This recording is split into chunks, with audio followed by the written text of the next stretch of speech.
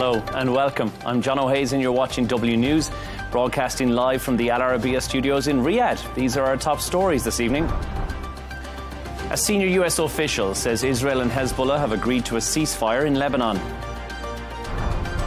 Iran's supreme leader backs the US peace deal despite admitting he had a different view.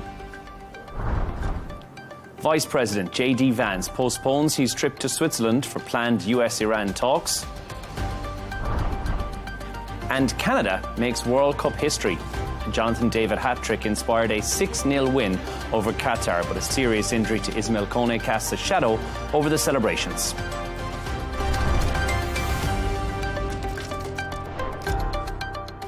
To our top story, a senior US official says Israel and Hezbollah have agreed to a ceasefire in Lebanon. It comes after Lebanon said 18 people were killed today in Israeli airstrikes in the south. Meanwhile, Israel's military reported some of its soldiers had been killed there, despite the US-Iran deal to halt the Middle East war, including in Lebanon. Iran's supreme leader has publicly endorsed the US-Iran agreement aimed at ending months of conflict across the region, despite revealing he personally held what he described as a different view on the deal. I'm joined from Washington to discuss this in more detail by Norman Rule, a former National Intelligence Manager for Iran at the Office of the Director of National Intelligence. Norman, thank you for joining us on W News. First of all, news earlier that Israel and Hezbollah, they're now in a ceasefire, we believe. We've kind of gone from all-out war in the region to all the right moves for Middle Eastern peace in just a few short days. Do you think this needed to happen for the wider MOU talks to begin and to result in a successful peace deal in that longer 60-day period? Good afternoon to you and to your viewers. The Trump administration has successfully transitioned from what was a strategic cul-de-sac, in essence, a situation where a low-grade military conflict was unable to produce a successful outcome at minimal cost, to a new dynamic that offers a potential diplomatic outcome. But it's complicated. The Lebanese situation demonstrates that this will not happen easily, and that it will be fraught with challenges that will involve parties who have not signed on to this agreement. Neither Hezbollah nor the Israelis are signatories to this agreement and do not feel bound by its obligations. Norman, were you surprised to see this ceasefire between Hezbollah and Israel? Because up until yesterday, and even until the last couple of hours before we went to air, that didn't seem like something that was on the table. No, there has been intensive U.S. diplomacy in Lebanon over recent weeks. Such diplomacy was inevitable, and much of diplomacy of the United States in the region in recent weeks has been behind the scenes, to include with Iran itself. However, we should not presume that the current ceasefire will be long-lasting. We are only one Hezbollah attack on Israel away from an Israeli retaliation, which could repeat this entire process. At the same time, the Iranian talks between the United States and the U.S. remain the main arena, and it is incumbent upon the Trump administration to demonstrate that these talks are narrow, reversible, and will produce an outcome that does more than provide Iran with additional funding. Let's talk about that, Norman, because the deal that you mentioned there, it is signed. The talks that were due to take place in Switzerland over the weekend have already been postponed. Is that kind of how diplomacy works? Or do you think that this is somewhat of, I don't want to phrase it as a warning sign, but it is. Is it a warning sign that things are maybe not going to plan? But also, when would you now expect those talks to begin, that we've seen that ceasefire take place between Hezbollah and Israel as well?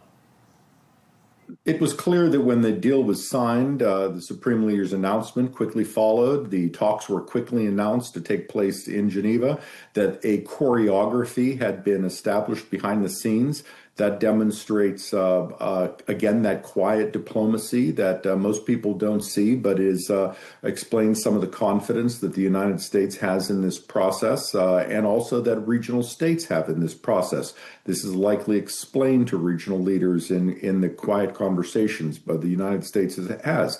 But this is how diplomacy works. Diplomacy is not a smooth path, but a constant path.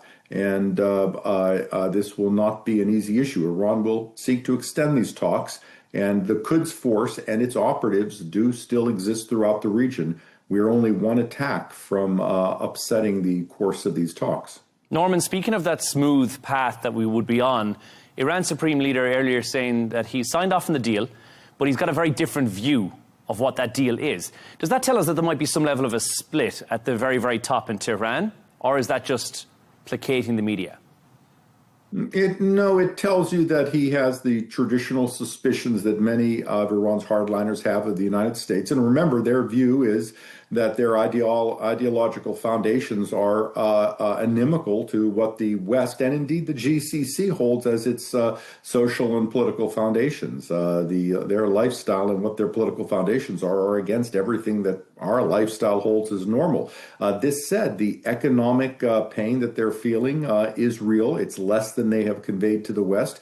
And he was no doubt told by his advisors they needed this deal much more than they have conveyed publicly.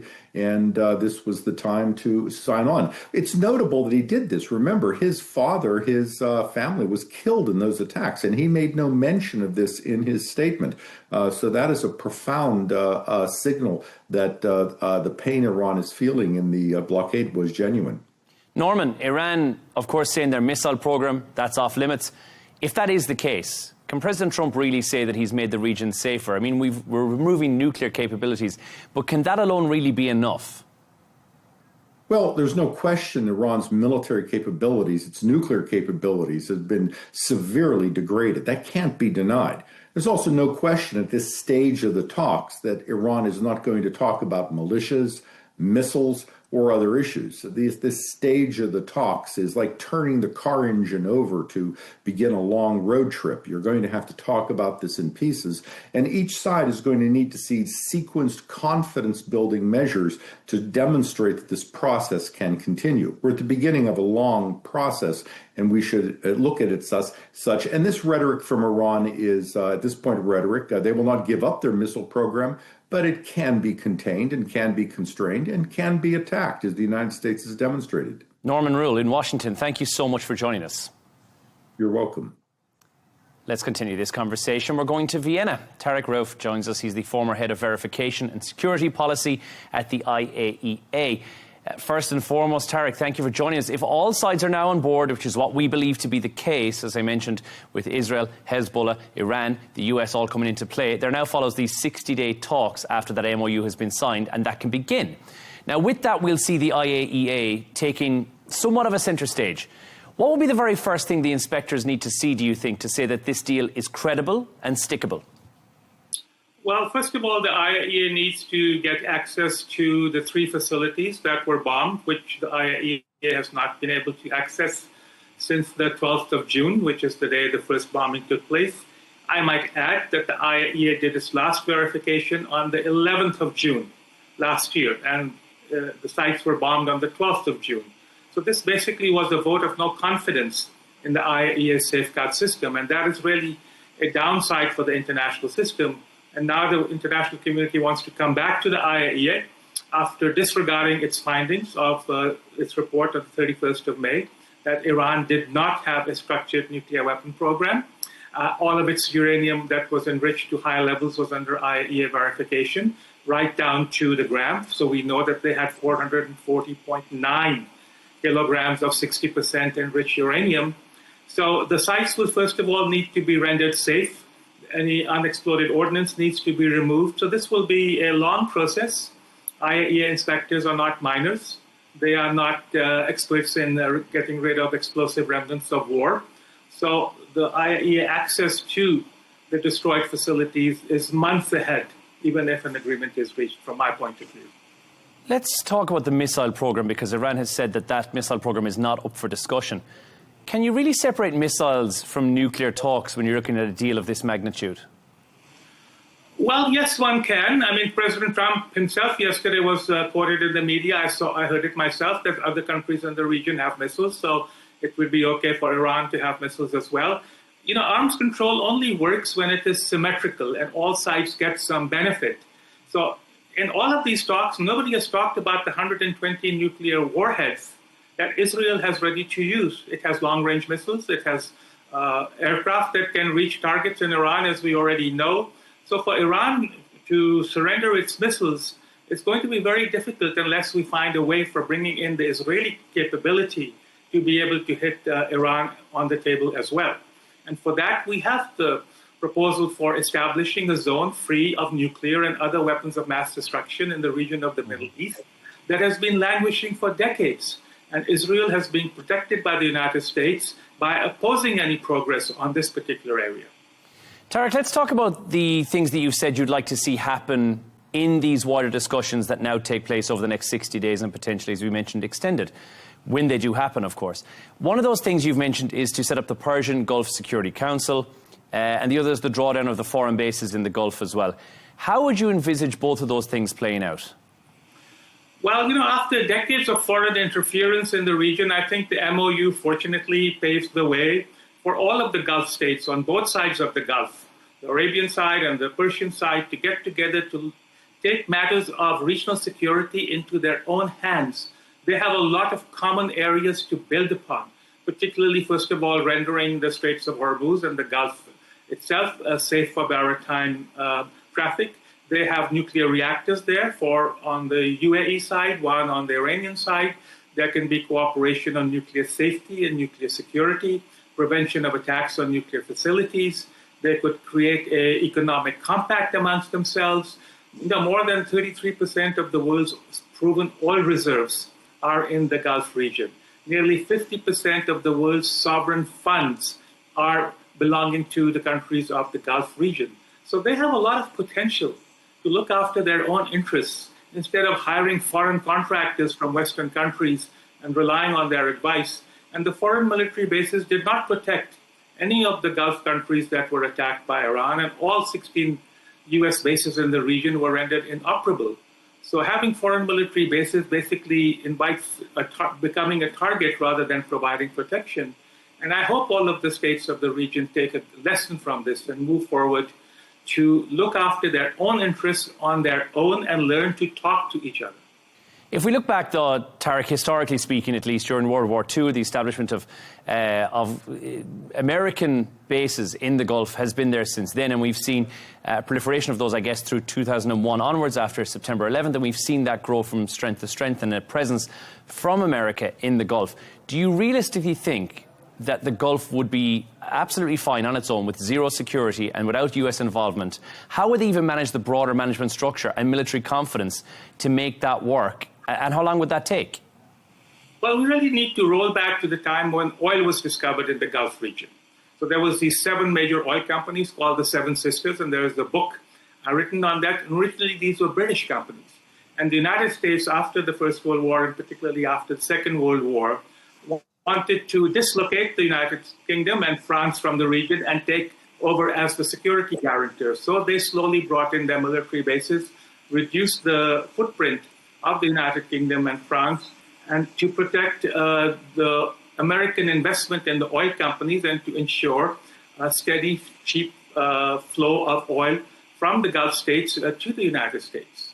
And so this suffered a rupture in 1973 when there was the oil embargo, and it led to the creation of the oil-producing and exporting countries. They reaped a big bonanza. The national oil companies were nationalized. So the Gulf states do have the wit, they have the infrastructure to look after their own interests. They have just continued to rely on foreign contractors. And this is, I think, a mindset that they need to break out of. Tarek, we've now got 60 days. I think we're down to 58 now. Over those next 58 days, what do you expect, or what's the one thing you'd expect to see achieved in terms of, first of all, the nuclear discussions, but also those inspections that we'd expect as well? So I will focus on the nuclear area, which is my area of interest and expertise. So inspections in Iran are already continuing at the Bushehr nuclear reactor and the Tehran research reactor. These were facilities that were not bombed, and there are other facilities which were also not attacked, where the IAEA has periodic access according to its requirements. But the 3 enrichment plants, 2 at Natanz, 1 at Fordow, they are the ones of proliferation concern and of greatest interest because of the potential to produce and to use nuclear material for making nuclear weapons.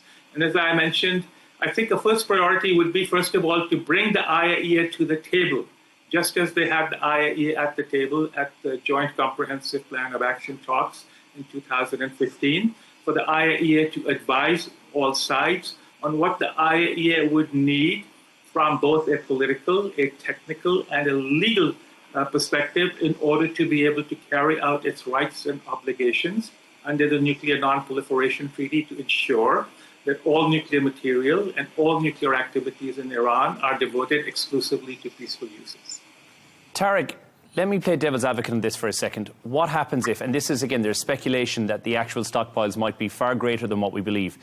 What if Iran wasn't complying, or what if Iran wasn't being truthful about the stockpile? How would inspectors actually know? How would the IAEA be able to go in there and give us an accurate picture of what's on ground? We already know what the accurate picture is, so I don't know why this narrative keeps on going. The report of the 31st of May 2025 gave everyone a full accounting of the level, amount of nuclear material at 2% enrichment, 5% enrichment, 20% enrichment, and 60% enrichment, down to the gram level.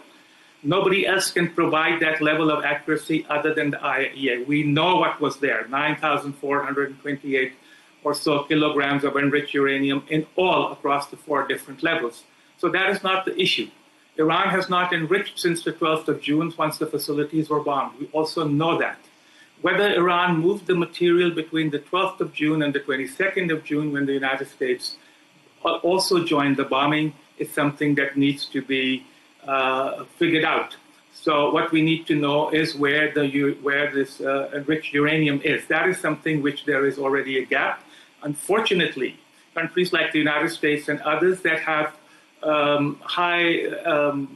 high spectrum satellites in space are not sharing that information with the IAEA. The IAEA has to rely on commercial satellite imagery providers, and there already is an embargo, a 30-day embargo, so the IAEA cannot access satellite imagery, and if the United States and others are not providing it, the highest level of satellite imagery, then one cannot blame the IAEA.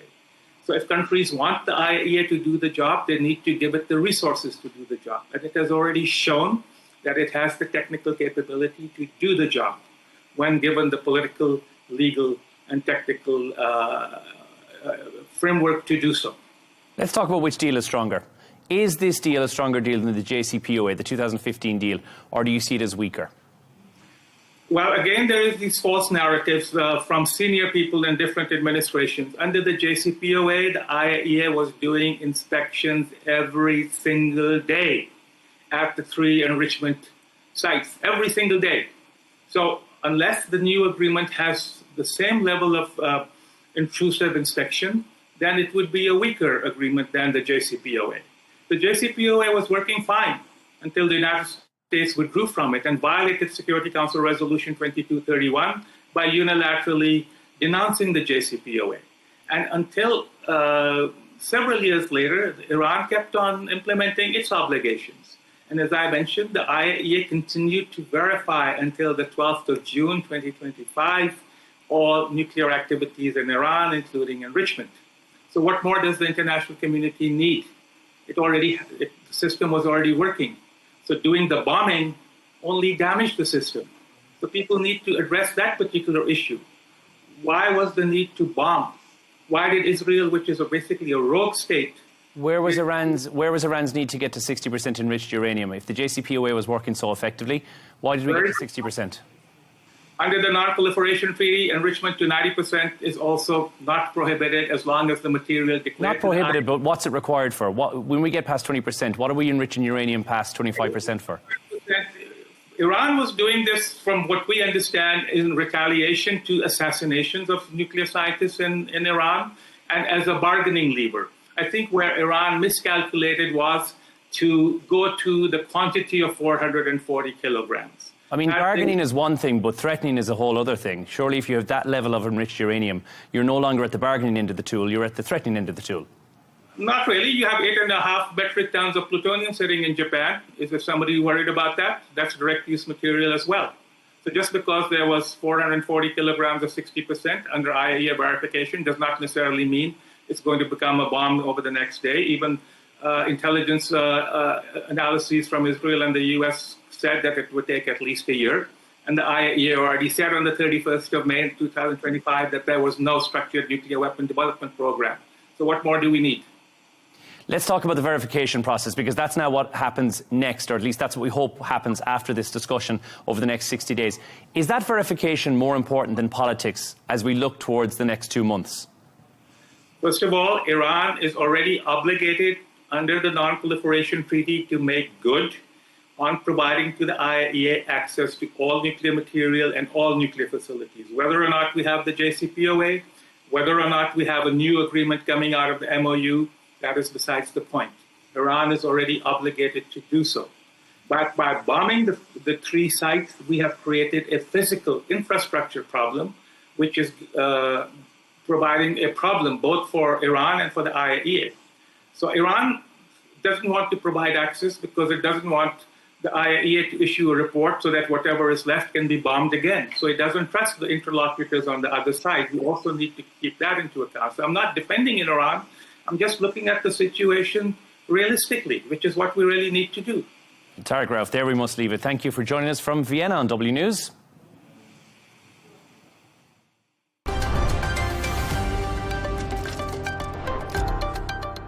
South Korean President Lee Jae-myung has said that he has called for a sweeping overhaul of the country's election management system after ballot shortages disrupted voting in local elections earlier this month.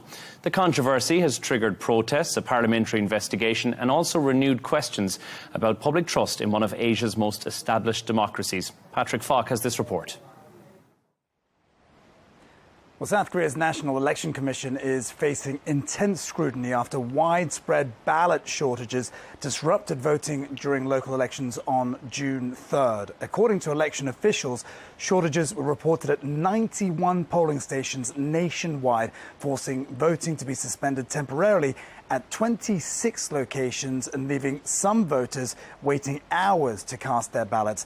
The head of the commission has since resigned. President Lee Jae-myung says the failures amounted to a serious infringement of voting rights and has ordered a full investigation involving both police and prosecutors. He's also pushing for a broader overhaul of election management, arguing that the commission has operated with too little oversight despite its constitutional independence. The issue has become politically charged. Thousands of protesters have taken to the streets demanding accountability, while some groups have used the incident to promote claims of election fraud, allegations Lee has firmly rejected as conspiracy theories.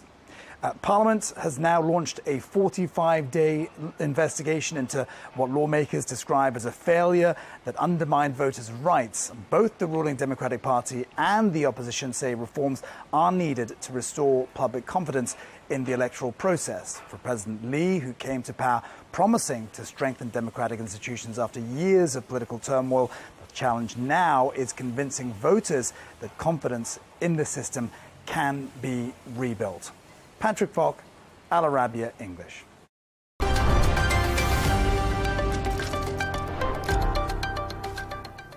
We're now turning our attention to the economic costs and fallout from the Iran war. Now that the US and Iran have signed an initial agreement, global analysts are looking at the true impact that it's had on world finances. While the Pentagon says the conflict has cost $29 billion, some experts say the actual cost is far more. For more on this, we're going to speak to Derek Grossman, who's the Professor of International Relations at the University of Southern California. Derek, thanks for speaking to us. Oil prices are down, gold prices are down as well. Stability somewhat, at least in the market for the moment. So now that we have an agreement, has this war changed the global economy for good, or do you think things might drift back to where they were pre-war, say in February? Well, thanks for having me. And so I think this is hardly a reset in the global economy. This is more like relief from the months-long war that we've seen between the U.S. and Israel and Iran. And you have to look at the prices right now. Even though oil has dropped, it's still above pre-war pricing.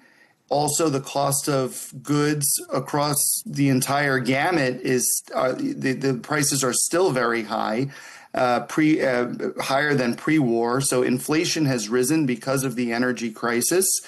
And that is something that I think is going to take many weeks, if not months, to figure out. And, you know, we also see that the U.S. and Iran, even though they have an MOU, that is apparently been digitally signed. It has not been formally signed. We just saw Vice President Vance have to cancel his trip to Geneva for the formal signing. So, I mean, do we have an agreement or not? I think that is very unclear. And President Trump has said if he needs to, he'll go back to the use of military force. And the Iranians seem quite dug in their position that they're going to toll the Strait of Hormuz, which will continue to add to the cost of oil and to the cost of goods that are coming out of that region. So I think we're far, far from this being over in any way, even if prices seem to be somewhat lower than they were just a few days ago. As you mentioned, Derek, the Strait of Hormuz, I mean, everyone's talking about that reopening right now. But countries are already looking for alternative trade routes. We've heard Saudi, other GCC countries as well, potentially moving away from reliance on the Strait. So do you think a lesson might have been learned? Oh, I think for sure.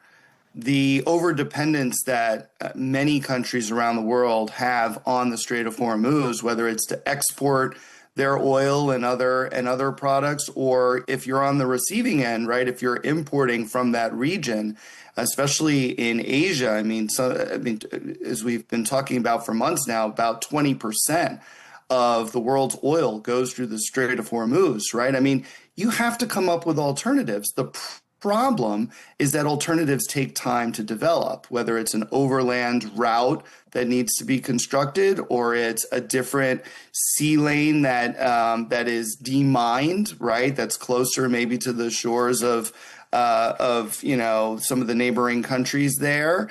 These things take time. And the problem is that the conflict has lasted now for months and has caused this energy crisis that is causing, real harm to the people who live across the world and are, especially again in Asia, where they're disproportionately impacted by not having oil and other products available to them at a pre-war cost, or maybe even at all. That is going to take time for everybody to get used to, and to kind of get back to some semblance of normalcy after this war finally does end. Derek, let's talk about the G7, which has been on this week as well. Trump and Modi look very comfortable together again at the G7. That relationship, how important is that becoming? I think that Trump and Modi renewing their bromance, as it were, on the sidelines of the G7 was a really good sign, because if you go back to last summer, Trump took a wrecking ball to the U.S.-India relationship. And a lot of this was over Modi not wanting to nominate him for a Nobel Peace Prize.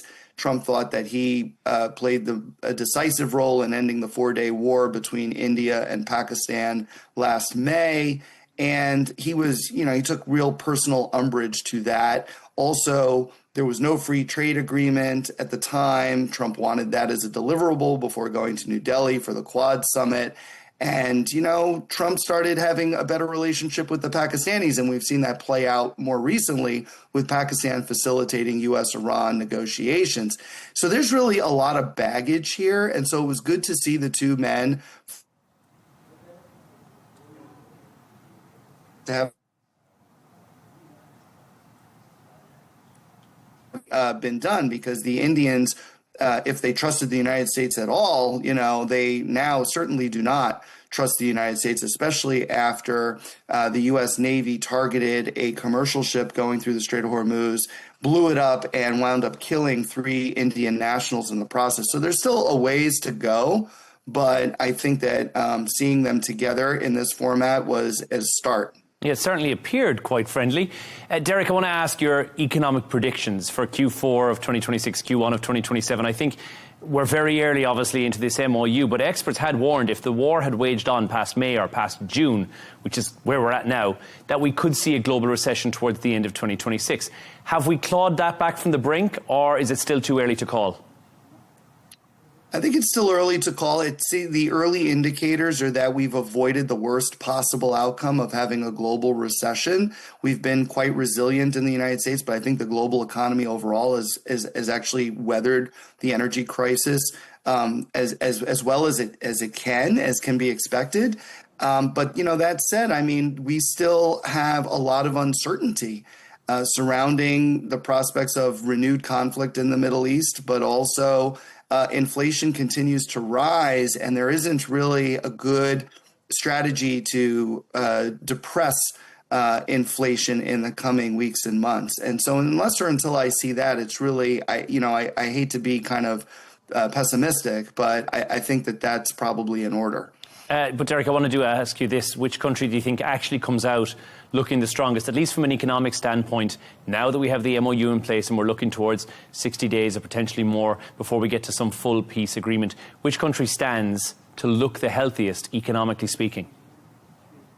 Well, I think you have to look at India as a possibility, because India, was able to, again, weather the storm, and then its GDP continues to rise in spite of everything else.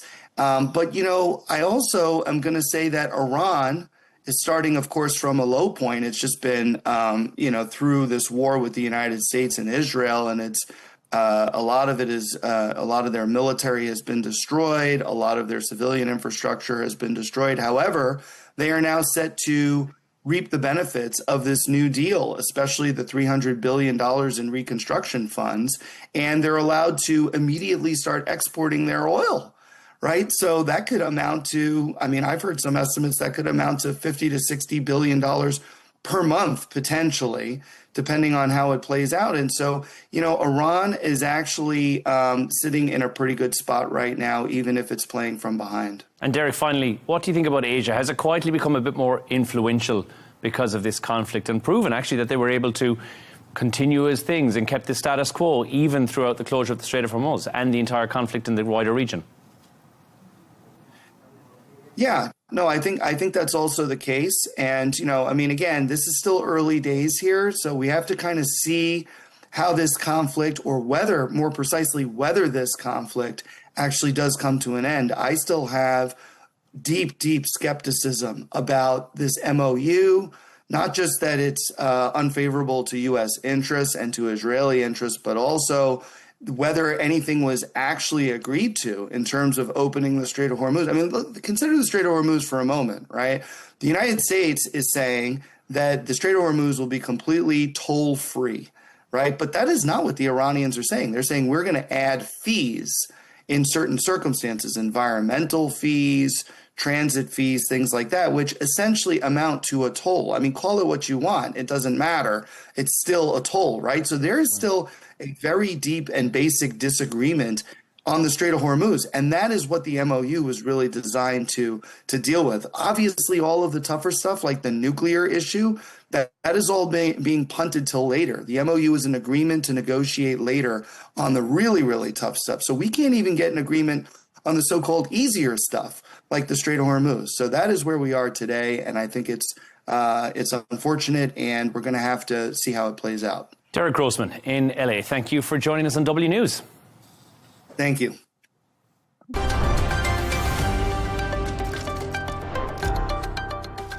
Qatar suffered the heaviest World Cup defeat in its history after losing 6-0 to Canada in chaotic clashes last night. Meanwhile, Canada made history with its first ever World Cup win, dominating a match that saw the Gulf side finish with 9 men after 2 red cards. Midfielder Assam Adibo was also sent off following a challenge that left Canada's Ismail Kone with a broken leg. Now, for more on this, I'm joined by World Cup reporter and sports journalist, that is David Blackmore, who's in Atlanta for us.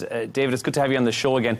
Look, Canada finally got their first World Cup win, but I guess everyone ended up talking about that awful tackle that's on every social media I've looked at today. Player safety is a new element coming into play. This World Cup has really highlighted that, it seems.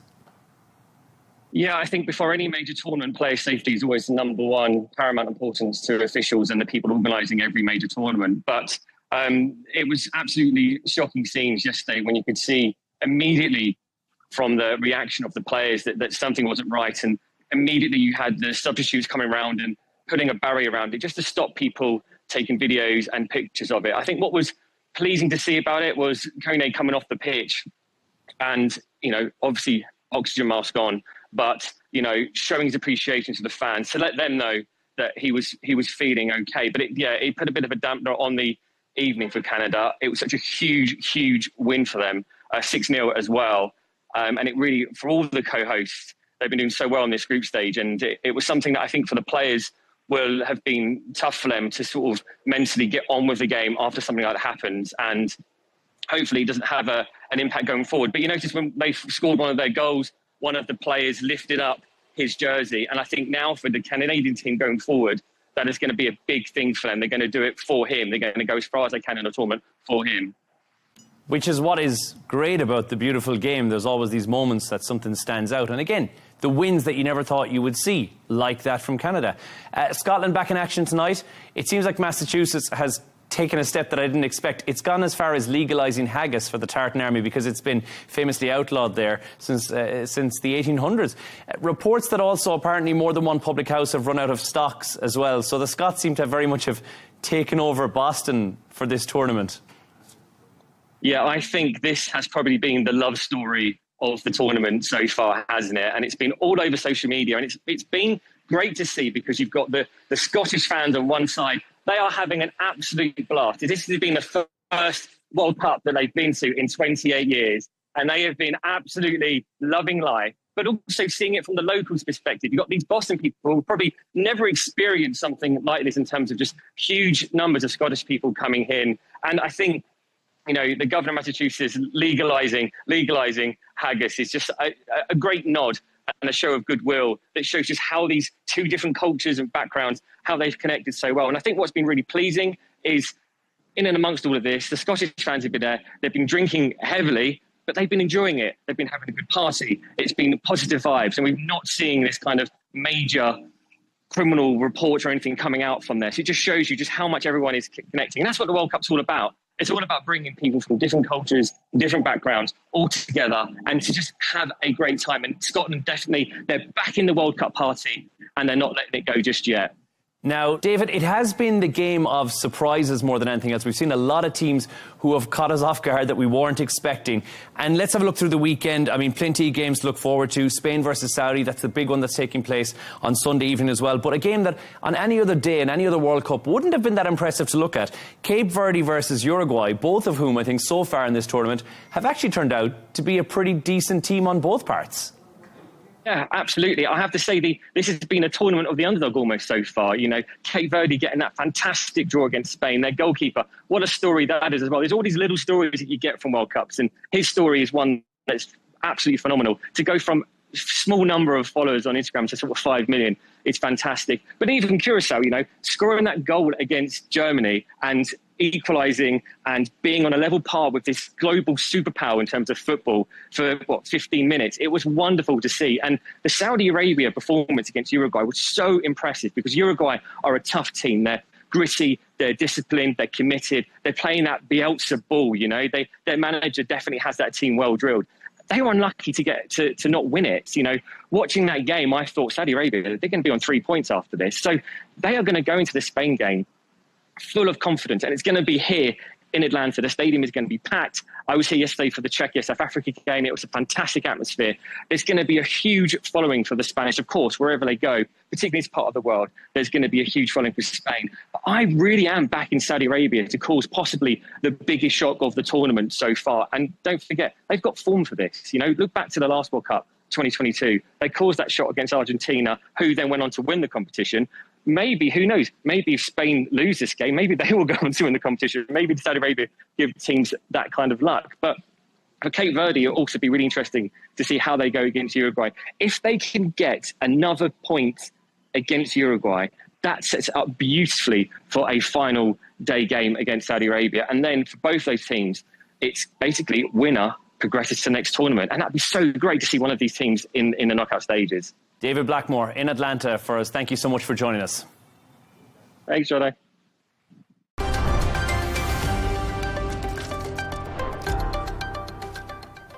And a reminder of our top stories. A senior US official says Israel and Hezbollah have agreed to a ceasefire in Lebanon. Iran's supreme leader backs the US peace deal despite admitting he had a different view. Vice President J.D. Vance postpones his trip to Switzerland for a planned US-Iran talks. And Canada makes World Cup history. A Jonathan David hat-trick inspired a 6-0 win over Qatar, but a serious injury to Ismail Kone casts a shadow over the celebrations. And that's all from us on W News. Don't forget you can subscribe to our YouTube channel and follow us on X. Goodbye for now.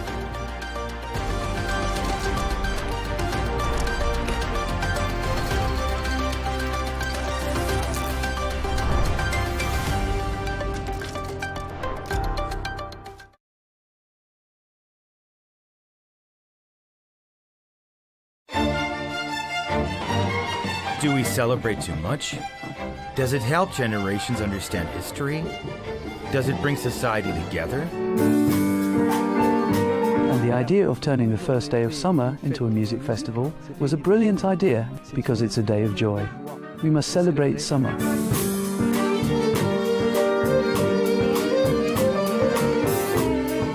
To be human is to connect. When we stop connecting, we start to die.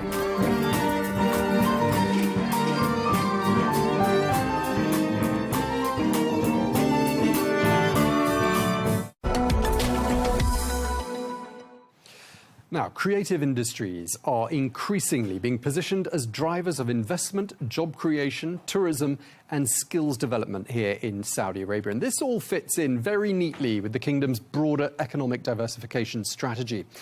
Well, a thriving film and media industry has begun to emerge, and it's attracting a growing number of international productions, helping to showcase Saudi Arabia's landscapes, its culture, and talent to global audiences. But building a successful film industry requires more than studios. It requires financing, production expertise, skilled local crews, and the ability to connect international producers with opportunities. Well, one example of all of this is Chasing Red, a major international feature film being produced in Alula. And it brings together all of those elements that I just mentioned, whilst at the same time showcasing one of Saudi Arabia's most spectacular destinations to audiences all around the world. Well, I'm joined now by Bjorn Hovland, who's an investor and in technology and media. And amongst other things, he holds the position of Chief Strategy Officer at Caravan Media Services. He's also the president at CIQ, joins us from LA. Thank you so much for joining us, Bjorn. I'd like to start by asking, how you see the market developing, why the interest in Saudi Arabia, and why now? Yeah, absolutely. Great to meet you, and thank you for having me on.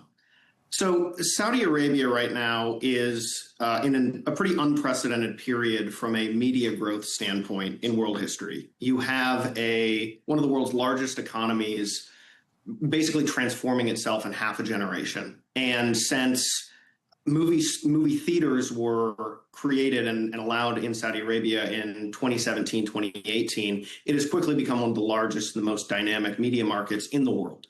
And paired with that, you have a government who is very focused on enabling and facilitating a local film industry. And that's a very hard thing to do. It requires physical investment in physical infrastructure, into sound stages and other production facilities. It requires a very kind of robust tax rebate system, and it requires a sustained political will to see that through. Now, at the end, that is very lucrative for countries that master it. You've seen that in Atlanta, you've seen that in Malta, you've seen that in England, but it is not a common thing to happen, especially not when you pair that with a population that is majority under 35, incredibly vocal and interested in arts and culture, and having the capital and the crew base in order to actually build something. Okay, so Bjorn, you've painted the picture there of a market that's got multiple opportunities in it for your industry. And I want to ask you about the sort of the gaps in that market that your company Caravan is aiming to solve. Tell us a bit more about what you're doing here. Yeah, so Caravan acts as a bridge, and not a cultural bridge or a relationship bridge. The Saudi government, through initiatives like the Red Sea Film Festival, has done a really good job of that. But I would say that we act as a financing and production services bridge. So the government has put all of the necessary pieces in place for a really robust industry. They have incredible sound stages and infrastructure. They have one of the best film rebate programs in the world, but there's a whole host of stuff that goes underneath that in order to be able to sustainably make movies. And the two that I would zero in on are a local talent base for below the line production, who knows how to make Hollywood level and scale films. And then also the financial infrastructure for independent films to be able to borrow against those rebates, bond the films with an insurance wrapper, and then just the industry connections around post-production, physical production, photography, special effects, to be able to facilitate those films. And so that is the infrastructure that Caravan has been focused on creating over the past couple of years. First through a project we did called K-Pops, and now through Chasing Red. And then that will go live to the market in the coming months. Yeah, I'm going to ask you a bit more about Chasing Red in just a moment, but I just want to zero on this idea that, you know, financing and production services seem to really go together hand in hand. Just tell us a bit more about how that works. Yeah, and so there's really two components. So in order to actually make an independent film, you generally have to have the money locked up front. And so that means if you're financing it using tax credits or international pre-sales, you need to be able to borrow against that, those international incentives. And so what that requires generally is a bond. So you have to wrap it in an insurance wrapper, and you have to have all of the financing locked. And in order to get comfortable with that, lenders and insurers need to know that you're going to be able to make the film on time and under budget. And so the two things that really requires, in addition to certainty of financing through the borrowing, is a local base where you know that if one of your talent or one of your below the line crew is unable to perform, you're going to have other people who can step in. You want a really robust local crew base because that is much cheaper than flying people in. And so together, what you end up with is a sustainable engine to be able to do film after film after film with local talent and local production services. Okay, now I said I'd ask you a bit about Chasing Red, and just before we crossed you, we showed a little clip from it. Just tell us about that experience and what Caravan, your company, learnt from producing that film in Alula. So the first film we shot was a very small portion, about a 3 to 5 day shoot for a film called K-Pops. And that was directed and starring Anderson .Paak. And that was shot as Alula for Alula. So it was a core plot point that Anderson goes to Alula in the movie.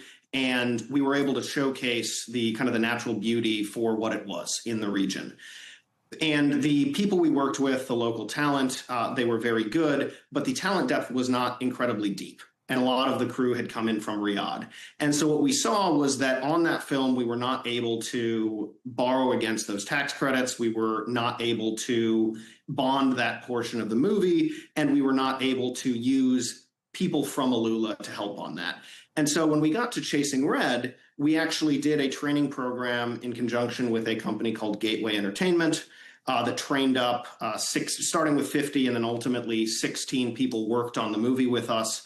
We had built by that point the financial infrastructure to do that movie to completion entirely in Alula. And it was done with a lot of local talent, a lot of local crew, who then we will use on subsequent shows. Okay, so clearly workforce development, absolutely key to the future of the industry here. Yes. Okay. I mean, how does Saudi Arabia then compete with established production markets? So as I mentioned, I think the real ingredients are scale, financial certainty, and local talent base.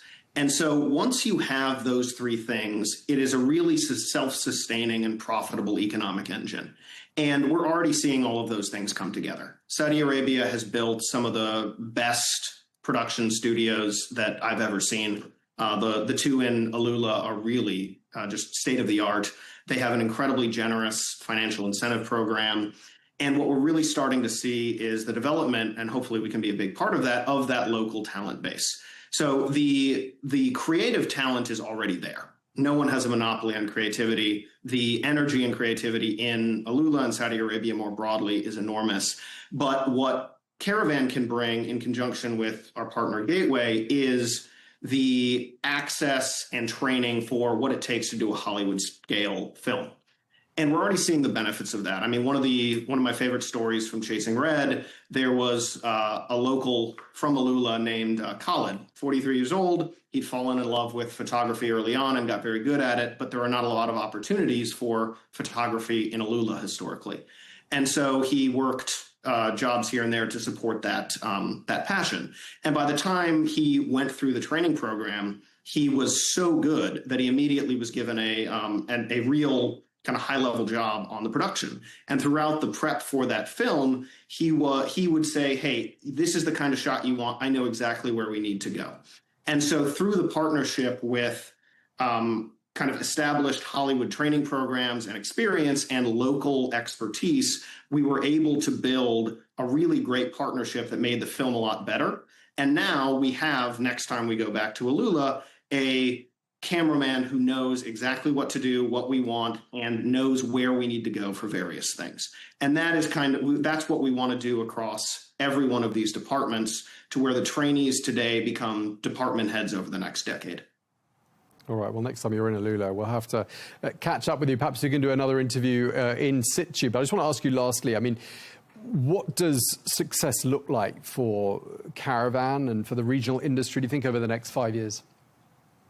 So I think those are very aligned questions. The goal of Caravan is not to export Hollywood and be a US-based company operating in Saudi Arabia. The role of Caravan is to work with the government and the people to really help build a sustainable and growing local production and financing base. So my hope is that over the next few years, we're in a position where all below the line talent is local, which means that there is a local established crew base that Saudi filmmakers, Saudi actors can then use to make Saudi content for the world. And the government has put all of the pieces there, the talent is there, the people are there, the energy is there, and hopefully we can be a part of building that. Okay, we're going to have to leave it there. We're out of time. Thank you very much indeed for speaking to us. Bjorn Hovland, Chief Strategy Officer of Caravan Media Services, President at CIQ. Thank you for your time, sir. Great to meet you. Thank you very much.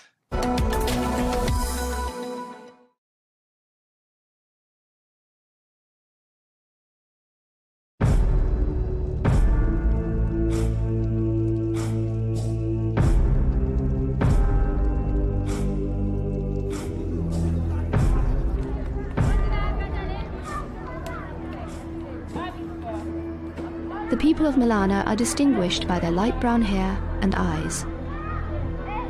Their noses are long. Their skin is wheat-colored. They resemble the inhabitants of the Mediterranean basin more than those who live in Himachal. The unique democratic system practiced in Milana is considered one of the oldest in the world. It closely resembles the model of ancient Greece. It consists of two councils, a lower and an upper house, where matters are discussed carefully.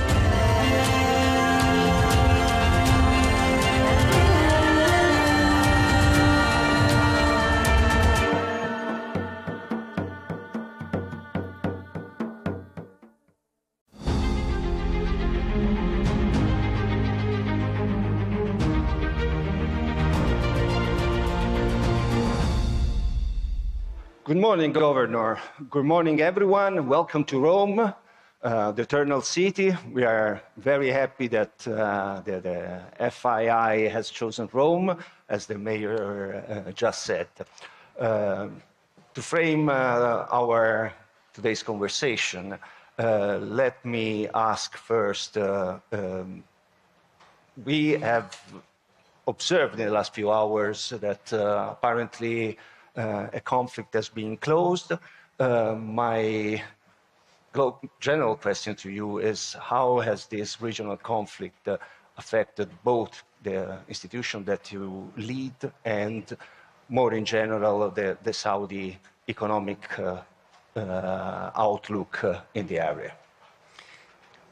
First of all, good morning, everybody. And I'm really happy to be here in Rome for the FII Priority Rome. And I would like, first of all, to congratulate Her Royal Highness Princess Maha bin Mshari for being the new CEO of the FII Institute, which I think we will try to take it to the next level, hopefully after our event in Riyadh, which is the 10th year anniversary. Going back to the conflict that happened in the Strait of Hormuz didn't only affect the Kingdom of Saudi Arabia or the GCC countries, but it had a greater effect in not only the region, but the whole world. And it wasn't only about energy scarcity or energy catastrophe, I would even say. It was beyond that. It's gone to the petrochemicals, to the fertilizers, to the advanced manufacturing like helium with GPUs and chipsets. The good thing that we have in Saudi, both I'm talking about the Kingdom of Saudi Arabia, Aramco, and also the PIF, is we do think in years and decades rather than just quarters. So we had a similar situation back in the 80s where the Strait of Hormuz was threatened to be blockaded by the Iranian regime. And it was decided since then that we will have a pipeline from east to west. And if it wasn't for this pipeline, we wouldn't have a lifeline for us as a Saudi economy. We are producing, we used to produce before the crisis about 10 million barrels a day with a capacity of producing 12 million barrels a day. And this pipeline was given us 5.5 million, and we increased it all the way to 7 million with new technologies and innovations that the Aramco engineers had achieved. Also, Aramco has storage facilities around the world, especially in Asia, in Korea, and Japan, and we're thinking seriously of having larger storage facilities all over the world. If you look at China, for instance, they have storage facilities of about 1.2 billion barrels. The US has almost 800 million barrels. So if it wasn't for this kind of long-term thinking, the world would have been in a really bad situation, even worse than where we were. For us at the PIF, we always continue to invest, be very much diverse, and our portfolio structurally resilient. We are a long-term, patient investor, and we will remain committed to all of our investments and investment strategy around the world. Thank you for your words. Very insightful. As governor of the PIF, of course, you are an investor. So this conference is about Europe and also the future of Europe. So from your point of view as an investor, what are the opportunities and the challenges that you are facing now in the European market? We do have challenges, but I think the opportunities is greater. So if you look at what we've been doing since the beginning in 2017 until the year 2025, we have deployed about 98 billion euros across Europe and the UK, of course. That was given us about 70 billion euros of GDP contribution and created about 160,000 jobs around Europe. Also, Aramco deployed about 80 billion euros with European suppliers, and I think 25% was here in Italy, about 20 billion euros of procurements from and suppliers from Italy. We have done a number of JVs with different European parties, and also we have, I'll just give an example, Pirelli. We brought them to the automotive cluster north of Jeddah and Cake to help us create the automobile industry in Saudi. Of course, we brought in partners and JVs from all over the world. We're also proud in some of our investments in Europe, like Pagani, also Benetti, and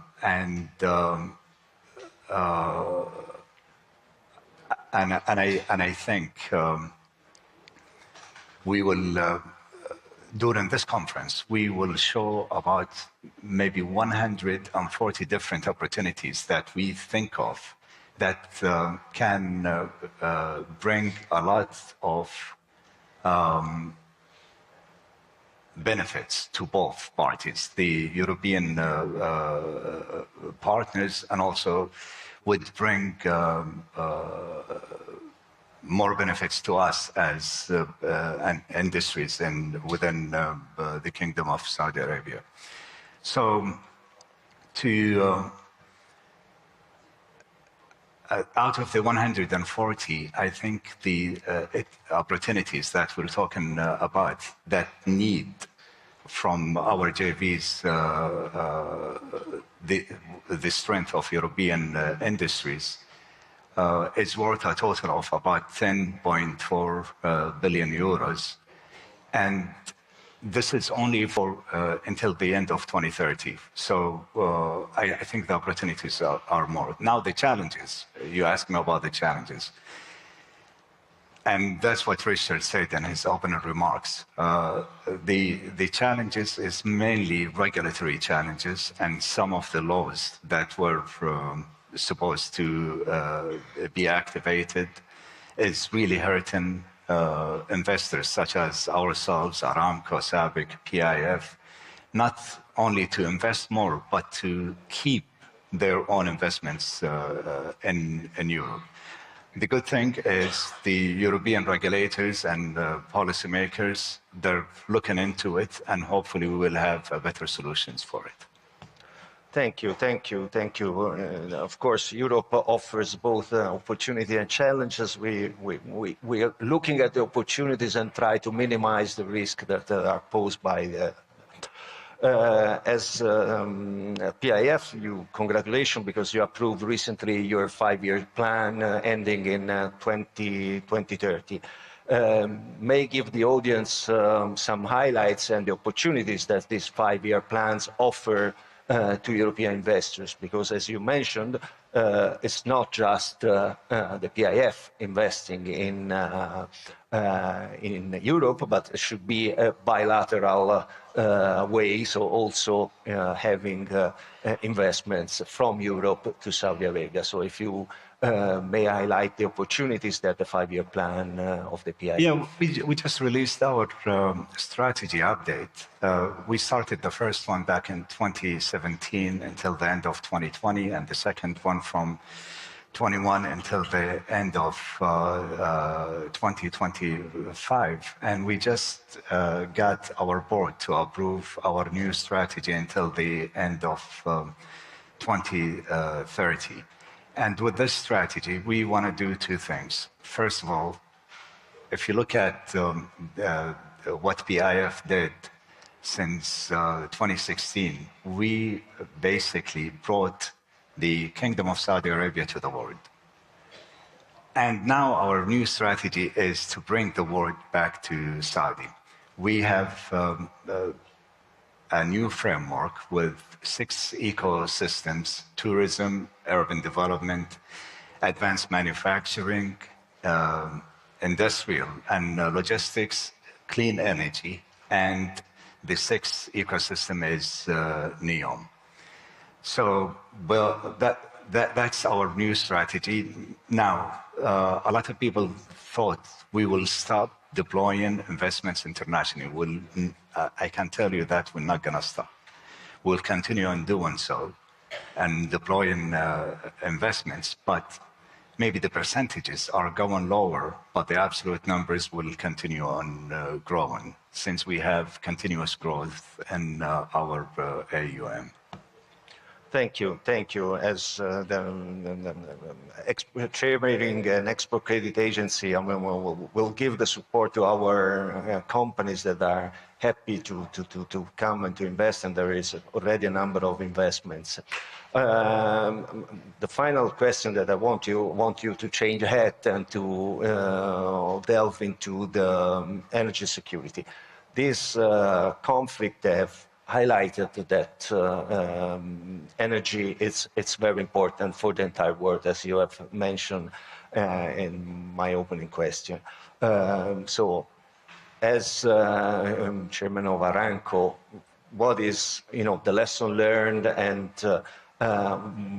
we know well that there is not conflict on fossil fuels versus new energy. So what's your view after the conflict on energy resilience and how Saudi is contributing and Aramco is contributing to? I mean, one, maybe two words I can say, energy realism. That's what we need to really focus on.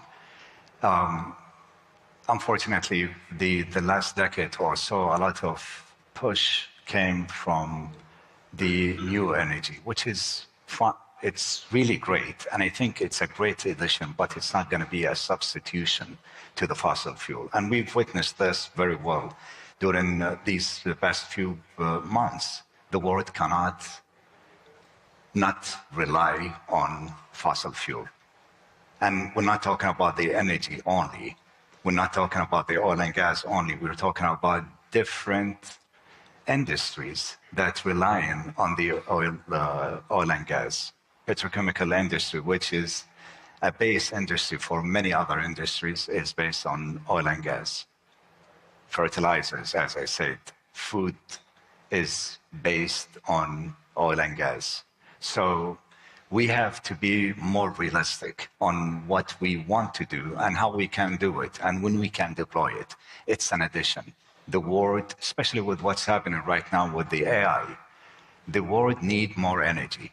We cannot say, okay, I will give you energy, but it's going to be double or quadruple the price currently and still do the same thing. The economics doesn't work this way. So we are at Aramco. We're taking this seriously. It's a conglomerate. It's not only in the oil and gas. We're looking for new solutions. We're investing in AI. We're investing in quantum compute. Aramco is an investor in Pascal, which is a great quantum compute company. And it's invested in Humane, which is a joint venture with PIF on AI. So the resiliency of our supply chain is very important to us. And the good thing in Aramco, our reliability, even during this conflict, it still was over 99%. So we're very proud of what we have achieved, especially with all the missile attacks that our facilities suffered. We got them up and running in no time. Usually it takes like years. We did it in a matter of weeks. So I would like to take this opportunity actually to thank the men and women, the engineers, the firemen, the operators of Aramco and their courage on really being there resilient and given the full reliability of our supply chain. Thank you very much. our time is, unfortunately, I would like to listen you for, and also the audience, for many more minutes, if not for hours, but unfortunately the program has to go on. So thank you very much, Governor, for your insightful... And also we're really proud of our partner with you. And I think it's not going to be the last thing that we do, but the beginning of many other good things. Thank you. Thank you. Thank you very much. Thank you.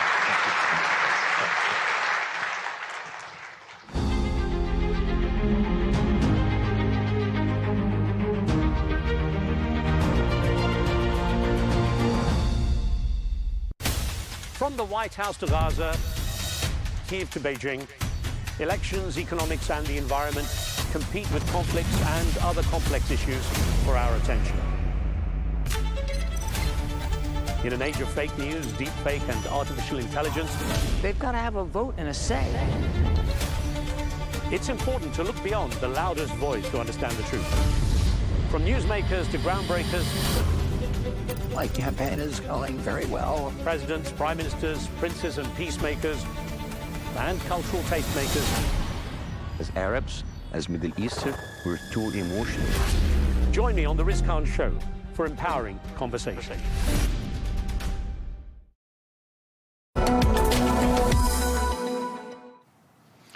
Now, events and exhibitions play a key part in helping to attract investment, support tourism, and showcase the industries driving Vision 2030. And Saudi Arabia hosts some 17,000 business events every single year.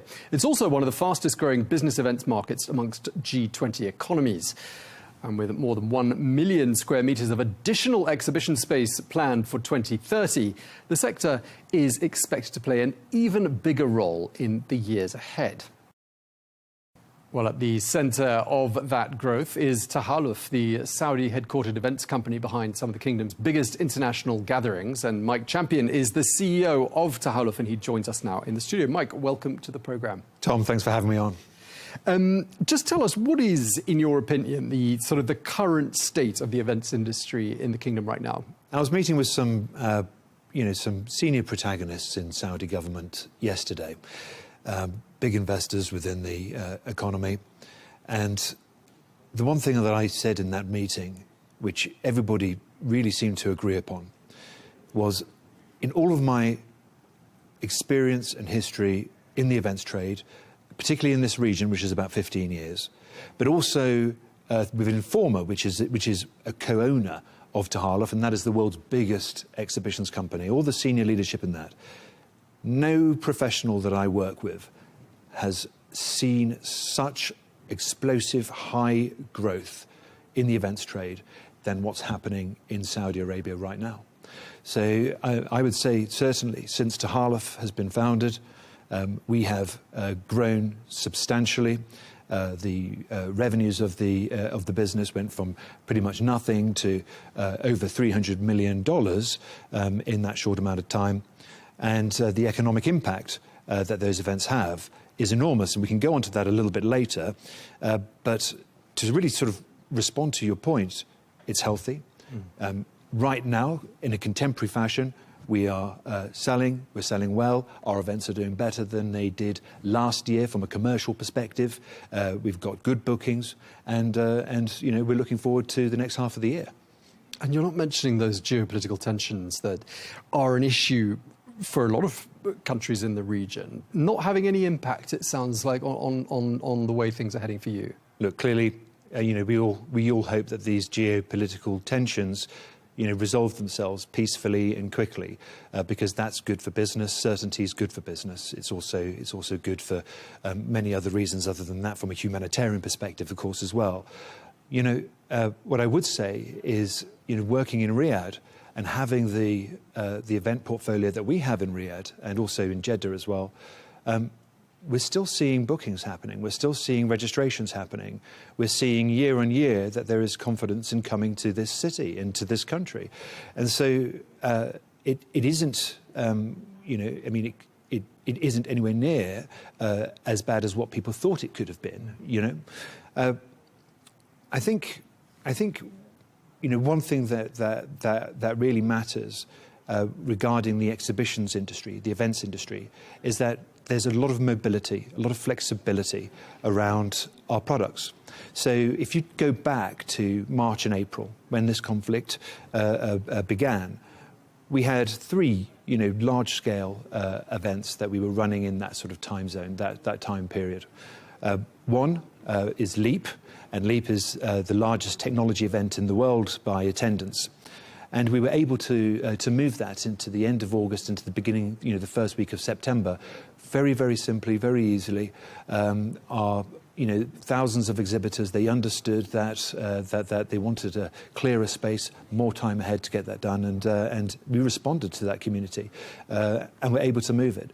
CPHI, which is a massive brand in pharmaceuticals, we were able to move that from May into December, and the community welcomed that happening. But we also had the very substantial religious tourism event, Umrah and Ziyarah Forum.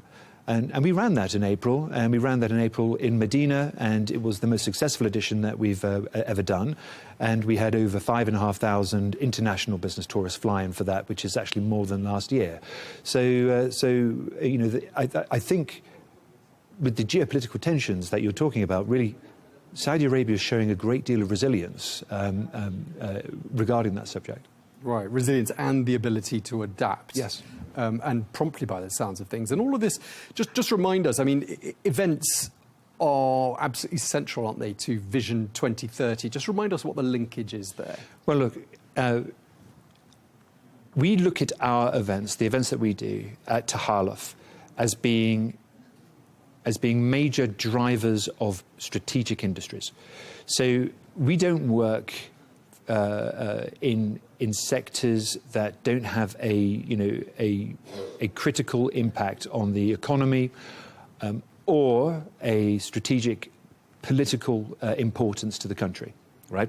So that's why we're operating in technology with LEAP, or in fintech with Money 2020, in healthcare with Global Health Exhibition, in massive giga project and real estates and property with Cityscape Global. All these sorts of events are critical and are seen to be strategic. Now, if you look at the events that we ran from between 2023 to 2025, the economic impact of those events was $17.6 billion. Now, that economic impact is a conservative calculation. Okay, it's a conservative calculation. I can tell you, Tom, that if you were to look at the calculations that most events companies make across the world, they're doing, they're taking the spend, they're taking the flight spend, they're taking the meals that are bought and consumed, they're taking the hotel rooms that are consumed, the direct spend on employment and also the direct spend on building exhibitions. They're taking that and they're using a multiplier of about 5. We use a multiplier of 2 because we want to be conservative.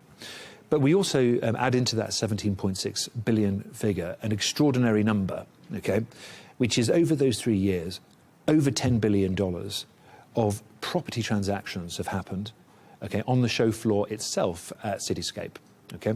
And then if you were to add as well to that, well over 250,000 jobs have been created just through the activities of Tahaluf over those 3 years. So, I think when you're looking at Vision 2030, you're looking at a major strategic plan, which is designed to reshape fundamentally the economy and move the importance of hydrocarbons and spread it into other sectors, and that's what we're there to help do and to contribute towards. Not just from a MICE perspective. Yes, our mission is to bring world-class events into Saudi Arabia. Our mission is also to develop and help develop the Saudi Arabian MICE economy so that it becomes world-class and it emerges really well. But we also see our events as being at the intersection of commerce, of diplomacy and politics. And if you do strategic subject matter like we do, then it does matter. It does actually have that impact. Okay. And you mentioned LEAP a couple of times, and what it sounds like to me is that Saudi is hosting events like LEAP and now exporting them, because LEAP's happening in other places as well, isn't it? Is that the face of things to come? Well, The great thing about successful events is that the visitors, they fly in their tens of thousands. Very often they haven't seen Saudi Arabia before, and then they go back abroad and they spread the good news about how good the time they had here was. We have 1 million attendants coming to our events in 2025, and if you look at since when LEAP was established, well over 105,000 individual foreign business tourists have flown into the kingdom to visit LEAP. Now, on the back of the success of those shows, we've been approached by countries all around the world to do another edition of LEAP there. But we decided that Hong Kong was a really exciting place to do the first export of a Saudi homemade exhibition brand. Okay, so this is a Saudi-made brand exporting abroad for the first time. And what I can tell you about it is the brand has carried so well into Hong Kong that it looks like that event's going to launch at least 5 times the size of an average launch event in Hong Kong, perhaps 7, between 5 and 7 times the size. So this is not something that's just working really well in Saudi Arabia, built by the Saudis. It's now being exported to Hong Kong, and the success is clearly exporting well. Okay, and just looking forwards from here, I mean, I teased in the introduction there some expansion plans for facilities to accommodate visitors in greater numbers. What more can you tell us about the growth we can expect in the years ahead? Well, look, we at Tahaluf have enjoyed exceptionally good growth year on year. Last year, we grew in revenue by 41%. The year before that, it was about 80%, and the year before that, it was 100%. But that's to be expected from what you could consider to be a startup going into now what we consider to be a company entering into a serious amount of maturity.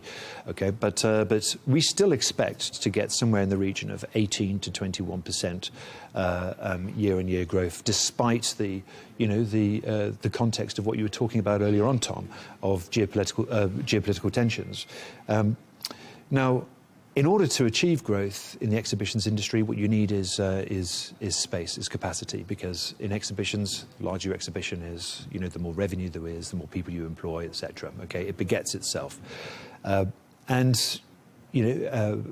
it's great. It's music to my ears, actually, to hear that 1 million square meters of new B2B, or at least venue capacity, is going to come online in 2030. Tahaluf is in the very extreme part of that, of those 17,000 events you were talking about. We're not really in the business of doing sort of a business roundtable and or anything like this. We're in the business of bringing 215,000 people in attendance to LEAP, 175,000 attendants to Cityscape. Significant, major amounts of people, which we think have a major economic impact and actually create reshape the market. So what we're hoping for, and what we expect to be delivered over the next sort of 4 or 5 years or so, particularly before Expo 2030, will be substantial exhibition space that also is included in this. Once that's on board, then what you're going to see is those events increasing even more, bringing more foreign business tourists on board, contributing even further to the economic impact it has on the country. Now, that's $17.6 billion, by the way, of economic impact that we've made. If you contextualize that to other major marquee brands around the world, well, the FIFA World Cup in Qatar was 17 billion, and that's their number. Okay, the Paris Olympics was 11 billion. All right. So if you take really big marquee brands like that, they're one moment in time in those countries, and then they're off somewhere else. What Tahaluf is bringing to the economy is there to stay. It's indefinite, and hopefully will be there, for decades and decades to come. It's recurring economic impact. So the more exhibition space we get, the more we're able to contribute to that. We've been talking nationwide all the while, but we are talking principally about Riyadh and Jeddah. Are we, as the two sort of capitals for such events in the kingdom? For large-scale events, Riyadh really is the gravitational centre, and I think that isn't just a national thing. I actually think that this is something that's going to be pertinent and increasingly more regional as the years go by. I would argue that Riyadh has already emerged as a regional capital, certainly a contender for the #1 spot for exhibitions. It hosts many of the marquee brands regionally and globally now. And from a global perspective, once infrastructure, and it's coming, but once infrastructure comes in, that's substantial and iconic, then I think really nothing's going to stop Riyadh from becoming a global capital for major business events. Okay, we're going to have to leave it there. We're out of time, but really appreciate you coming in to see us. Mike Champion, the CEO of Tahaluf, thank you very much for your time. Thanks, Tom. It feels like decades are passing by in a matter of weeks. Seismic shifts in the world order. Never, ever will be part of America. With so much happening and then so much noise. Whether it's political upheaval, Canada has been ripping us off for years, economic shifts or social movements. And no one wins from tariffs. I think America can be more friendly to the rest of the world. The in-depth analysis and all the latest developments across the globe. To have an inclusive policy together. The meetings with Hamas gave me some hope. We're in another nuclear arms race. The most important development straight to your screen. Welcome to the dressing room. I'm on my own. I need backup. And an insightful look at the issues shaping our world today. It was not going to happen, that war, and it happened. Join us on Arabiya News, where the world talks. Counterpoints always brings you diverse perspectives, and this week we have an episode coming to you from Minsk in Belarus. I'm Melinda Nucifora, and I sat down with the Belarusian President Alexander Lukashenko. In this exclusive and wide-ranging interview, we discuss the wars in Ukraine and Iran, thawing of tensions with the US, nuclear disarmament, and the burgeoning partnerships with Gulf states.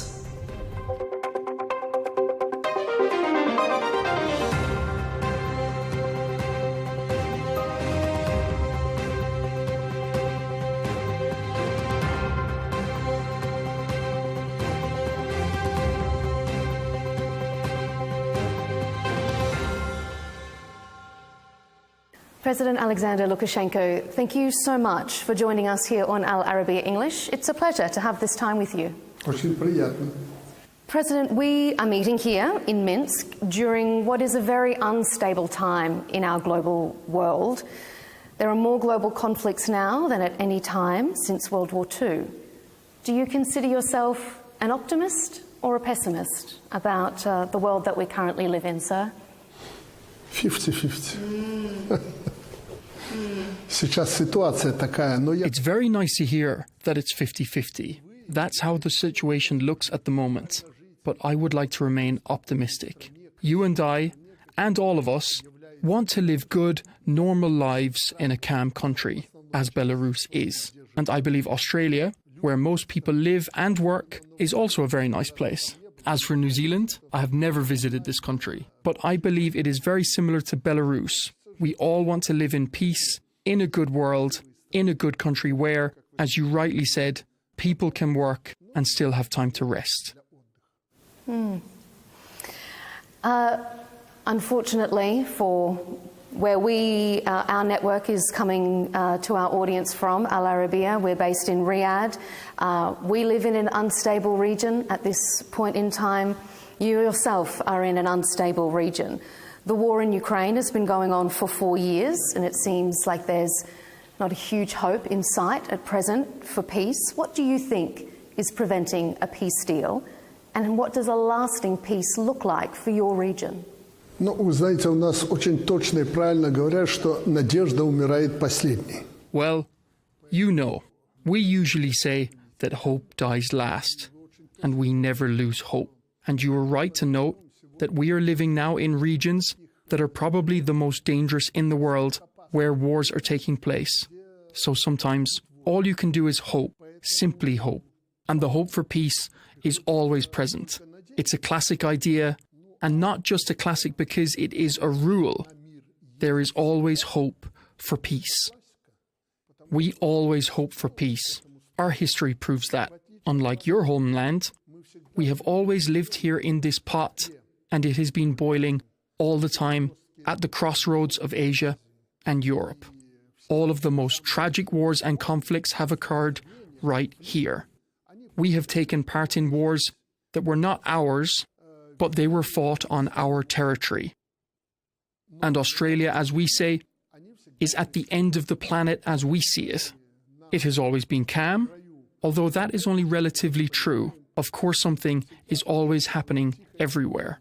Maybe not worse, but you certainly have some natural disasters that you know quite well compared to us. The world is unstable now, and it is because of people. It is not God who gave us these wars.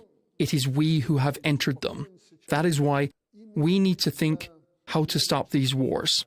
And of course, what lies behind your question, not only the question of hope, but also whether we can stop these wars, especially here in our region, and not only in our region, but in yours as well, in the Middle East. I believe that we have this opportunity. It is very, very possible, even more possible now than it was before. And it depends on the will of a few people. And if that will and desire exists, these wars can be ended this year. And even the conflict between Russia and Ukraine can be ended this year. And if we speak about the Middle East, there are no other options. There are no other options for stopping the war. The war will be stopped this year, I hope even sooner, especially the tensions between the United States of America and Iran. But I do not believe that this is a war between the Americans and the Iranians. It is a war between Israel and Iran, into which the Americans became involved because of the position and policies of certain leaders in the United States of America. But the reality is, this war is going to stop. And I know the stance of the President of the United States of America, who carries a great deal of weight in this confrontation. He is focused on bringing this war to an end. And I would like to highlight once again that there is no other way out, no other solution. And this is what makes the conflict around the Strait of Hormuz different to the conflict in Ukraine. The conflict in Ukraine is a much more difficult one. So the circumstances themselves make it necessary for the leadership of America to stop their military pressure on Iran. And Israel's actions will depend on the stance of the United States of America. That's why this year, I believe these conflicts can be stopped. And it's not a hope, I'm sure they will be stopped. You've raised the conflict in Iran, so perhaps I'll jump to that and we can get into that more deeply, and then we can return to Ukraine. Because I feel like you're saying there that you think that the US can stop the conflict with Iran. Do you think the US can make Israel stop its aggression as well? Does Donald Trump have that power? Of course it can, and some recent developments do support that. You know, there has been a conflict between Trump and Netanyahu in the media, where Trump, in his own manner, said that Netanyahu was still attacking Lebanon. But one of Iran's conditions was that Lebanon should not be attacked while efforts to reach an agreement were underway. And Trump, in his own manner, stepped in when military actions were taking place in Lebanon. And when Trump took notice of that, something happened. They managed to stop the conflict. And that proved that Israel is fully dependent on the United States of America. And Donald Trump was right when he said that if Israel did not listen to him, it would be left alone. And Israel is afraid of that, because it is located not far from Iran, and Iran has all of the capabilities and means to strike Israel. And if there are no American missiles in Israel used by Israel, then that defense system will be broken, and they will see and experience things they would never want to experience. So recent actions and recent developments do prove that Israel is dependent on the United States of America, and that is understandable even without these recent developments. Israel is not a country with colossal resources compared to, for example, with Russia in the conflict with Ukraine. That would allow it to wage war with Iran, especially taking into account that Israel is surrounded by the Muslim world. Yes, it is. The peoples are different, and they cannot come to unity in that region. But I always say war is unpredictable. It can lead to situations that could have never have been predicted. So Israel must be a little more careful. They already have a bad reputation in the world because of the bombing of Gaza. It is a Holocaust. Why do we speak about the Holocaust suffered by the Israelis while they themselves have killed so many people? Women, and above all children, have died in the Gaza Strip. It was simply wiped off the face of the earth. And they are trying to build a resort on the land where these people were killed.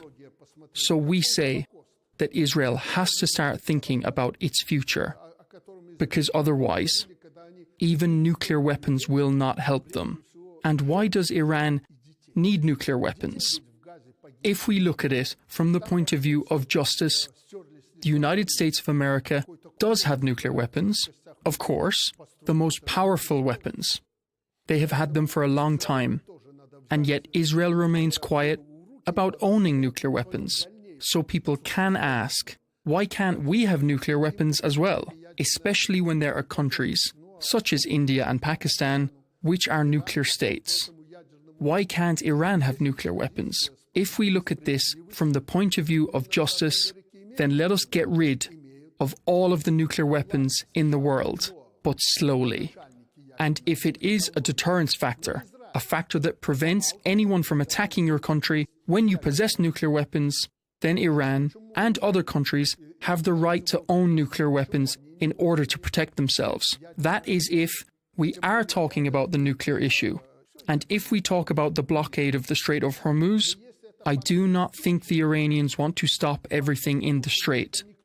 It is not in their interest. Because if the Strait of Hormuz is blocked, the wealthy Gulf countries will find another way. They will simply build pipelines through Oman to the Indian Ocean and then use the Indian Ocean to load their tankers and so on. So this is not in Iran's interest. They want compensation for the aggression that was carried out against their country, and we do understand them. So Israel and the United States of America, the countries that attacked Iran, need to start thinking about compensating for the damage. There are many challenges that need to be addressed, and they can only be resolved at the negotiating table. There is no military solution for either of these conflicts. Not in Ukraine and not in the Middle East. There is no military solution to either situation. So we need to keep cool heads and understand that a lot of innocent people are going to die. You raised the nuclear issue there, and this has obviously been a prominent factor, not just in the start of this particular conflict, but in a deal to end it as well. Despite the US efforts, do you think that this conflict has encouraged rather than deterred more countries to seek nuclear weapons or to seek a nuclear umbrella? Well, yes, a lot of countries talk about this openly, but this is a road to nowhere, a road to destruction. Because if you have a gun, it may not be used for some time. Guns are made to shoot. Sooner or later, they will be used. So that is why we are talking about it. Nuclear weapons are a deterrence factor, and probably the situation you have described is true today, although I have not studied the topic in great detail. But the countries of the world, all countries of the world, should not have nuclear weapons because this is a road to nowhere. The world could simply cease to exist one day. This is why I do not support all countries possessing nuclear weapons. I am in favour of disarmament, nuclear disarmament, by all parties: Russia, India, Pakistan and the United States of America, and all other countries. It should apply to everyone. So, bombing Iran will not stop the development and production of nuclear weapons in Iran. On the contrary, it may even encourage them to pursue them. If we look deeper into the conflict, there are many reasons behind it, and one of the mistakes by the United States of America and Israel is that they have united what was previously a quiet, fragmented Iranian society. Iranian society was not as united before as it is now, and that is a mistake. And I am sure that the development and production of nuclear weapons in Iran, if it had existed, will continue. Because the other mistake, the second mistake by the Americans, was not agreeing to a proposal that, according to information I received from media sources, Iran had made. Iran offered to transfer the nuclear materials used for producing weapons to China and Russia. So why did the Americans not agree to Iran transferring this enriched uranium to China? Why did they not agree on that? Because China is a nuclear power, it produces nuclear fuel, and no one forbids China from doing so. They could have done it. Would it have given China such a great advantage? Because China does not have as many nuclear missiles as Russia and the United States of America. So, perhaps it should have been transferred to China, where it would have been under control. I can give you an example from Belarus. Belarus possesses nuclear material, but it is under the supervision of the International Atomic Energy Agency. We agreed to this arrangement some time ago. As a result, the international community does not object to the fact that Belarus possesses these materials, because they are under the international oversight and control, and there has been no serious concerns about that. The IAEA controls it, and the same could have happened with China. If that enriched uranium or polonium could have contributed to the production of new missiles in China, well, an additional 10 missiles would not have been a problem. But the Americans were very stubborn. They simply said no. Why? Why would you take it to China? Because it is our main rival? And yes, we acknowledge that fact. China is a rival, and it is developing at a much faster pace than the United States of America. Iran could have transferred the material to China. Iran is not going to give it to the United States of America. Never. That is based on politics and ideology. How can they give these materials to what they see as the aggressor? That is why I believe that these relatively minor issues were what prevented a resolution in the conflict. And it is the Israelis and the Americans who are to blame for that. I think they will find a solution. I think they will resolve the issue because they have no other way out. Otherwise, the Americans will turn another region into a rival rather than an ally. Turkey, Saudi Arabia, Qatar, Bahrain, and the UAE are all in favor of stopping this war and to start normal relations. All of the above mentioned countries, perhaps plus one or two others, have told Trump that. They have said to him, "We do not want a war there, and you know why." So the circumstances are pushing Americans towards a diplomatic solution to stop the war. You say that the US should have accepted particular terms to make a deal earlier, but President Trump has accused Iran of taking too long to agree to a deal. Do you think Iran has dragged its feet? Should they be faster to come back to the negotiating table and agree to a deal with the US? Прежде всего, надо быстрее, если... First of all, it should have happened faster, to use your terminology. The United States should have acted more quickly. And there should have been less talk and less advice from its advisors. There should have been action. In this case, much depends not on Iran, but on the United States. To be objective, we should say that Iran is working with its allies, Russia and China, and they are trying to persuade Iran to make a deal and stop this conflict. And this conflict, in comparison with the conflict in Ukraine, influences the economy, and the economy of ordinary people, the economy of entire countries. Iran is simply responding and reacting to the actions of the United States, which is prolonging this conflict. And the Iranian authorities are doing the same as the Americans. That is what we see on the surface. But we do not see the deeper reasons, because they may be different forces and tendencies beneath it.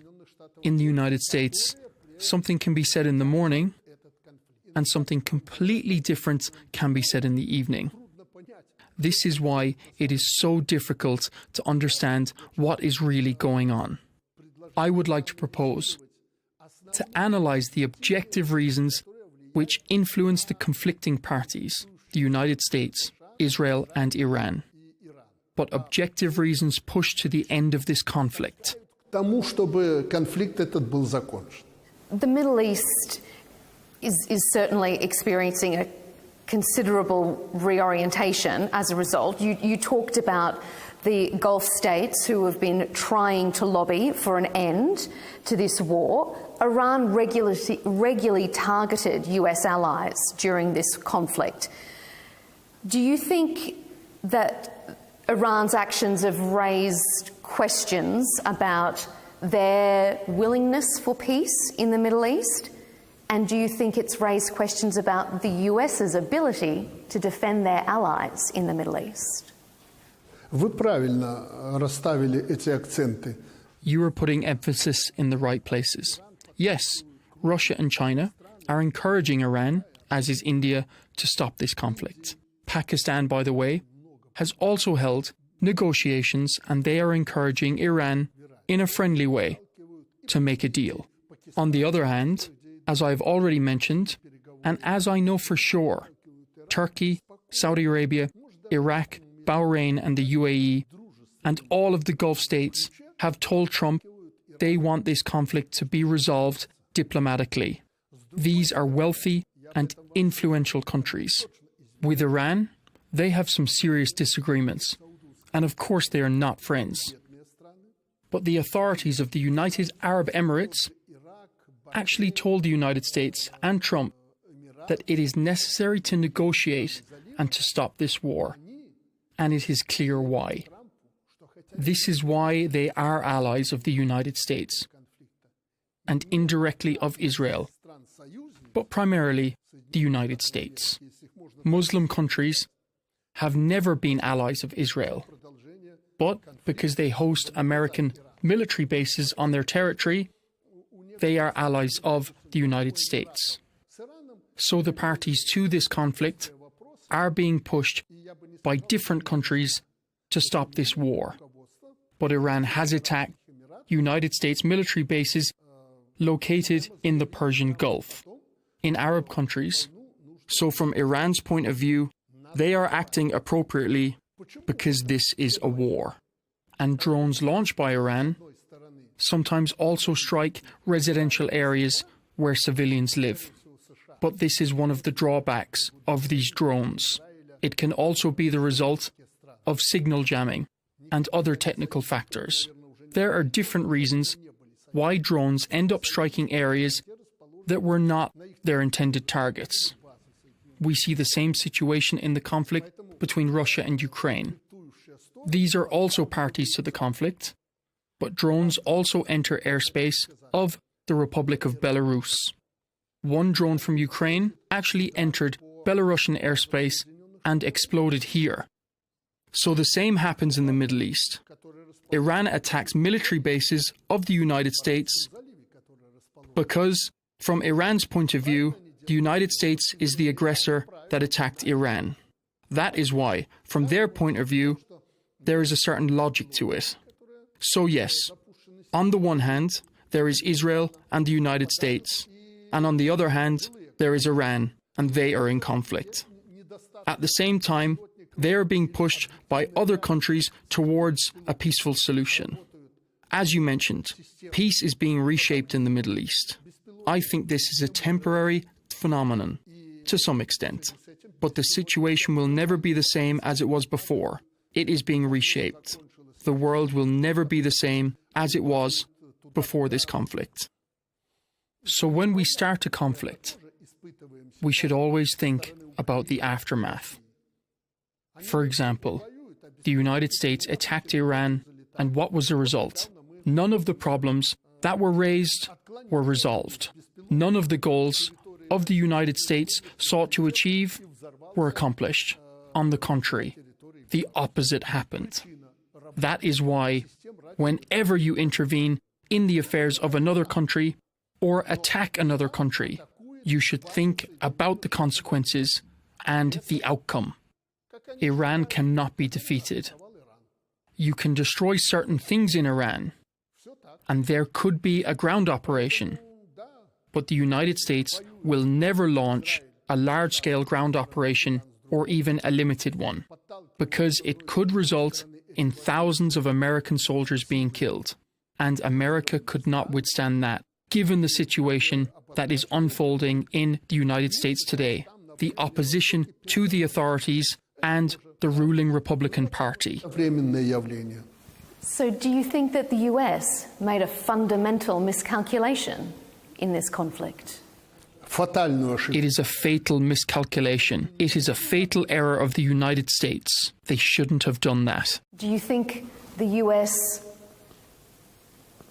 did it of their own volition, or were they coerced, to say the least, by an ally? Well, look, Israel actually got the United States involved in this war. I know. I do not know whether that is a minor point or a major one. Time will tell. But the United States is not the kind of country that can be dragged into a war by a third party. So if the United States did not want to get involved, it would have not become involved. They think they can solve any problem through military operations. But it is not like that. So yes, Israel provoked the United States. The Israel lobby in the US, the Jewish lobby, is very strong in the United States. They are rich and powerful people in the United States, and they do have influence. But you are the president.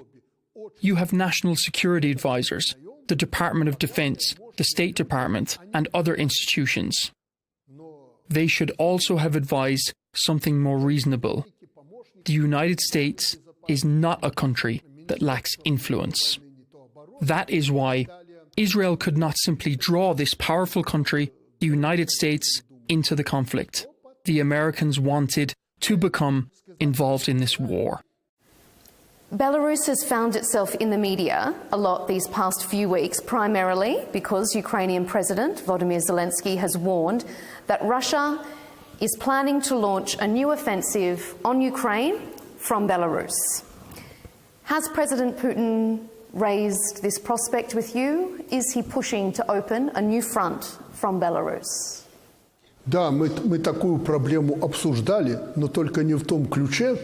Yes, we discussed the issue with Putin, but not in the way the mass media discuss it. We often spoke with President Putin about the fact that it is inadmissible for the war in Ukraine to spill over into Belarus. First and foremost, Belarus, we do not want to enter the war. Belarus is vulnerable from a military point of view if Ukraine starts attacking Belarus as it attacks Russia. Because from this perspective of the Ukrainian armed forces, Belarus is within immediate reach. And we understand that all of our logistics and production facilities could come under attack. And by the way, Ukraine has stated that it already has 500 targets in the territory of Belarus.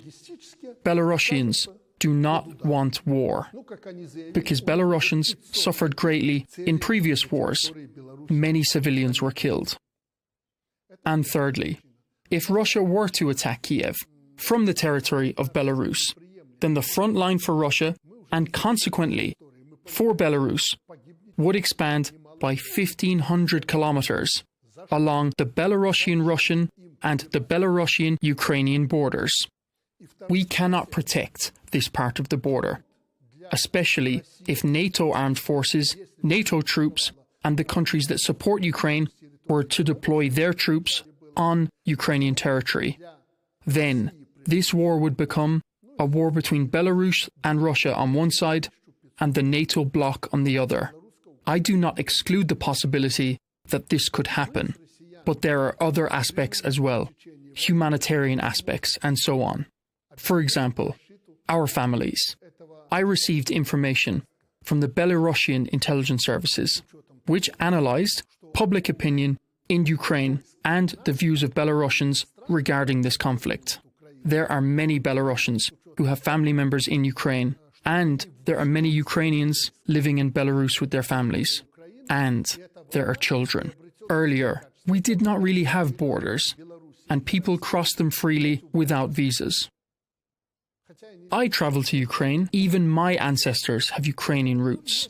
Some of my ancestors lived in the area between Chernihiv and Kiev. And of course, we discussed this issue with Putin, because it was always present in the media environment, and I am sincere about that. I can sincerely say what Putin told me.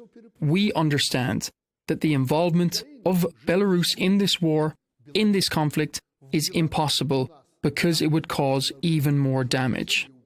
So that is the answer to this question. But I would also like to say that the mass media sometimes exaggerate this topic. And Zelensky, in fact, supported that narrative in the media, and he has begun taking actions against Belarus. At first I wondered, why was he doing this?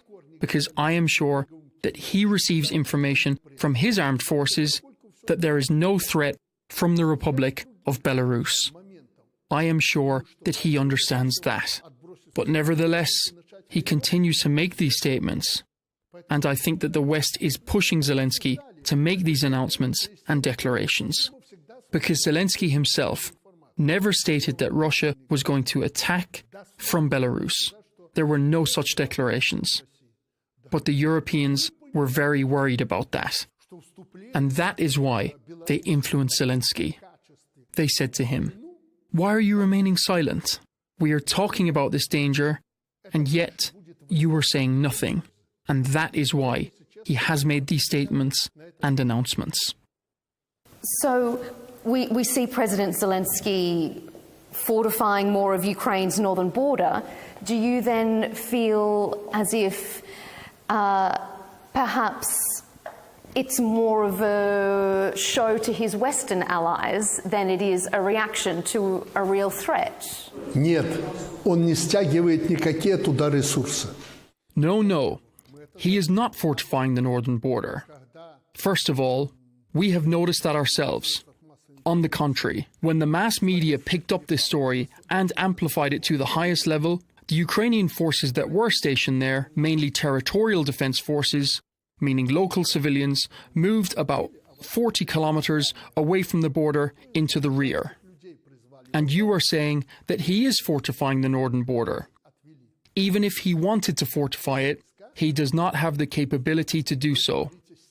The West is telling him that he does not need more weapons, he needs more people. He does not have enough personnel on the front line. So how can he fortify the northern border? Where would he get these people from? Because he cannot take them away from the areas where they are fighting now, and those front lines stretch for thousands of kilometers. Donbass, Zaporozhye, the Kharkiv region, or Luhansk. He cannot take forces and personnel away from those areas and deploy them to the northern border. So we understand who is facing us there. They are former mechanics, ordinary people working for the benefit of their country. Many of them are not properly trained to shoot. And we are going to attack them with our professional army? Of course not. So he cannot fortify the northern border. And I believe that even if an offensive had started from the territory of the Republic of Belarus, Ukraine would have little to which respond, apart from UAVs. Of course, drones would attack our civilian locations and our enterprises. Ukraine does not have enough people, and that is what defines the situation this year. Of course, the Russians have sometimes faced manpower shortages, but we believe their situation cannot be compared with that of Ukraine. Yes, they also have shortages, but this is the most important issue in this conflict. People. There are simply no more people. Does Ukraine have anything to fear from Belarus?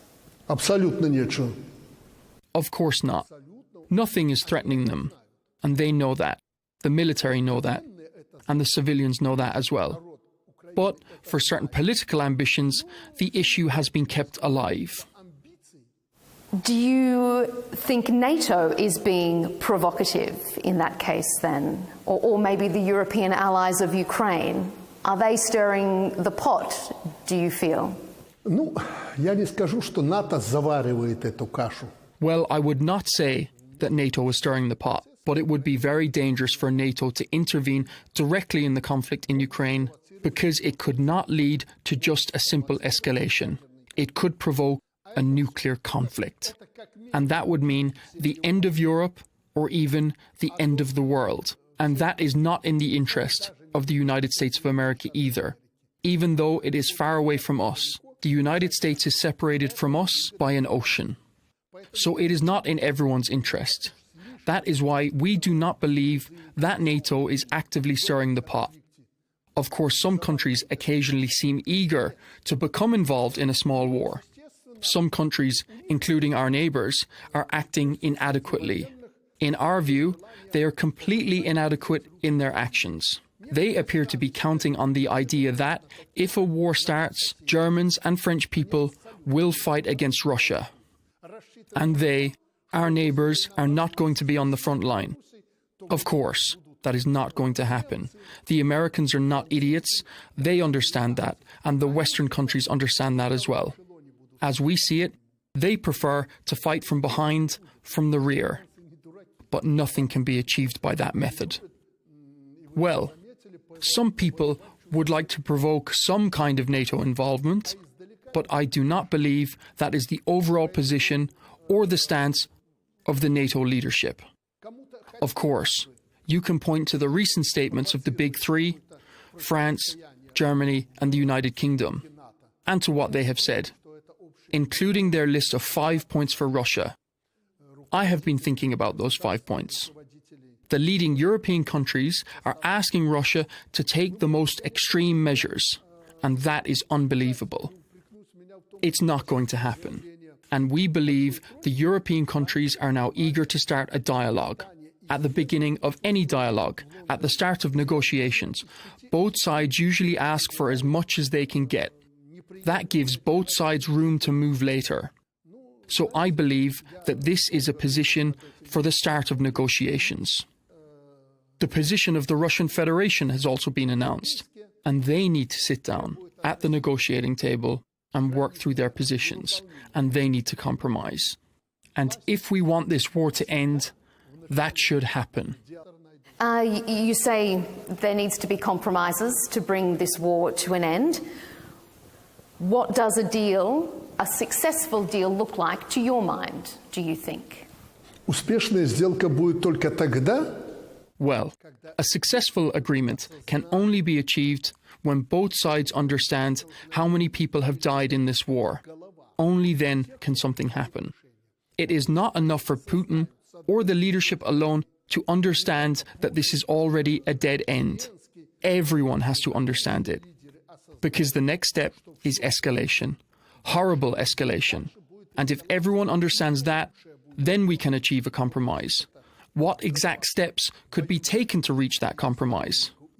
Well, I do have a position on this, but I do not want to get into it. because these issues will be discussed at the negotiating table. It is not for me to participate there, but for the stakeholders of this conflict. What I do know is we need to use every available opportunity to reach a compromise and to find the truth, a lasting truth. At the start of the conflict, you predicted a swift victory from Russia, and you were very critical of President Zelensky. You called him a scumbag. But recently you've invited him to a face-to-face meeting to discuss your differences. Do you think you can be a mediating force? And is your desire or your invitation to meet President Zelensky perhaps an acknowledgement that Belarus does see that Ukraine has been successful, or more successful than a lot of countries gave them credit for? Well, let us start from the beginning.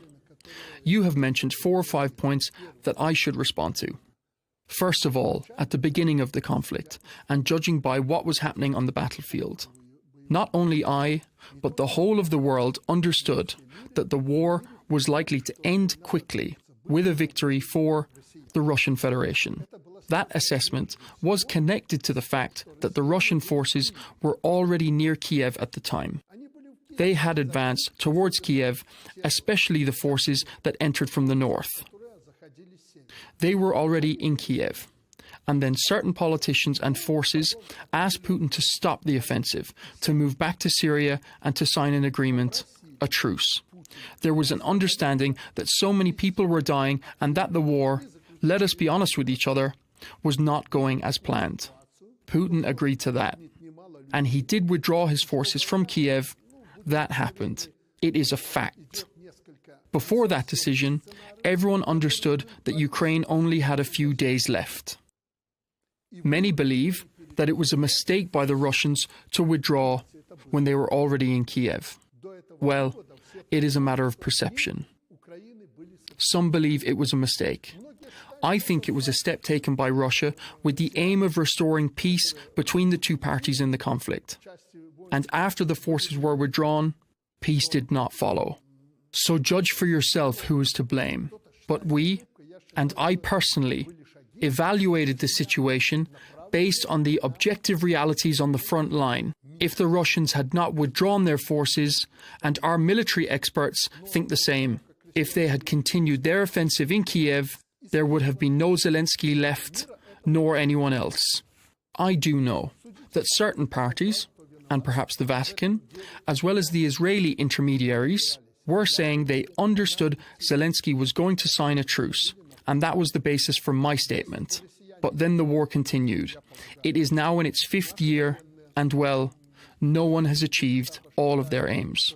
But to be fair, the Russians are moving forward and they have been more successful. And if the Russians achieve their goal of encircling the agglomeration, as they call it, and of taking control of part of the Donetsk region, where the Ukrainian forces are currently located, then everything will be at risk for them as well.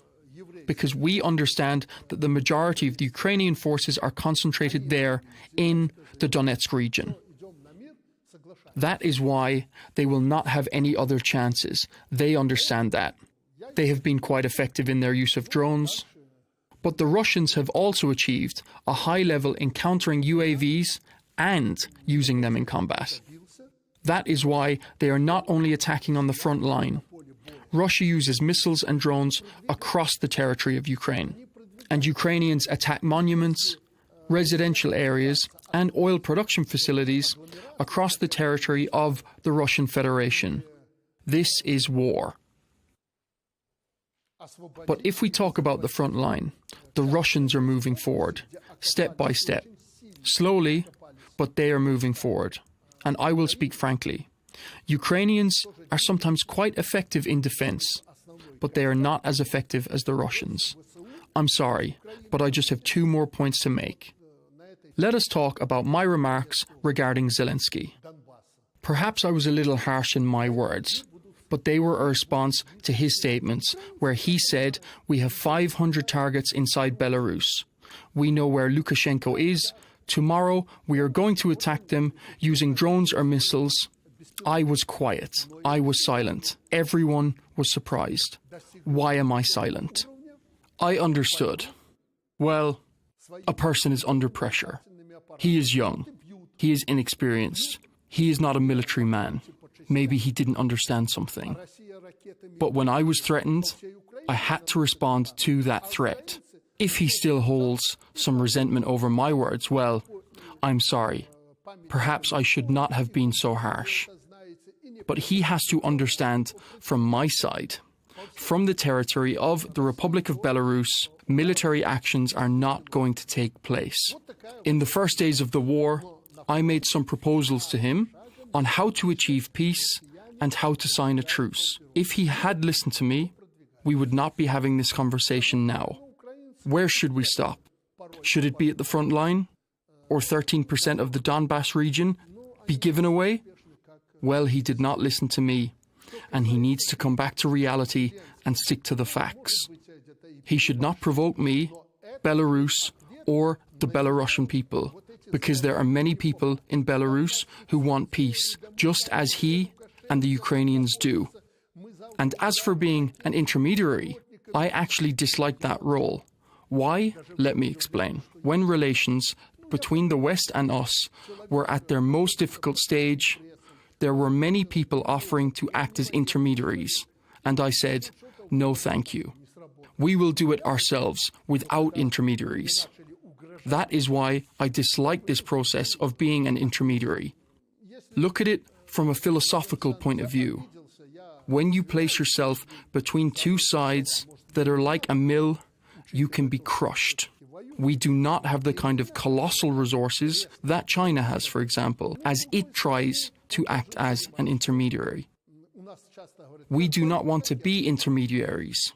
We are simply acting as intermediaries.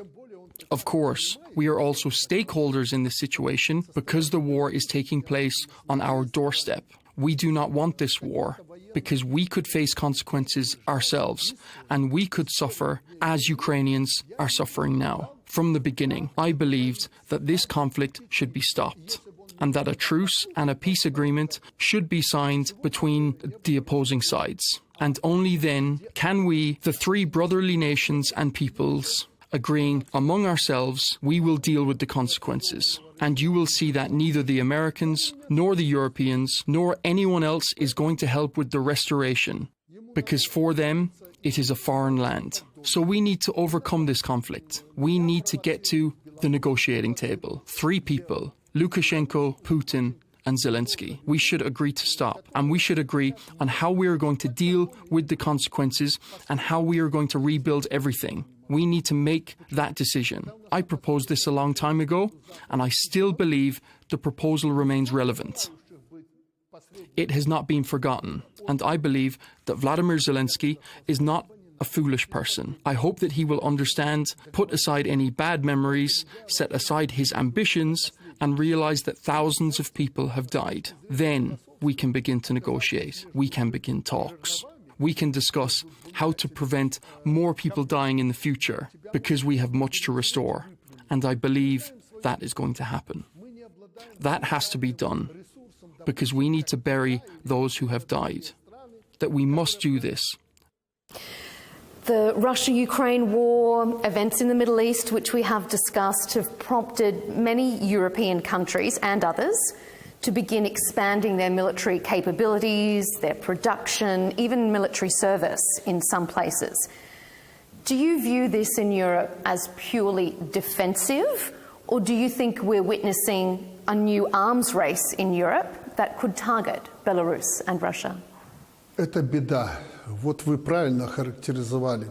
Мы тратим сегодня огромные деньги на производство вооружений. This is actually a bad situation. You use the right words. We are spending so much money on producing arms, an arms race. We need to achieve the truth. And when we do, what happens next? Of course, arms production can be reduced and so on, but what do we do with the industries that have already been transformed? We experienced a similar process in Russia after the dissolution of the USSR. It was known as conversion. After producing tanks and weapons, factories began producing kitchenware and other consumer goods. In reality, that is not a good use for high-tech industrial enterprises.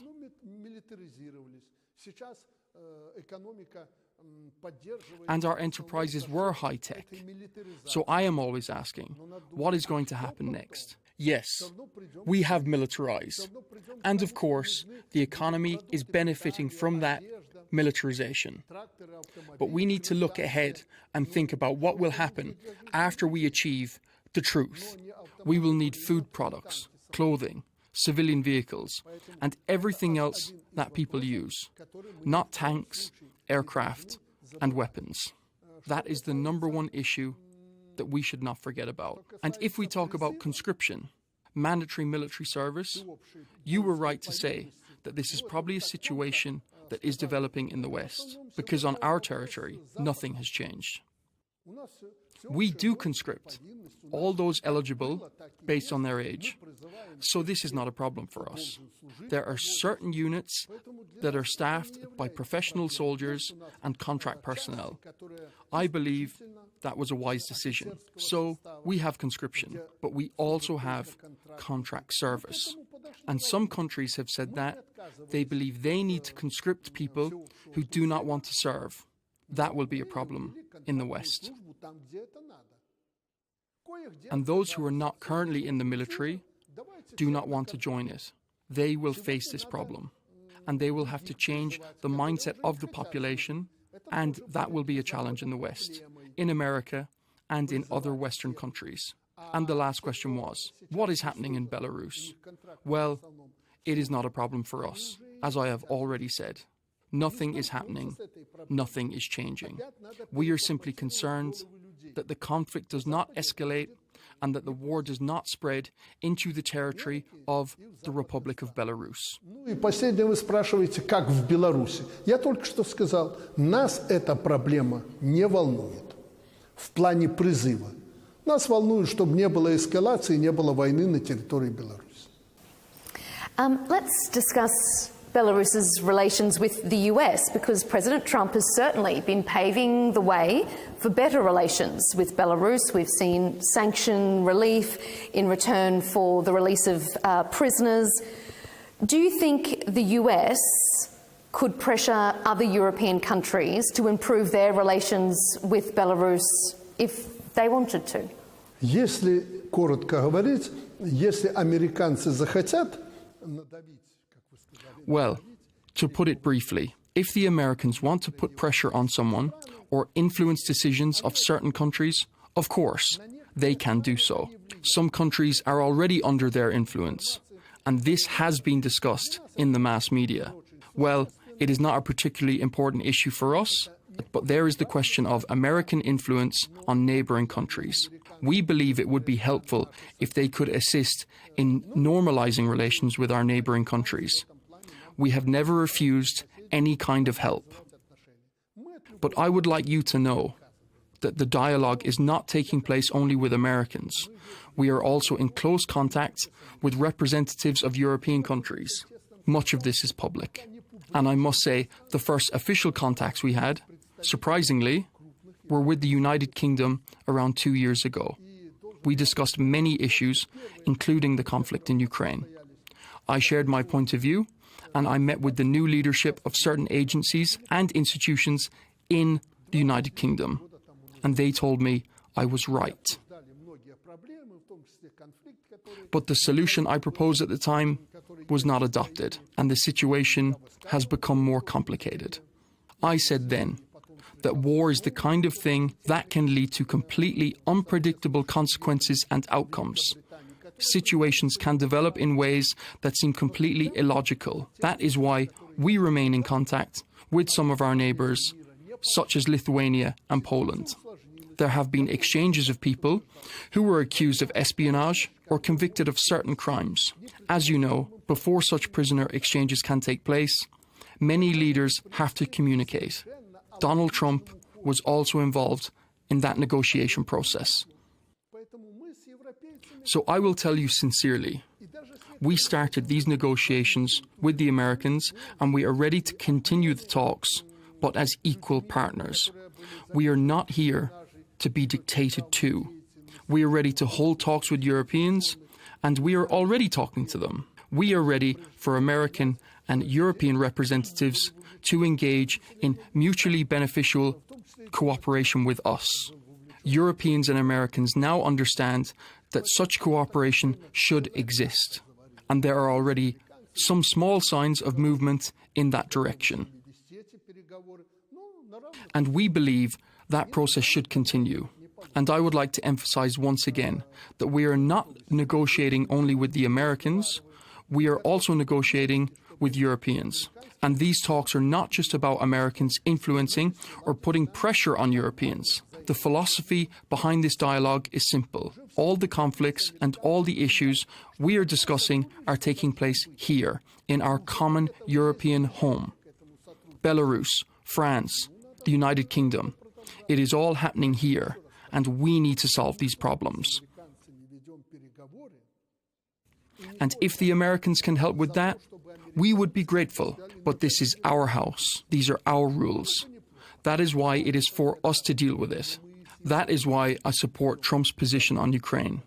Because he says this is happening on your territory, and you should be thinking on how to stop it. You should not be hoping that Americans will come and save you, or simply restore everything to how it was before. And I support the president. Are there plans for you to meet President Trump on the horizon? Well, I'm not denying anything.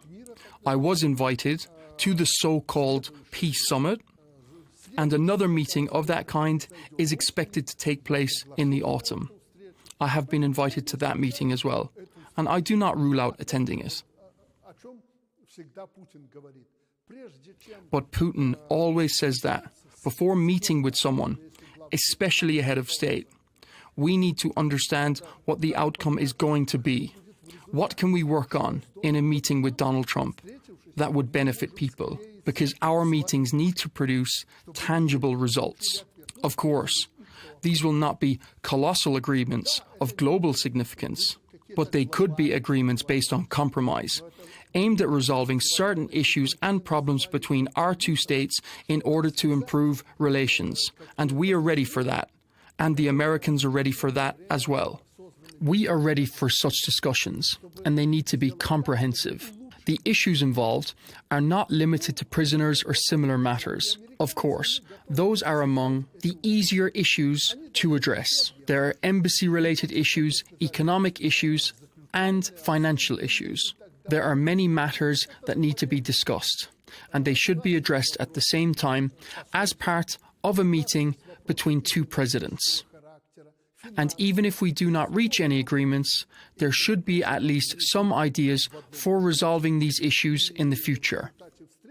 When we discuss relations with the West, we need to discuss the fact that in some Western countries, by some Western leaders, your legitimacy as a president is questioned. You've been called a dictator by some leaders. How do you respond to that criticism of your leadership? Ничего не хочу ответить. Во-первых, меня уже никто не называет диктатором. Это уже время ушло. I do not have any comments about that. Nobody now calls me a dictator. That time has already passed. No, I do not meet directly with the leaders of the European countries, including the leading nations of Europe, but I remain in contact with them through their representatives or sometimes directly, as in the case of Emmanuel Macron. I am not a dictator because I do not have the power to dictate to anyone. I know where that label came from. Someone used it once, and then the mass media spread it. I was called the last dictator in Europe. So if you think that I am the last dictator in Europe, then be happy that you have met the last dictator in Europe, because that would mean there will not be any others. So you will have had that experience in your life. To tell the truth, I'm not concerned about it. You mentioned, for example, President Lukashenko. Some people call me Mr. President. Or Mr. Lukashenko. But there are too many misters, titles, and so on. I am a fairly simple person, and I am not rich enough to be a mister. So I do not have any problem with being called that. A president is someone who makes decisions. And if you believe that I make decisions, then I am the president. You asked for an interview, and I made the decision. Yes, I will speak to you. And it does not matter whether you are from Australia or whether your agency belongs to the Muslim world, with which I have very good relations. I have very good relations with the countries in the Muslim world, and they respect me. And I take those relationships very seriously, and that is why I made this decision. Why do you ask whether we are going to fight against Ukraine? Because you see, I am the commander-in-chief. I am the president, and I make these decisions. And that is why I can answer, no, we are not going to attack anyone, and we are not going to fight. We are only going to defend ourselves, and so on. Mr. President, your time is very precious. If you will allow me just another couple of last questions. You mentioned your relationship with Gulf countries, so I want to pick up that. Particularly, I know that efforts are underway to expand mutual trade relations with the Kingdom of Saudi Arabia to strengthen cooperation in numerous areas. Why does Belarus consider the Kingdom of Saudi Arabia an important partner? And are there any immediate goals that you would like to see Saudi and Belarus achieve together? The country you live and work in, it could be a serious partner for Belarus. What we have in Belarus, Saudi Arabia does not have. And what Saudi Arabia has, we do not have in Belarus. That is why these relations could be excellent. Saudi Arabia is a country with enormous financial resources. But regardless of those resources, there are many things that simply cannot be produced locally in sufficient quantities: food, clothing, and other goods. So if Saudi Arabia invested more in Belarus, and if trade between our two countries increased, then both sides could be more successful. This is especially true in areas such as light industry, including clothing and similar products. Saudi Arabia imports a large amount of goods from abroad. That is an objective reason for expanding trade between our two countries, and we are not making full use of that opportunity. And I cannot boast that we sell a great deal to Saudi Arabia or provide it with many technologies. In humanitarian cooperation, however, we have improved our position with Saudi Arabia.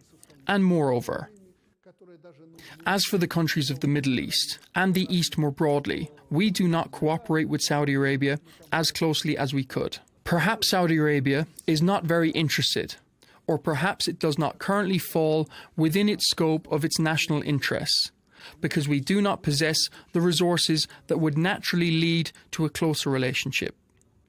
Recently, we proposed to Saudi Arabia that we make our cooperation more active, from agriculture to humanitarian issues, including education, technology, and other areas. Step by step, we are moving forward. But I should say sincerely that the progress is very slow, and that is not the fault of Belarus. With the United Arab Emirates, Oman, and some of the smaller countries, Bahrain and Kuwait, we have better relations, but they could be even stronger. And now we are planning to move forward in ways that serve both our interests and the interests of Oman. And we are making progress. We have good relations with the United Arab Emirates, and we have had good relations with Iran, and we would like those relations to become even stronger. Of course, we have plans, concrete plans. We have roadmaps for cooperation and interaction. In the near future, once this conflict has ended, we are ready to move forward more actively in this direction. As for relations with countries in the Middle East, we see significant potential for further development.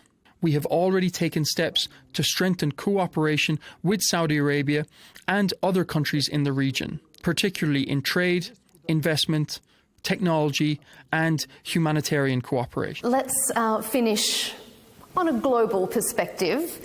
There has been a dramatic shift in the global order. The long-standing, I guess you could say, rules-based order seems to have been shattered.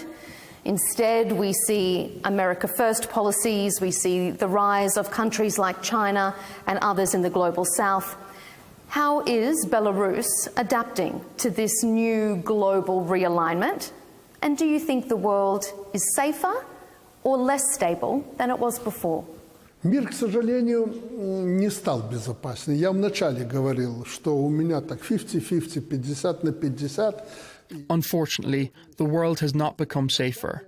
At the beginning, when speaking about whether I am optimistic or pessimistic, I said I was 50-50. So no, the world has not become safer. But neither is it a catastrophe. Because if we look at the world realistically, we talk too much. There are too many information wars.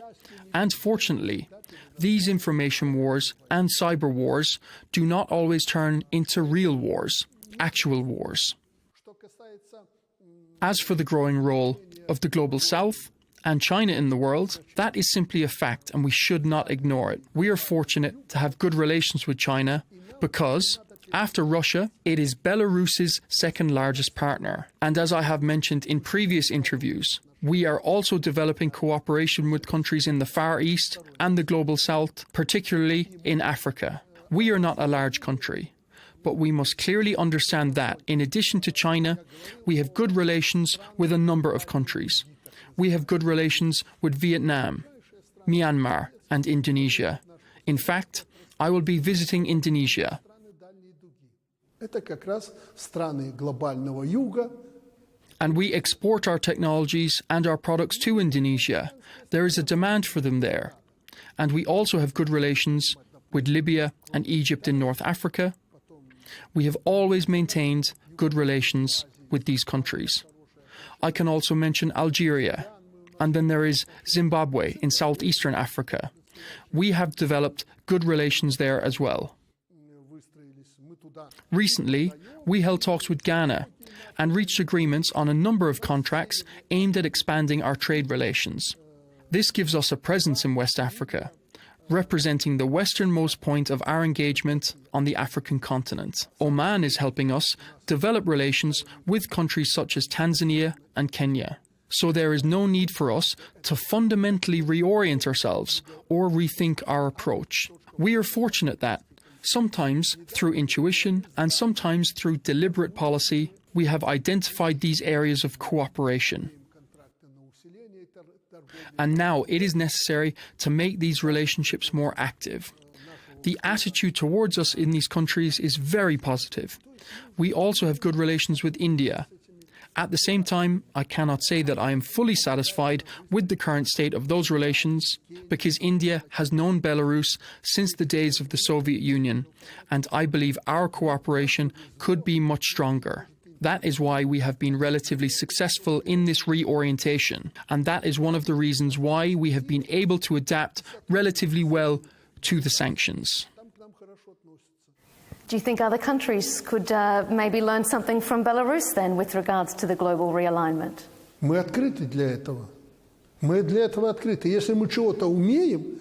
Yes, we are opening to offering advice and assistance to countries that are interested. And we are ready to provide our expertise and services. Africa is one example.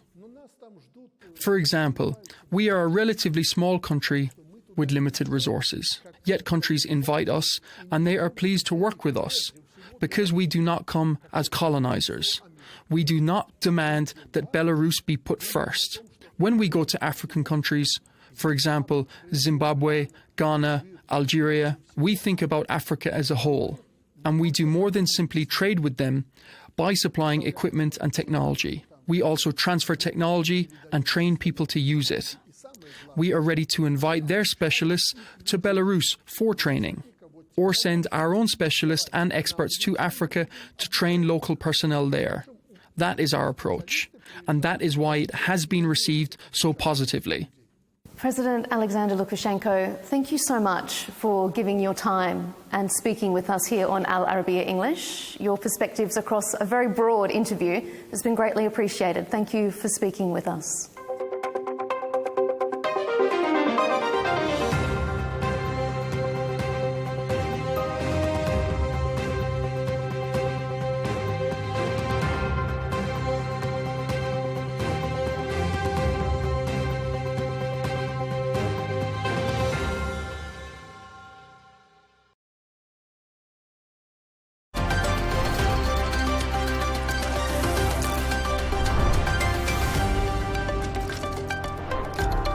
Hello and welcome. I'm John O'Hays and you're watching W News, broadcasting live from the Al Arabiya studios in Riyadh. These are our top stories this evening. A senior US official says Israel and Hezbollah have agreed to a ceasefire in Lebanon. Iran's supreme leader backs the US peace deal despite admitting he had a different view. Vice President J.D. Vance postpones his trip to Switzerland for planned US-Iran talks. And Canada makes World Cup history. Jonathan David hat-trick inspired a 6-0 win over Qatar, but a serious injury to Ismail Kone casts a shadow over the celebrations.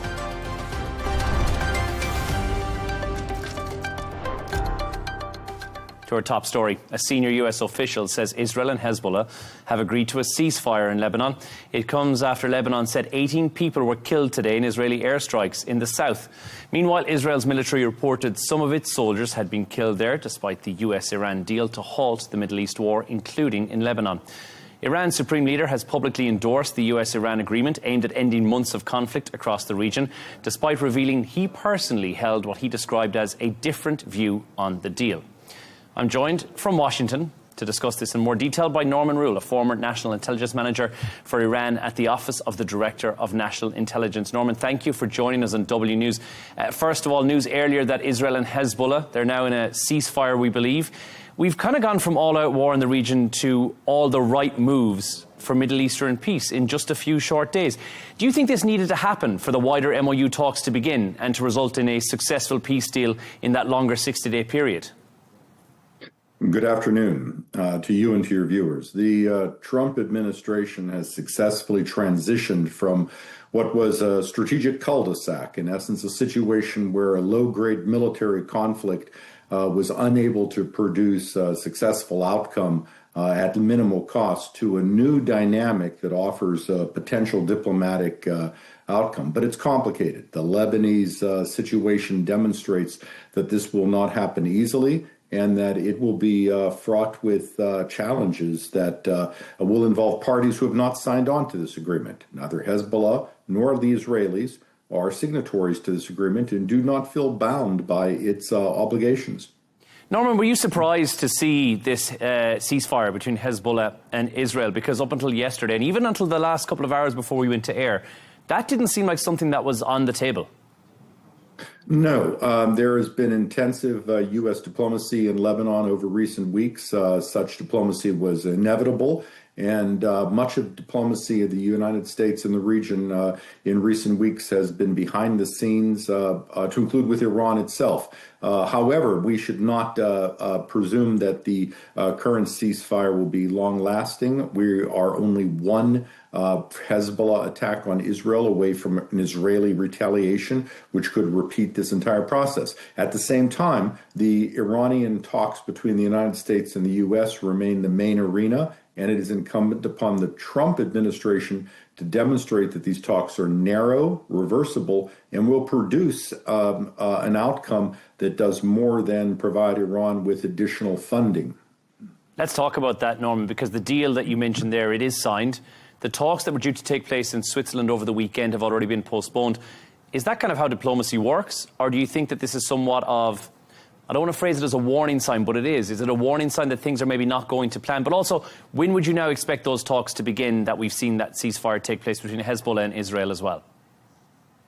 It was clear that when the deal was signed, the Supreme Leader's announcement quickly followed. The talks were quickly announced to take place in Geneva, that a choreography had been established behind the scenes that demonstrates, again, that quiet diplomacy that most people don't see, but explains some of the confidence that the United States has in this process, and also that regional states have in this process. This is likely explained to regional leaders in the quiet conversations but the United States has. But this is how diplomacy works. Diplomacy is not a smooth path, but a constant path. And this will not be an easy issue. Iran will seek to extend these talks, and the Quds Force and its operatives do still exist throughout the region. We are only one attack from upsetting the course of these talks. Norman, speaking of that smooth path that we would be on, Iran's Supreme Leader earlier saying that he signed off on the deal, but he's got a very different view of what that deal is. Does that tell us that there might be some level of a split at the very, very top in Tehran, or is that just placating the media? No, it tells you that he has the traditional suspicions that many of Iran's hardliners have of the United States. And remember, their view is that their ideological foundations are inimical to what the West and indeed the GCC holds as its social and political foundations. Their lifestyle and what their political foundations are against everything that our lifestyle holds as normal. This said, the economic pain that they're feeling is real. It's less than they have conveyed to the West. And he was no doubt told by his advisors they needed this deal much more than they have conveyed publicly. And this was the time to sign on. It's notable that he did this. Remember, his father, his family was killed in those attacks, and he made no mention of this in his statement. So that is a profound signal that the pain Iran is feeling in the blockade was genuine. Norman, Iran, of course, saying their missile program, that's off limits. If that is the case, can President Trump really say that he's made the region safer? I mean, we're removing nuclear capabilities, but can that alone really be enough? Well, there's no question Iran's military capabilities, its nuclear capabilities, have been severely degraded. That can't be denied. There's also no question at this stage of the talks that Iran is not going to talk about militias, missiles, or other issues. This stage of the talks is like turning the car engine over to begin a long road trip. You're going to have to talk about this in pieces, and each side is going to need to see sequenced confidence-building measures to demonstrate that this process can continue. We're at the beginning of a long process, and we should look at it such. And this rhetoric from Iran is, at this point, rhetoric. They will not give up their missile program, but it can be contained and can be constrained and can be attacked, as the United States has demonstrated. Norman Rule in Washington, thank you so much for joining us. You're welcome. Let's continue this conversation. We're going to Vienna. Tarek Rauf joins us. He's the former head of verification and security policy at the IAEA. First and foremost, Tarek, thank you for joining us. If all sides are now on board, which is what we believe to be the case, as I mentioned, with Israel, Hezbollah, Iran, the US all coming into play, there now follows these 60-day talks after that MOU has been signed, and that can begin. Now, with that, we'll see the IAEA taking somewhat of a centre stage. What will be the very first thing the inspectors need to see, do you think, to say that this deal is credible and stickable? Well, first of all, the IAEA needs to get access to the 3 facilities that were bombed, which the IAEA has not been able to access since the 12th of June, which is the day the first bombing took place. I might add that the IAEA did its last verification on the 11th of June last year, and the sites were bombed on the 12th of June. So this basically was a vote of no confidence in the IAEA's safeguard system, and that is really a downside for the international system. And now the international community wants to come back to the IAEA after disregarding its findings of its report of the 31st of May that Iran did not have a structured nuclear weapon program. All of its uranium that was enriched to high levels was under IAEA verification, right down to the gram. So we know that they had 440.9 kilograms of 60% enriched uranium. So the sites will first of all need to be rendered safe. Any unexploded ordnance needs to be removed. So this will be a long process. IAEA inspectors are not minors. They are not experts in getting rid of explosive remnants of war. So the IAEA access to the destroyed facilities is months ahead, even if an agreement is reached, from my point of view. Let's talk about the missile program, because Iran has said that that missile program is not up for discussion. Can you really separate missiles from nuclear talks when you're looking at a deal of this magnitude? Well, yes, one can. I mean, President Trump himself yesterday was quoted in the media. I heard it myself, that other countries in the region have missiles, so it would be okay for Iran to have missiles as well. You know, arms control only works when it is symmetrical and all sides get some benefit. So in all of these talks, nobody has talked about the 120 nuclear warheads that Israel has ready to use. It has long-range missiles. It has aircraft that can reach targets in Iran, as we already know. So for Iran to surrender its missiles, it's going to be very difficult unless we find a way for bringing in the Israeli capability to be able to hit Iran on the table as well. And for that, we have the proposal for establishing a zone free of nuclear and other weapons of mass destruction in the region of the Middle East that has been languishing for decades. And Israel has been protected by the United States by opposing any progress on this particular area. Tarek, let's talk about the things that you said you'd like to see happen in these wider discussions that now take place over the next 60 days and potentially, as we mentioned, extended, when they do happen, of course. One of those things you've mentioned is to set up the Persian Gulf Security Council, and the other is the drawdown of the foreign bases in the Gulf as well. How would you envisage both of those things playing out? Well, you know, after decades of foreign interference in the region, I think the MOU fortunately paves the way for all of the Gulf states on both sides of the Gulf, the Arabian side and the Persian side, to get together to take matters of regional security into their own hands. They have a lot of common areas to build upon, particularly, first of all, rendering the Straits of Hormuz and the Gulf itself safe for maritime traffic. They have nuclear reactors there, for on the UAE side, one on the Iranian side. There can be cooperation on nuclear safety and nuclear security, prevention of attacks on nuclear facilities. They could create an economic compact amongst themselves. You know, more than 33% of the world's proven oil reserves are in the Gulf region. Nearly 50% of the world's sovereign funds are belonging to the countries of the Gulf region. So they have a lot of potential to look after their own interests instead of hiring foreign contractors from Western countries and relying on their advice.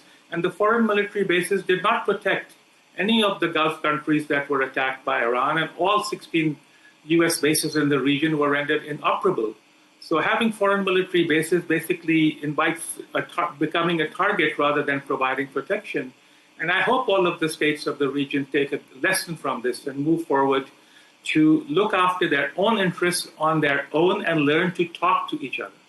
If we look back, though, Tarek, historically speaking, at least during World War II, the establishment of American bases in the Gulf has been there since then, and we've seen proliferation of those, I guess, through 2001 onwards after September 11th, and we've seen that grow from strength to strength and a presence from America in the Gulf. Do you realistically think that the Gulf would be absolutely fine on its own with zero security and without US involvement? How would they even manage the broader management structure and military confidence to make that work? And how long would that take? Well, we really need to roll back to the time when oil was discovered in the Gulf region. So there was these 7 major oil companies called the Seven Sisters, and there is a book written on that. And originally, these were British companies.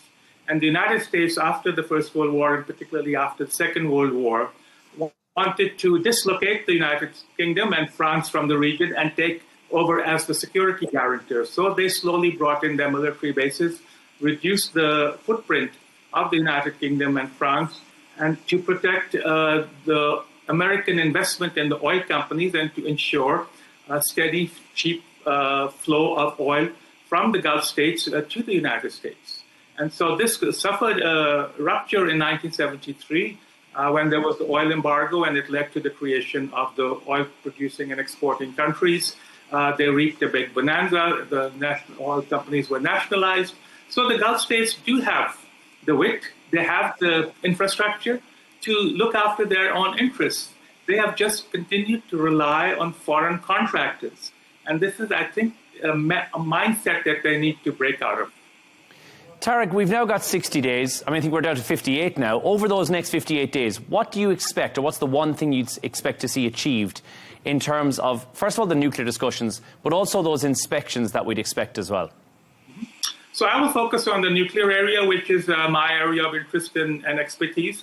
So inspections in Iran are already continuing at the Bushehr nuclear reactor and the Tehran research reactor. These were facilities that were not bombed, and there are other facilities which were also not attacked where the IAEA has periodic access according to its requirements. But the 3 enrichment plants, 2 at Natanz, 1 at Fordo, they are the ones of proliferation concern and of greatest interest because of the potential to produce and to use nuclear material for making nuclear weapons. And as I mentioned, I think the first priority would be, first of all, to bring the IAEA to the table, just as they had the IAEA at the table at the Joint Comprehensive Plan of Action talks in 2015, for the IAEA to advise all sides on what the IAEA would need from both a political, a technical, and a legal perspective in order to be able to carry out its rights and obligations under the Nuclear Non-Proliferation Treaty to ensure that all nuclear material and all nuclear activities in Iran are devoted exclusively to peaceful uses. Tariq, let me play devil's advocate on this for a second. What happens if, and this is again, there's speculation that the actual stockpiles might be far greater than what we believe. What if Iran wasn't complying, or what if Iran wasn't being truthful about the stockpile? How would inspectors actually know? How would the IAEA be able to go in there and give us an accurate picture of what's on ground? We already know what the accurate picture is, so I don't know why this narrative keeps on going. The report of the 31st of May 2025 gave everyone a full accounting of the level, amount of nuclear material at 2% enrichment, 5% enrichment, 20% enrichment, and 60% enrichment, down to the gram level. Nobody else can provide that level of accuracy other than the IAEA. We know what was there, 9,428 or so kilograms of enriched uranium in all across the 4 different levels. So that is not the issue. Iran has not enriched since the 12th of June, once the facilities were bombed. We also know that. Whether Iran moved the material between the 12th of June and the 22nd of June, when the United States also joined the bombing, is something that needs to be figured out. So what we need to know is where this enriched uranium is. That is something which there is already a gap. Unfortunately, countries like the United States and others that have high spectrum satellites in space are not sharing that information with the IAEA. The IAEA has to rely on commercial satellite imagery providers, and there already is an embargo, a 30-day embargo, so the IAEA cannot access satellite imagery. And if the United States and others are not providing it, the highest level of satellite imagery, then one cannot blame the IAEA. So if countries want the IAEA to do the job, they need to give it the resources to do the job. And it has already shown that it has the technical capability to do the job when given the political, legal, and technical framework to do so. Let's talk about which deal is stronger. Is this deal a stronger deal than the JCPOA, the 2015 deal, or do you see it as weaker? Well, again, there is these false narratives from senior people in different administrations. Under the JCPOA, the IAEA was doing inspections every single day at the 3 enrichment sites, every single day. So unless the new agreement has the same level of intrusive inspection, then it would be a weaker agreement than the JCPOA. The JCPOA was working fine until the United States withdrew from it and violated Security Council Resolution 2231 by unilaterally denouncing the JCPOA.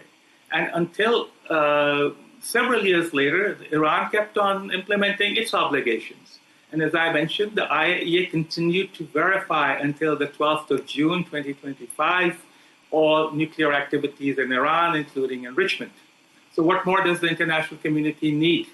The system was already working. So doing the bombing only damaged the system. So people need to address that particular issue. Why was the need to bomb? Why did Israel, which is basically a rogue state... Where was Iran's need to get to 60% enriched uranium? If the JCPOA was working so effectively, why did we get to 60%? Under the Non-Proliferation Treaty, enrichment to 90% is also not prohibited as long as the material declared... Not prohibited, but what's it required for? When we get past 20%, what are we enriching uranium past 25% for? Iran was doing this, from what we understand, in retaliation to assassinations of nuclear scientists in Iran. and as a bargaining lever. I think where Iran miscalculated was to go to the quantity of 440 kilograms. I mean, bargaining is one thing, but threatening is a whole other thing. Surely if you have that level of enriched uranium, you're no longer at the bargaining end of the tool, you're at the threatening end of the tool. Not really. You have 8.5 metric tons of plutonium sitting in Japan. Is there somebody worried about that? That's direct use material as well. So just because there was 440 kilograms of 60% under IAEA verification does not necessarily mean it's going to become a bomb over the next day. Even intelligence analyses from Israel and the US said that it would take at least a year. And the IAEA already said on the 31st of May 2025 that there was no structured nuclear weapon development program. So what more do we need? Let's talk about the verification process, because that's now what happens next, or at least that's what we hope happens after this discussion over the next 60 days. Is that verification more important than politics as we look towards the next 2 months? First of all, Iran is already obligated under the Non-Proliferation Treaty to make good on providing to the IAEA access to all nuclear material and all nuclear facilities. Whether or not we have the JCPOA, whether or not we have a new agreement coming out of the MOU, that is besides the point. Iran is already obligated to do so. But by bombing the 3 sites, we have created a physical infrastructure problem, which is providing a problem both for Iran and for the IAEA. So Iran doesn't want to provide access because it doesn't want the IAEA to issue a report so that whatever is left can be bombed again. So it doesn't trust the interlocutors on the other side. We also need to keep that into account. So I'm not defending Iran. I'm just looking at the situation realistically, which is what we really need to do. Tariq Rauf, there we must leave it. Thank you for joining us from Vienna on W News.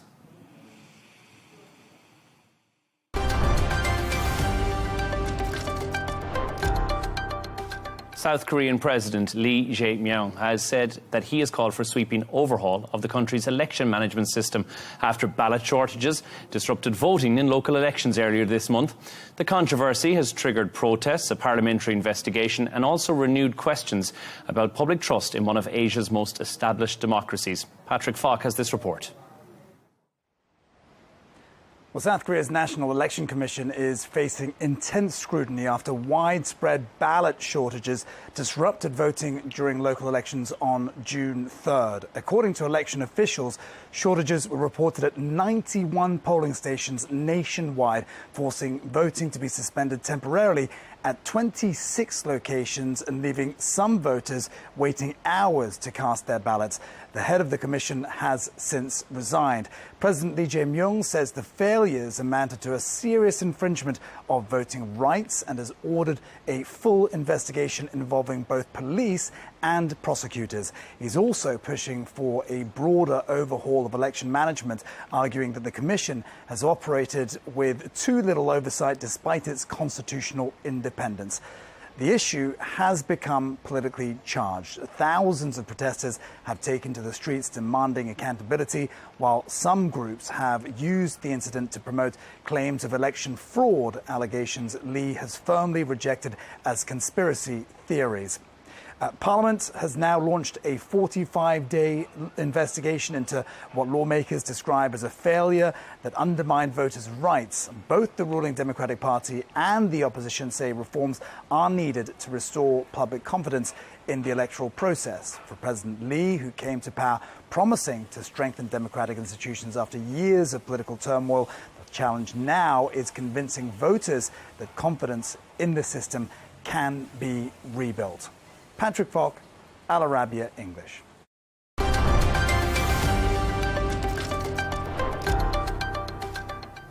We're now turning our attention to the economic costs and fallout from the Iran war. Now that the US and Iran have signed an initial agreement, global analysts are looking at the true impact that it's had on world finances. While the Pentagon says the conflict has cost $29 billion, some experts say the actual cost is far more. For more on this, we're going to speak to Derek Grossman, who's the Professor of International Relations at the University of Southern California. Derek, thanks for speaking to us. Oil prices are down, gold prices are down as well, stability somewhat, at least in the market for the moment. So now that we have an agreement, has this war changed the global economy for good, or do you think things might drift back to where they were pre-war, say in February? Well, thanks for having me. And so I think this is hardly a reset. in the global economy. This is more like relief from the months-long war that we've seen between the U.S. and Israel and Iran. And you have to look at the prices right now. Even though oil has dropped, it's still above pre-war pricing. Also, the cost of goods across the entire gamut is the prices are still very high, higher than pre-war. So inflation has risen because of the energy crisis. And that is something that I think is going to take many weeks, if not months, to figure out. And, you know, we also see that the U.S. and Iran, even though they have an MOU that is apparently been digitally signed, it has not been formally signed. We just saw Vice President Vance have to cancel his trip to Geneva for the formal signing. So, I mean, do we have an agreement or not? I think that that is very unclear. And President Trump has said if he needs to, he'll go back to the use of military force. And the Iranians seem quite dug in their position that they're going to toll the Strait of Hormuz, which will continue to add to the cost of oil and to the cost of goods that are coming out of that region. So I think we're far, far from this being over in any way, even if prices seem to be somewhat lower than they were just a few days ago. As you mentioned, Derek, the Strait of Hormuz, I mean, everyone's talking about that reopening right now. But countries are already looking for alternative trade routes. We've heard Saudi, other GCC countries as well, potentially moving away from reliance on the Strait. So do you think a lesson might have been learned? Oh, I think for sure. The overdependence that many countries around the world have on the Strait of Hormuz, whether it's to export their oil and other products, or if you're on the receiving end, right, if you're importing from that region, especially in Asia, I mean, as we've been talking about for months now, about 20% of the world's oil goes through the Strait of Hormuz, right? I mean, you have to come up with alternatives. The problem is that alternatives take time to develop, whether it's an overland route that needs to be constructed or it's a different sea lane that is demined, right? That's closer maybe to the shores of you know, some of the neighboring countries there. These things take time. And the problem is that the conflict has lasted now for months and has caused this energy crisis that is causing, you know, real harm to the people who live across the world and are, you know, especially again in Asia, where they're disproportionately impacted by not having oil and other products available to them at a pre-war cost, or maybe even at all. That is going to take time for everybody to get used to, and to kind of get back to, you know, some semblance of normalcy after this war finally does end. Derek, let's talk about the G7, which has been on this week as well. Trump and Modi look very comfortable together again at the G7. That relationship, how important is that becoming? I think that Trump and Modi renewing their bromance, as it were, on the sidelines of the G7 was a really good sign, because if you go back to last summer, Trump took a wrecking ball to the U.S.-India relationship. And a lot of this was over Modi not wanting to nominate him for a Nobel Peace Prize.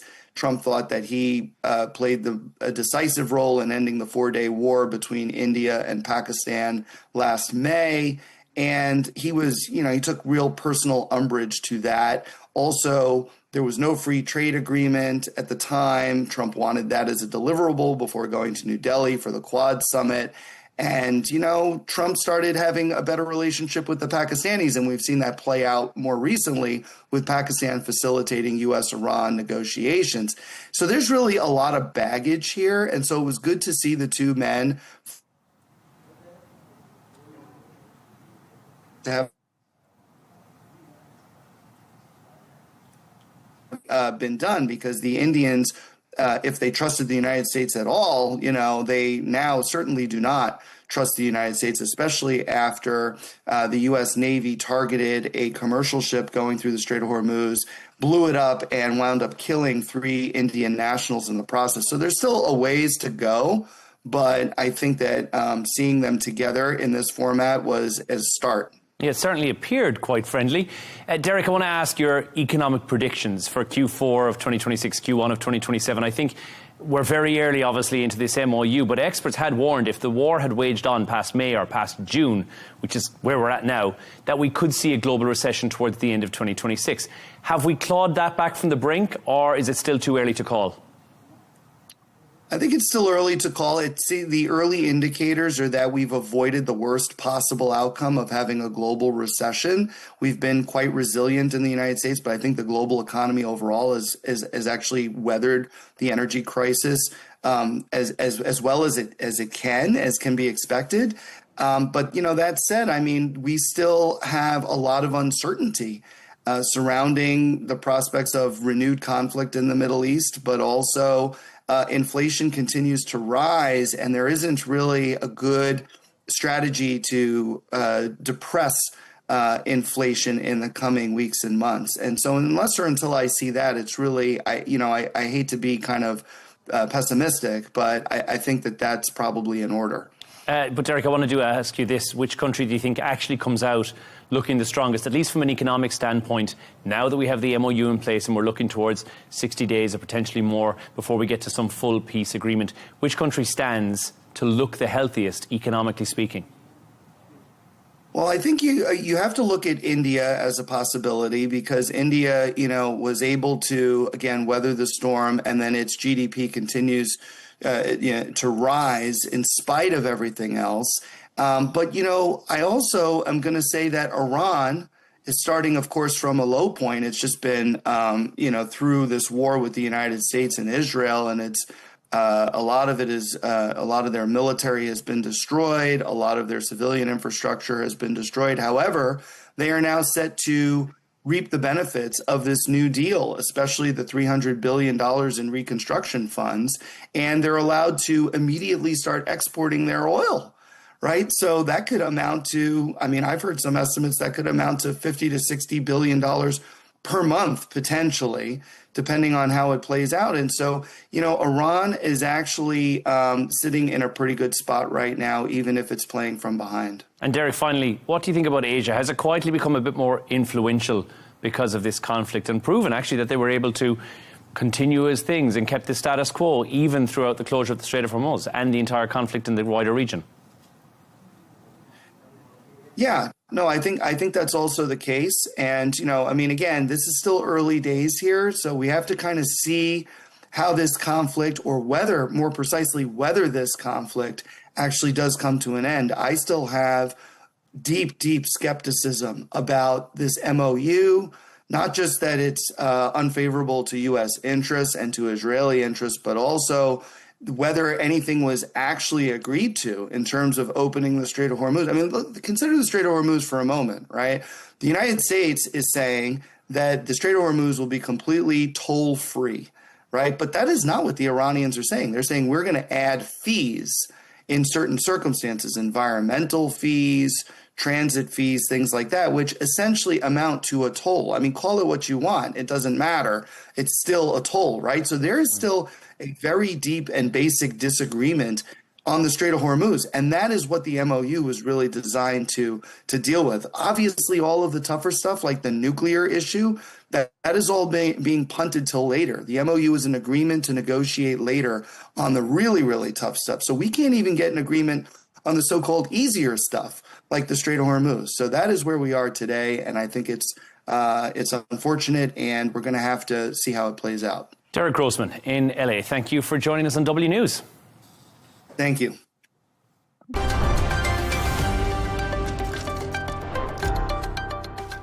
Qatar suffered the heaviest World Cup defeat in its history after losing 6-0 to Canada in chaotic clashes last night. Meanwhile, Canada made history with its first ever World Cup win, dominating a match that saw the Gulf side finish with 9 men after 2 red cards. Midfielder Asama Debo was also sent off following a challenge that left Canada's Ismail Kone with a broken leg. Now, for more on this, I'm joined by World Cup reporter and sports journalist, that is David Blackmore, who's in Atlanta for us. David, it's good to have you on the show again.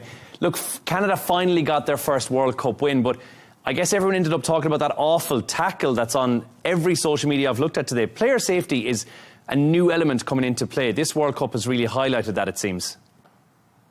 Yeah, I think before any major tournament, player safety is always number one, paramount importance to officials and the people organising every major tournament. But it was absolutely shocking scenes yesterday when you could see immediately from the reaction of the players that something wasn't right. And immediately you had the substitutes coming around and putting a barrier around it just to stop people taking videos and pictures of it. I think what was pleasing to see about it was Kone coming off the pitch and, obviously oxygen mask on, but, showing his appreciation to the fans to let them know that he was feeling okay. But it put a bit of a dampener on the evening for Canada. It was such a huge win for them, 6-0 as well.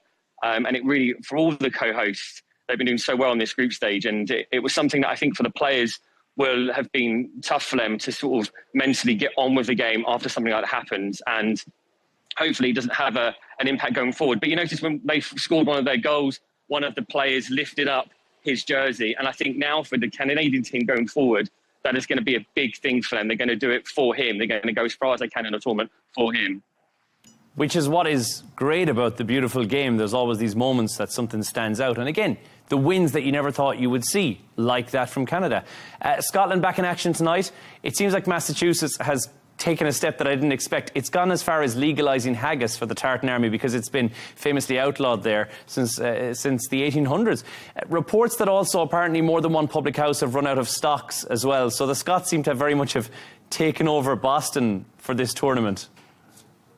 Yeah, I think this has probably been the love story of the tournament so far, hasn't it? And it's been all over social media, and it's been great to see because you've got the Scottish fans on one side. They are having an absolute blast. This has been the first World Cup that they've been to in 28 years, and they have been absolutely loving life, but also seeing it from the locals' perspective. You've got these Boston people who probably never experienced something like this in terms of just huge numbers of Scottish people coming in. And I think, the governor of Massachusetts legalising haggis is just a great nod and a show of goodwill that shows just how these two different cultures and backgrounds, how they've connected so well. And I think what's been really pleasing is, in and amongst all of this, the Scottish fans have been there. They've been drinking heavily, but they've been enjoying it. They've been having a good party. It's been positive vibes, and we're not seeing this kind of major criminal reports or anything coming out from this. It just shows you just how much everyone is connecting. And that's what the World Cup's all about. It's all about bringing people from different cultures, different backgrounds, all together and to just have a great time. And Scotland, definitely, they're back in the World Cup party and they're not letting it go just yet.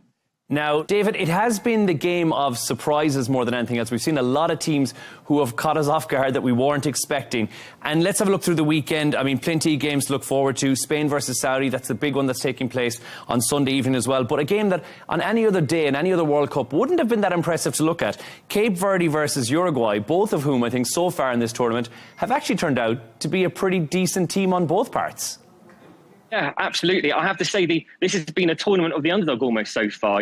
Cape Verde getting that fantastic draw against Spain, their goalkeeper. What a story that is as well. There's all these little stories that you get from World Cups, and his story is one that's absolutely phenomenal. To go from a small number of followers on Instagram to sort of 5 million, it's fantastic. But even Curacao, scoring that goal against Germany and equalising and being on a level par with this global superpower in terms of football for 15 minutes. It was wonderful to see. And the Saudi Arabia performance against Uruguay was so impressive because Uruguay are a tough team. They're gritty, they're disciplined, they're committed, they're playing that Bielsa ball, their manager definitely has that team well drilled. They were unlucky to get to not win it. Watching that game, I thought Saudi Arabia, they're going to be on 3 points after this. So they are going to go into the Spain game full of confidence, and it's going to be here in Atlanta. The stadium is going to be packed. I was here yesterday for the Czechia-South Africa game. It was a fantastic atmosphere.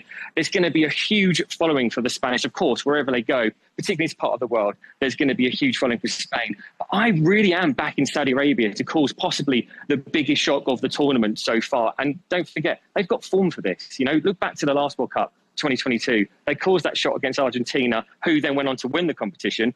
Maybe, who knows, maybe if Spain lose this game, maybe they will go on to win the competition. Maybe Saudi Arabia give teams that kind of luck. But for Cape Verde, it'll also be really interesting to see how they go against Uruguay. If they can get another point against Uruguay, that sets it up beautifully for a final day game against Saudi Arabia. And then for both those teams, it's basically winner progresses to the next tournament. And that'd be so great to see one of these teams in the knockout stages. David Blackmore in Atlanta for us. Thank you so much for joining us. Thanks, Jordan.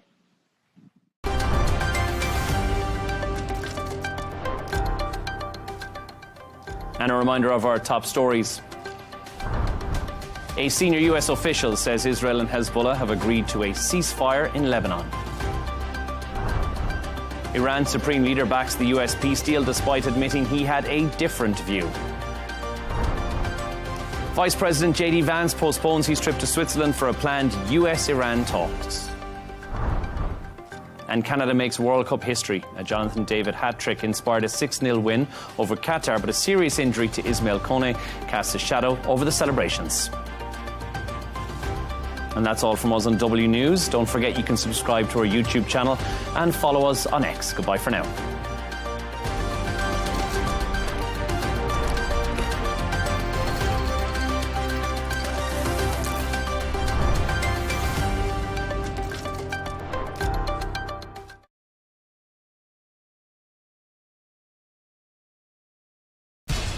We have to take care of our people, and we're going to take care of our people first. For in-depth analysis and all the latest developments across the globe, make sure you join us every weekday. President Trump is trying to negotiate a ceasefire. With so much happening, so much information, and so much noise, International law will have no part in his administration. it can be hard to keep track.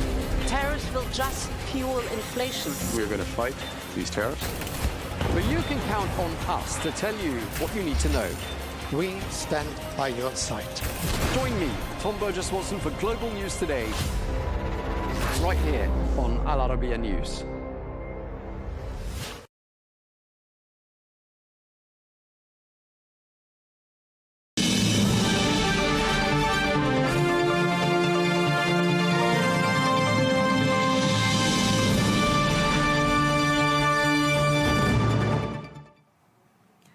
Mick Mulroy is a former U.S. Deputy Assistant Secretary of Defense for the Middle East under President Trump. Thank you for joining us today, Mick. Good to be with you, Catalina. So let's start with Donald Trump's recent comments, Mick. Donald Trump said Wednesday at the G7 conference that the U.S. will go right back to dropping bombs if he doesn't like the Iran deal. So if the president is already saying military action could resume if negotiations don't go his way, how meaningful is this agreement really? That's a fair question because we already know that they signed it remotely.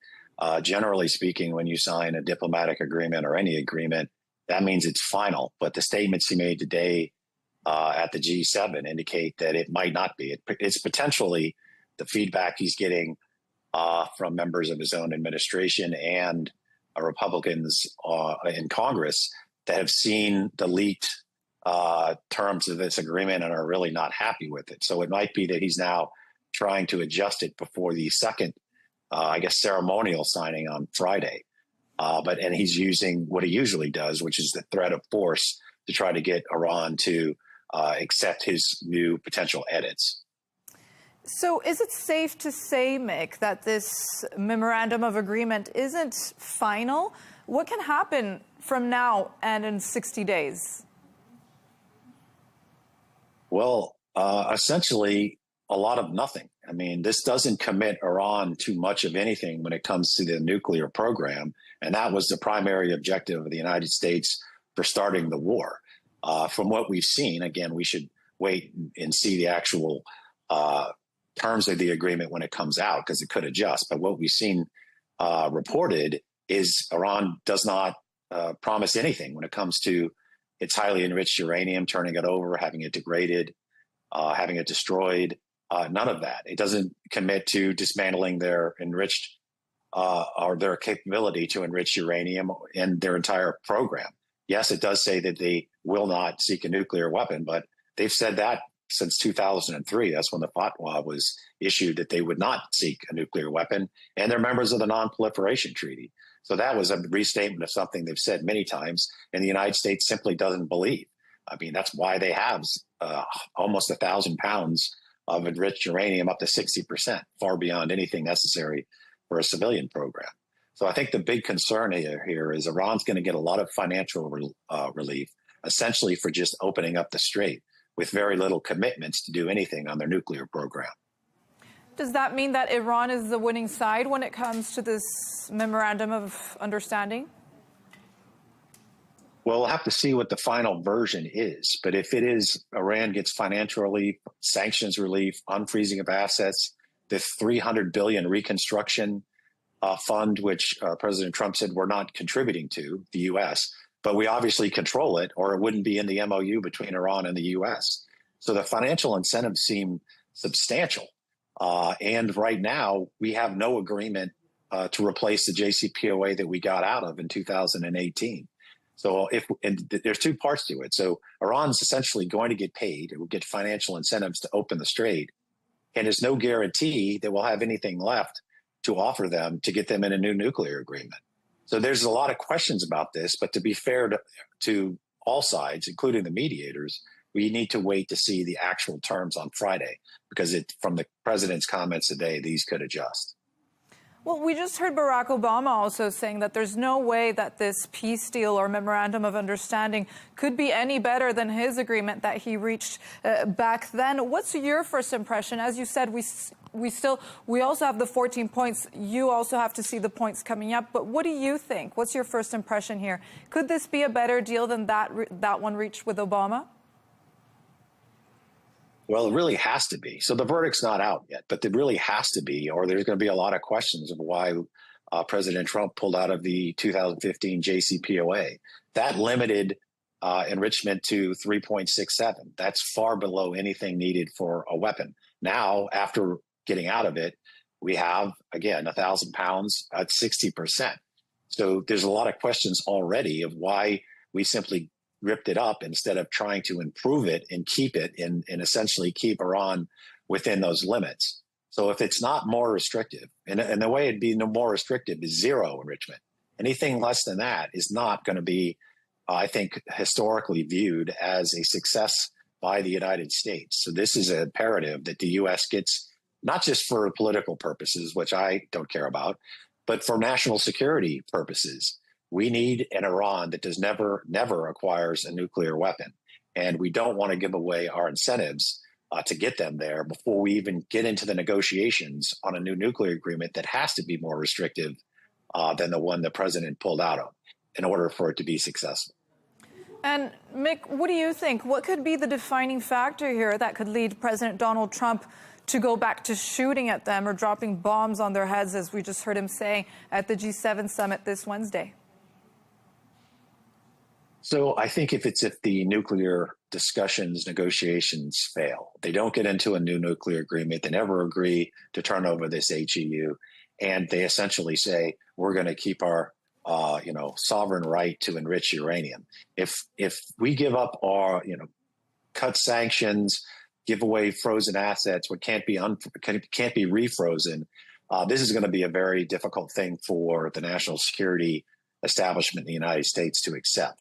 So that's what I think the president would potentially look at restarting this war, although it's clear that he doesn't want to do that, because the air war alone is not going to change the regime, and it's really not even going to change their behavior, which they've already shown after 17,000 airstrikes on Iran.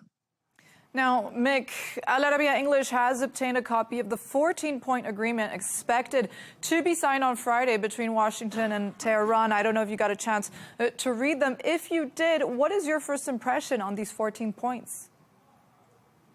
So when it comes to the different areas, the Strait of Hormuz, even if they agree to pre-war levels of traffic, that doesn't mean they don't control the strait itself.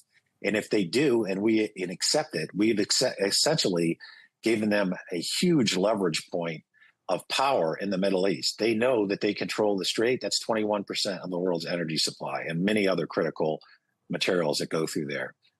There is really nothing that says that they're going to do anything with their highly enriched uranium. And that is the closest thing that they have to a nuclear weapon, which is the purpose of the war. So why that wasn't addressed, I'm not sure. Why we wouldn't get something for unfreezing assets and allowing the Iranians to sell oil by removing sanctions. That should be it. So there's a lot of questions just why the United States is willing to give away most of its leverage points before getting any real progress on the nuclear front. And that's what sticks out to me. But again, this is what we think that the terms of the agreement are now. It's clear from the statements today, for me at least, that the president is considering adjusting those terms. That's why he's talking about dropping bombs, etc. And he said it wasn't final until Friday. So I think he understands that this is getting a lot of pushback, not only from the United States in his own cabinet and his own party on Capitol Hill, but also key allies. I would imagine Israel is not liking this agreement at all, and they play a big part of it, because the other part is, in the 14 points, is a regional peace, which includes Lebanon, which is going to be very difficult for the U.S. to deliver if Hezbollah keeps attacking Israel. So there's a lot of things that could scuttle this agreement really before it even starts. That's right, Mick, and we'll get to Israel in just a couple of minutes. But looking at the document as a whole, which point do you believe will be the hardest to implement in practice? Well, I think the concept that we get into a new nuclear agreement that's more restrictive, that's going to be the most difficult part through this. There's a lot of things that could scuttle it. We talked about Lebanon, or I just brought up Lebanon, but that is going to be the hardest thing, because if we give away all the incentives before we even get to the negotiations, why would Iran accept it? And of course, one of their biggest diplomatic tactics is to delay. And they realize in the U.S., there's term limits for presidents. We have 2 years left on the second term of President Trump. They might simply keep kicking this can down the road, to use an American expression, until there's a new president, and then restart the whole thing. And so this is a big issue for the United States. And if we don't get into a more restrictive nuclear agreement, this will be considered a strategic failure of the United States. There's no way to spin it otherwise. We have to get into a new nuclear agreement that keeps them from getting a nuclear bomb, or we have not met our objectives at all. And let's talk about point 8, which you've been mentioning, perhaps one of the most important points in the memorandum. It dictates that the Islamic Republic of Iran reiterates it will never produce nuclear weapons. Although this depends on the final agreement, which will confirm the provisions of this article. So do we think this point will hold for 60 days? So that might be what they're promising to, because the term of the agreement is for 60 days. It says never, of course, but when the agreement itself is terminated, then I imagine Iran is going to say, well, then we don't have any obligations under the agreement not to pursue a nuclear weapon. And let's face it, they're not going to admit to a nuclear weapon until they have one that's deliverable. And they can take the examples of, say, Libya, who turned over any capacity to do this, and how that ended for the leadership there, and North Korea, who gained a nuclear weapon and now has an entirely different status on the world stage. And after the attacks by the United States on the regime, which didn't change the regime, I imagine those inside the regime that have been pushing for a nuclear weapon are going to have a louder voice. So this is now more critical than even before the war, that we prevent them from getting a nuclear weapon, and their promise to do so or not do so is somewhat irrelevant. We don't trust them. And I think they would not announce a nuclear weapon until they believed that it was to the point where nothing could be done about it. And then that would totally change the dynamics in the Middle East, with having a country like Iran with a nuclear weapon. That would be a significant strategic problem for the United States, for the region, would likely trigger a nuclear arms race in the region and the world. Now, Meg, on to Israel and Lebanon. What's your take on this memorandum of understanding practically ignoring Israel right now? So the big issue there, I think, is there's a ceasefire, if you will, between Israel and the government of Lebanon, but not Hezbollah, which is who Israel is actually fighting. And Hezbollah, as I'm sure your audience knows, is a proxy force of Iran. So if Iran wants a regional peace, Iran needs to help make a regional peace, which means Hezbollah, according to the UN Resolution 1701, shouldn't be below the Litani River, and they obviously shouldn't be attacking a neighboring country. They have control. They have the proxy. They found it in the early 80s. They have the ability to do that. The United States, yes, has influence over its key ally in Israel, but we can't keep them from responding to attacks by Hezbollah. So this is going to be a big, I think, obstacle to the agreement unless Hezbollah participates in the ceasefire and follows UN resolutions to essentially not attack Israel and not be below the Litani River as is stated in that resolution.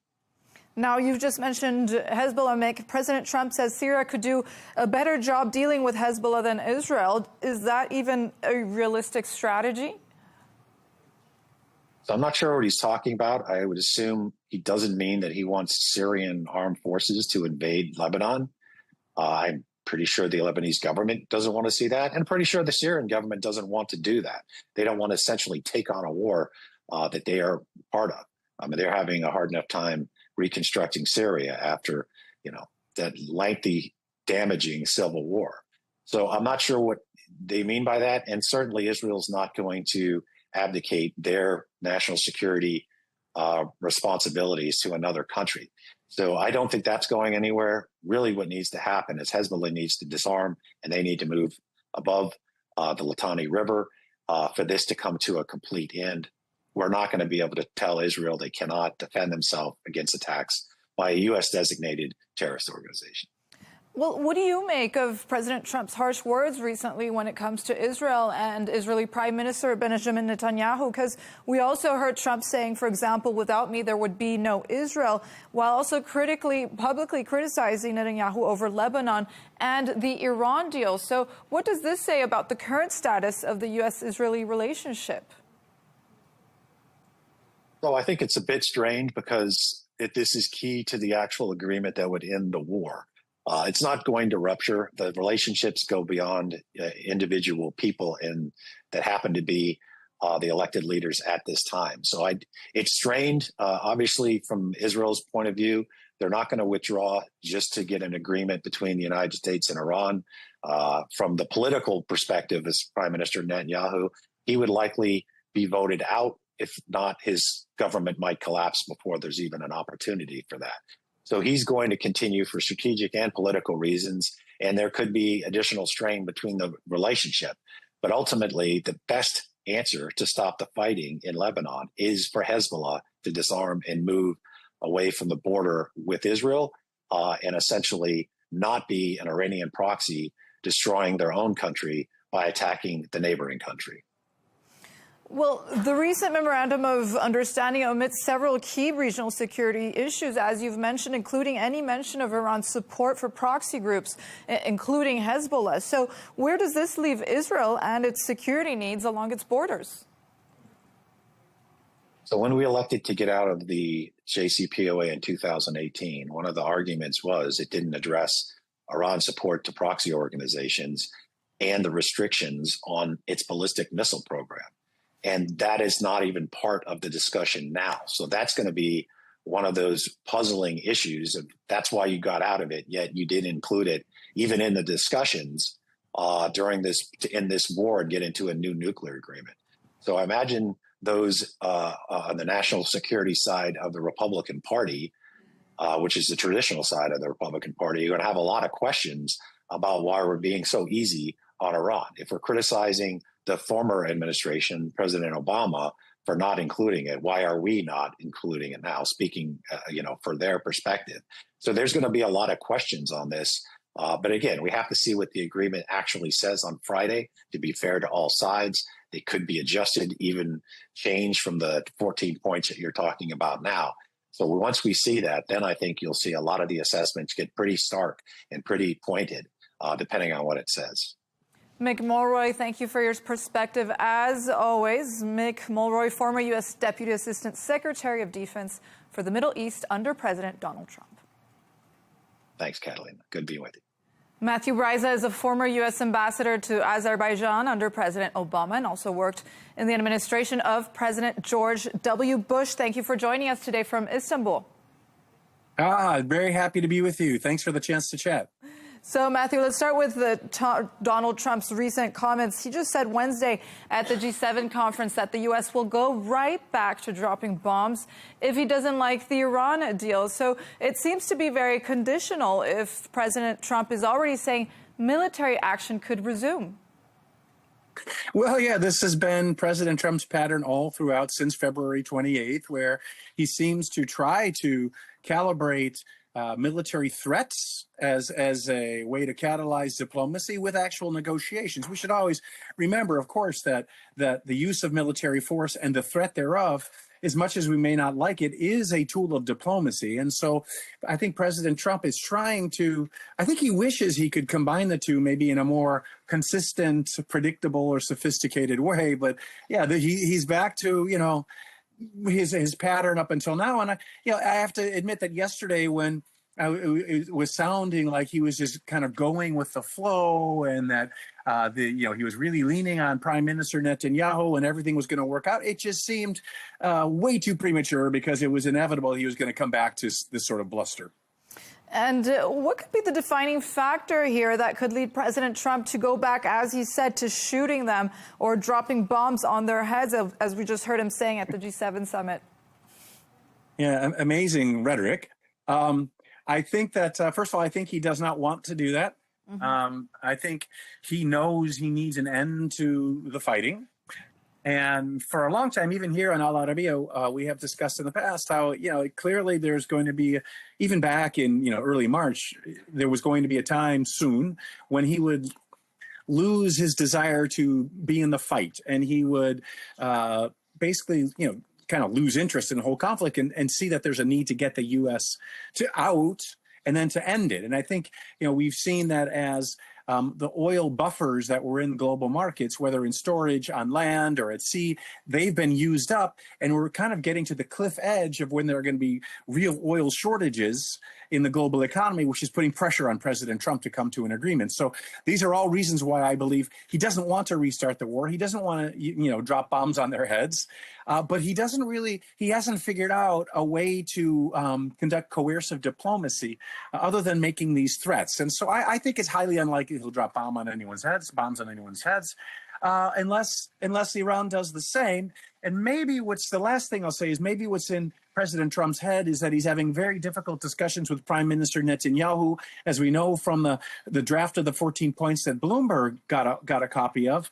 One of the points is that there needs to be an end to the fighting in Lebanon as well. I think Prime Minister Netanyahu knows if he stops the Israeli military operations in southern Lebanon, that's political suicide for him. So maybe President Trump is frustrated and he's saying the Iranians better move quickly or will use military force. But I don't think he wants to use force. And Matthew, also, Al Arabiya English also received a copy of the 14-point agreement expected to be signed on Friday between Washington and Tehran. So I'm guessing you read the same 14 points that we did. What is your first impression?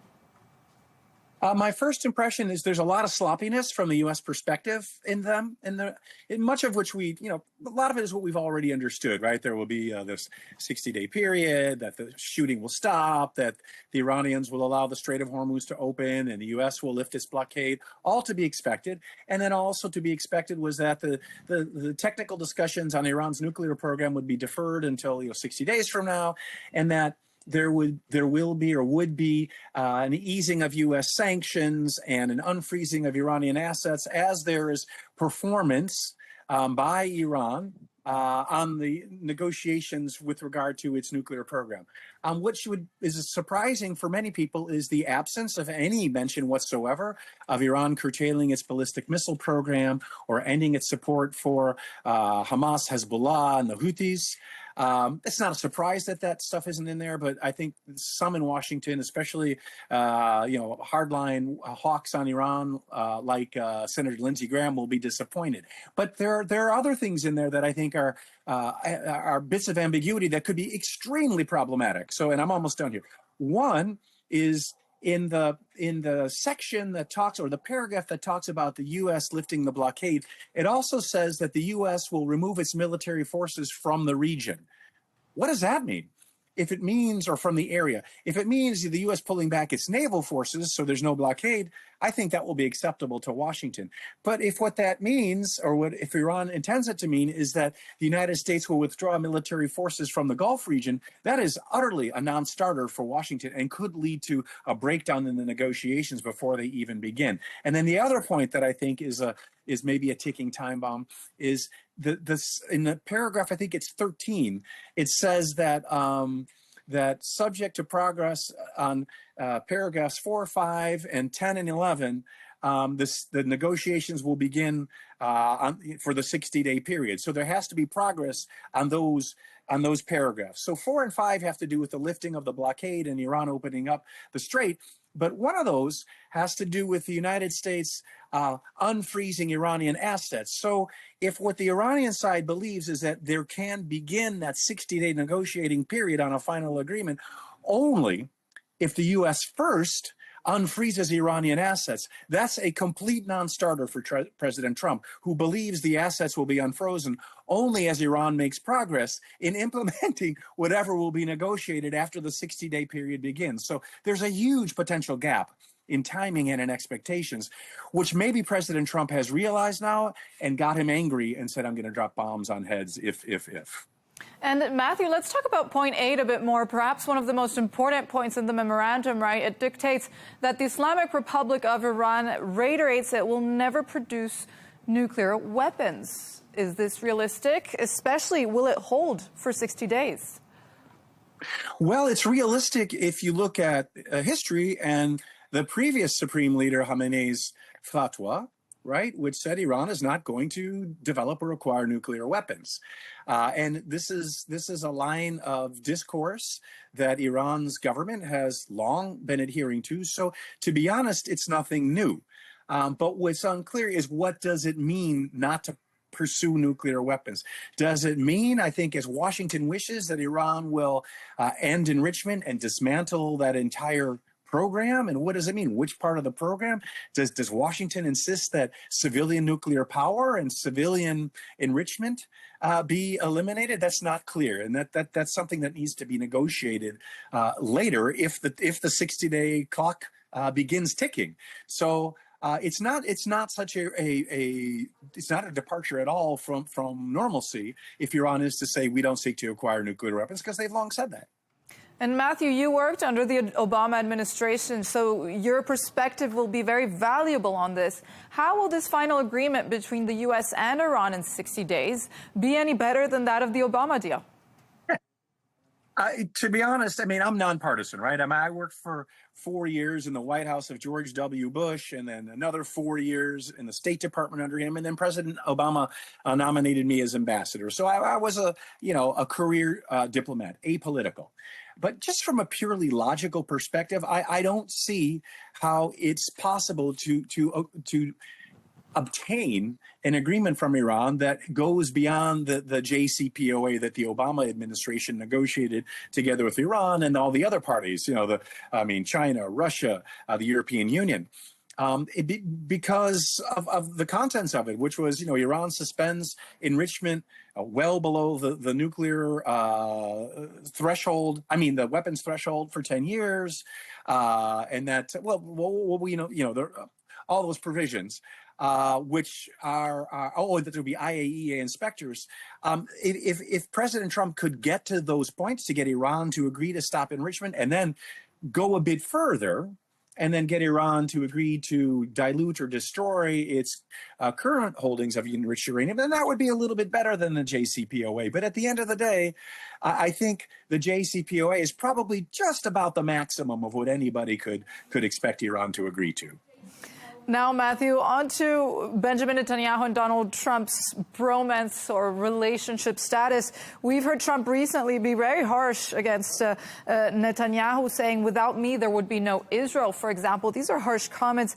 He also publicly criticized Netanyahu over Lebanon and the Iran deal. So what does this say about the current relationship status?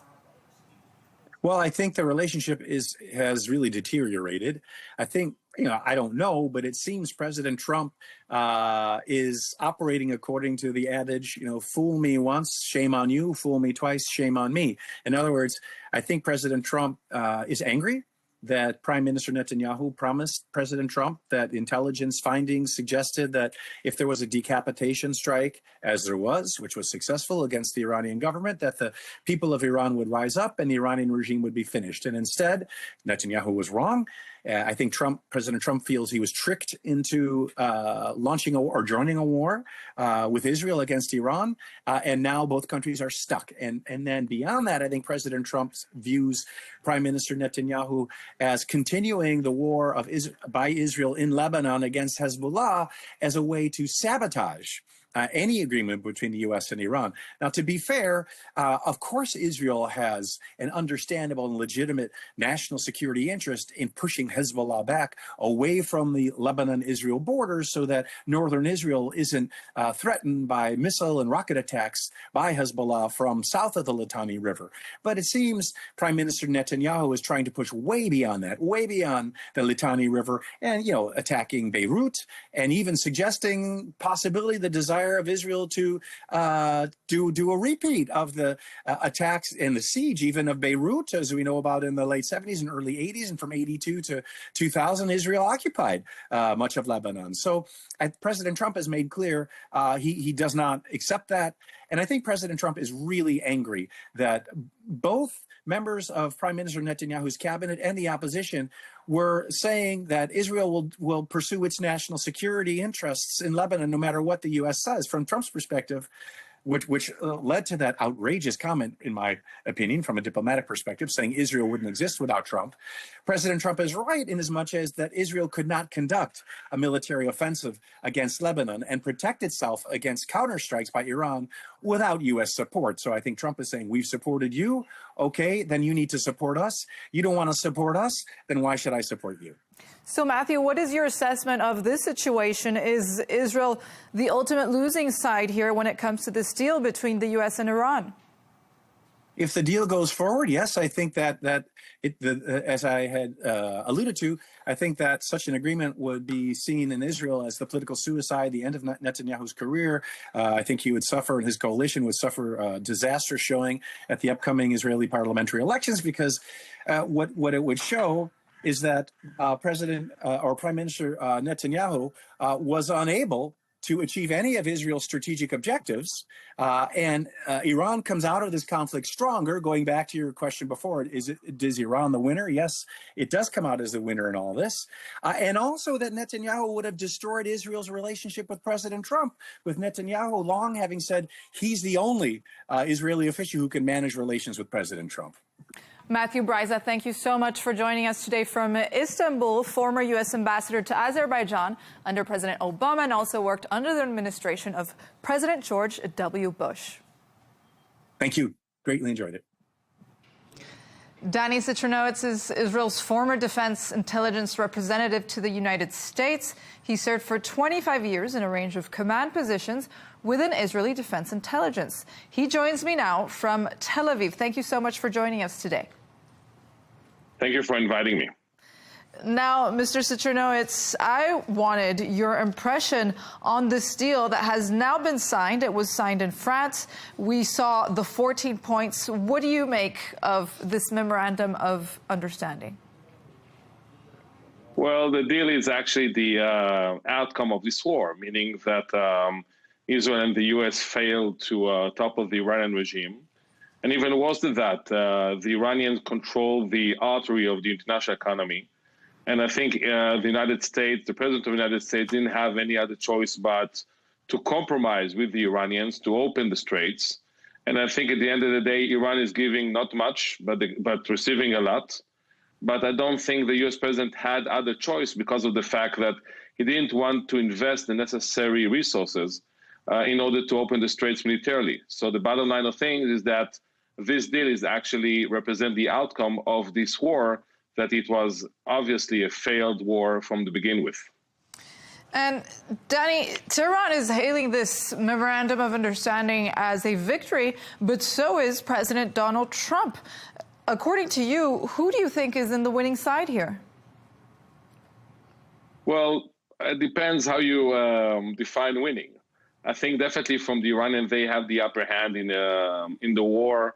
They managed to overcome. Yes, they suffered. Yes, Israel and the U.S. had oppression achievements. In the end of the day, the regime survived. And it survived stronger. We still have strategic capabilities. And I think in that regard, definitely you can see that in the agreement itself, that they're giving almost none. They're opening the straits that they opened before the war. The discussion will be only on the nuclear side, no ballistic restrictions, no restrictions for the aid to the proxies. So definitely they won. Now, from the U.S. standpoint, I think President Trump sees it as a win because he wanted to open the straits. He fed up with this war. He understands the negative implications. So we can claim a win by opening the straits. But definitely when you look at the details of the agreement, it goes in favor of the Iranians more than anything. There's one more side on this deal, and that's Israel. Where does this memorandum of understanding leave Israel? Well, it's very hard to describe or to pick the word that can describe the Israel position right now. It's moving from collapse to humiliation because of the fact that actually what we're seeing here in this deal is not only a failure of Israel to topple the Iranian regime, it's actually collapse of the Israeli policy regarding Iran that will build on the notion that we work with the Americans to topple the regime.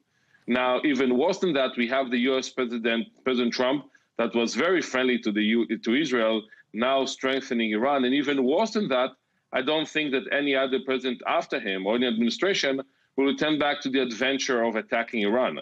So for Israel, it's not only a failure, it's a catastrophic failure of the whole strategy regarding Iran. Adding to that, you have the Iran creating a linkage between them and Lebanon, and the U.S. is actually forcing Israel to stop the war in Lebanon. So everything is bad. Just thinking where we were the 20th of February when Israel and the U.S. attacked together to topple the regime, now Israel and the U.S. are not aligned.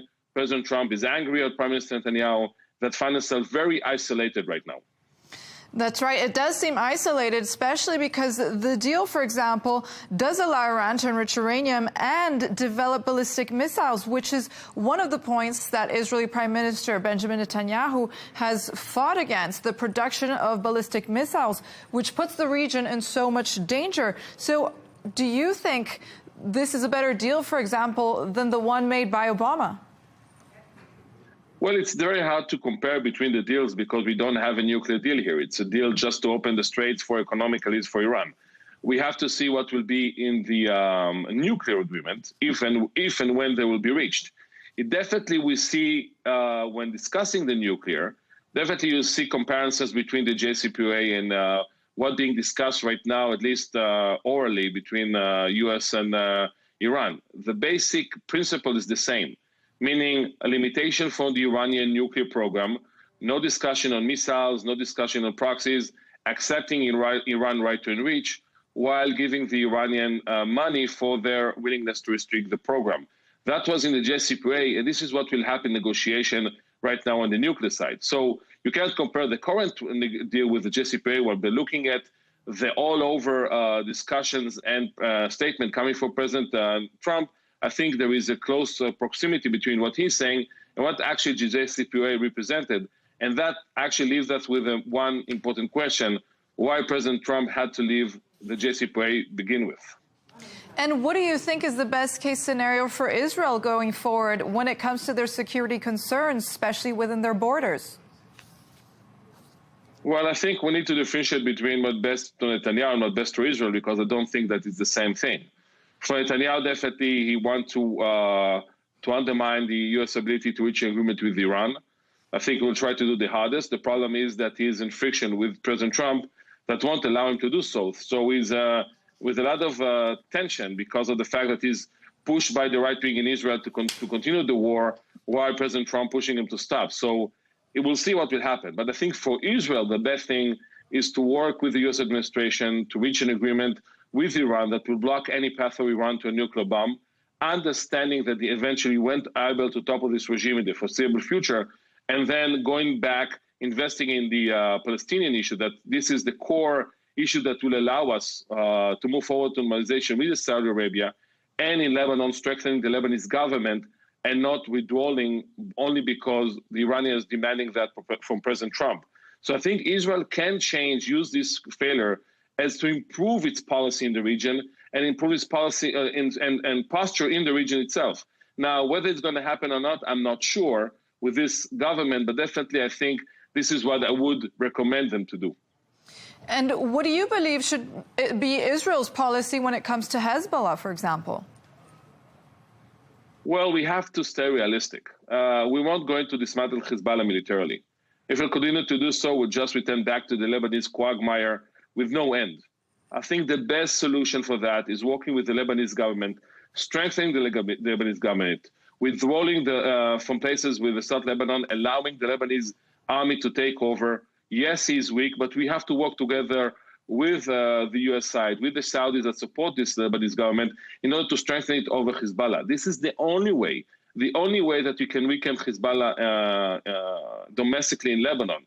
Otherwise, they're not going to be a kinetic solution for Hezbollah. And if you think that there is, then we tend back to the same thing that we did in '82, in 2006. And at the end of the day, yes, we are able to weaken Hezbollah, but we're not going to dismantle it. Now, what do you say? Danny, you're in Israel right now. We just heard Trump having harsh words against Benjamin Netanyahu. What is your reaction, for example, to President Trump saying, without me, there would be no Israel? Well, I think there's exaggeration from Trump and Netanyahu saying that, we are close to nuclear elimination. I think that there is no connection to what's happened in real life. I'm not saying that Iran wasn't advanced in its nuclear program, but they didn't cross the Rubicon. Khamenei did it instead of building a bomb. So I think it's really exaggeration from Netanyahu and Trump himself just to show how they saved Israel. But I think it's also a highlight to the tension that is erupting between both leaders, while Trump thinks that Netanyahu wants to push him back to the war, while Netanyahu thinks that Trump is actually conceding to Iran.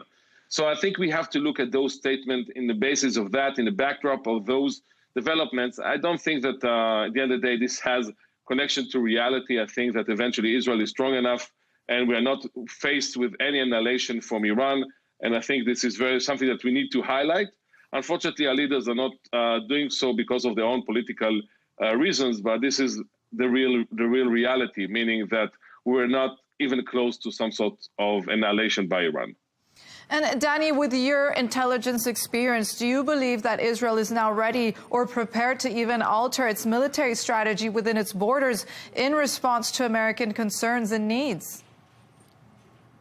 Well, first we have to remember one thing, that if we are not saying eye to eye with our friends from the U.S. regarding Iran, then definitely the Israeli deterrence in the region is weakened, especially regarding Iran, because the connection between Israel and the U.S. is important enough to build the deterrence against Iran. So with no cooperation, it's a problem for Israel. I think, again, from this failure, we have to rethink hard and clear where we are right now. We have open-ended conflict in Gaza, in Lebanon, in Syria. I think we don't have enough military personnel for that. I think that from this failure, we have to turn back to the drawing board, understanding that we have to push from the diplomatic solution in Lebanon, also working with al-Shara in Syria to strengthen him as a buffer between Iran and Hezbollah in Lebanon, and of course in Gaza and the West Bank. I think that we have to look at a holistic way. Not everything starts and ends with Iran, and I think that it's opportunity for Israel, because we're not going to do so. We have a huge legitimacy problems, not only in the U.S. of A, but also in Europe, but also in the region that we perceive as an element that is undermining security, not contributing security. So I think we have an opportunity here for the Israeli government to change its policy, building on the failure to improve our political and diplomatic status. I hope they will do that, but I have suspect that they're not going to do that. Can this Iran new deal with President Trump be sustainable if it only addresses the nuclear issue and not the broader regional security issue? Well, we have a problem here. We have to admit that because there's not going to be any agreement on the nuclear together with the ballistic missiles and the aid of the proxies. We have to choose here. And it's not going to be easy, because if we will force the Iranians to limit the ballistic missile capabilities, then there's not going to be any agreement, not on the missiles, not on nuclear, anything. I think we have to choose our battles. Yes, the Iranian ballistic missiles is a threat to Israel, to the Gulf states, to Saudi Arabia, goes without saying. But I think the only existential threat is the nuclear one. And I'm afraid that given the extreme regime in Iran right now, Mustafa Khamenei is supported by the RGC, I think they're able to rush into a bomb. So I think we have to prevent that from building a system, working with the American friends and the other elements to prevent that from happening. Now, if we'll focus on everything, maybe we'll get nothing. If we'll focus on the nuclear, maybe we'll have a good agreement that will block that. It's not perfect, but we have to understand our limitations as we learn from this war itself. And while this regime in Tehran is there They're not going to limit the ballistic missiles nor the proxies aid, but we'll have to work together as a coalition, Israel and the Gulf states, to limit that in the future. But now I think we have to focus on one important thing, and this is the Iranian nuclear program. That was Danny Citronowitz joining us from Tel Aviv today. He is Israel's former defense intelligence representative to the United States, serving over 25 years in a range of command positions with the Israeli Defense Intelligence. Thank you so much for joining us. Thank you very much.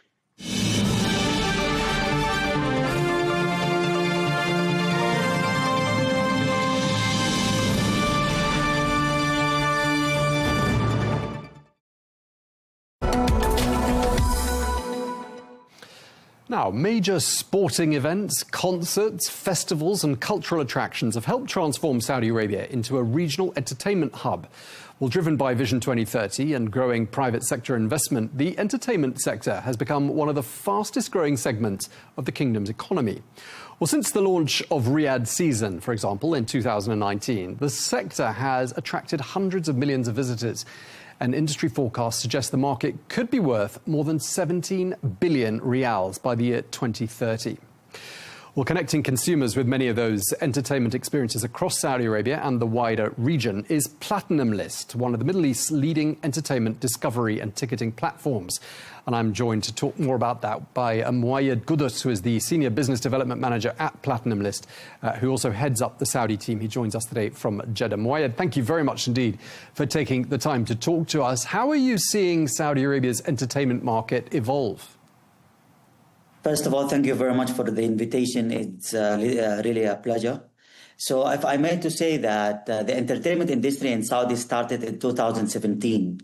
We started with approximation of 17 events per year. Then we reached 600. So you can say that it grows gradually. And the percentage per year of this growth, if it may reach 54% per year, and this is the worldwide record. We started with 17 events. We reached up to 600 events. If I may to say that the events, it's the bigger event. Each event has its own subsidiary. So when we say, for example, as a Riyadh Boulevard, Riyadh Boulevard, we took it an example as one event. But if you go there, you can check hundreds of events, hundreds of activities. Then we can say that the investment in the entertainment industry. So in 2016, the investment was less than $600 million. Now we reach $14.6 billion. So the increase is incredible. Even if we go and talk about the customer behaviors, the ticket price. So we were starting, the ticket average price was 1,400 Saudi Riyal, but now it got decreased to 250. This means that the customer perception and behavior got changed. Now people becomes more mature about the entertainment, about what type of segment they are related to. So we started with small concert here and there, but now the variety in the entertainment industry is very big. You were talking about entertainment events, sport, tourism, etc. So, and when we say that the family-oriented events it becomes in the first line. And when we talk about the female, so female, you know that Saudi sometimes is a closed society and families. Now, in 2016, independent female attended events wasn't exceeded 2%. But now we are talking about 48% independent female attended those events. So this increase shows you that the entertainment in Saudi becomes more mature, becomes more attractive for all members. So when it comes to family, people in South Saudi attract people from outside Saudi to invest, attract the event industry worldwide. Biggest companies around the world are eager to invest here in Saudi in this sector in practical. Wow. So, I mean, you've had incredible growth. and you've talked us through some of the drives of that growth. Really interesting there on the gender equality as well with regards to the attendance of these events. Let's talk about the year 2026, how this year is shaping up. I mean, just talk us through some of the highlights. What's on the horizon for the Kingdom during the course of this year? Yeah, so due to the regional uncertainty, now we are talking about, let's talk as Eid al-Adha as an example. Eid al-Adha was the biggest window for people to go outside Saudi to enjoy their time. But now we can say that 80% of those people weren't able to go out. Because of that, the domestic tourisms got increased up to 80% in the region. Yani.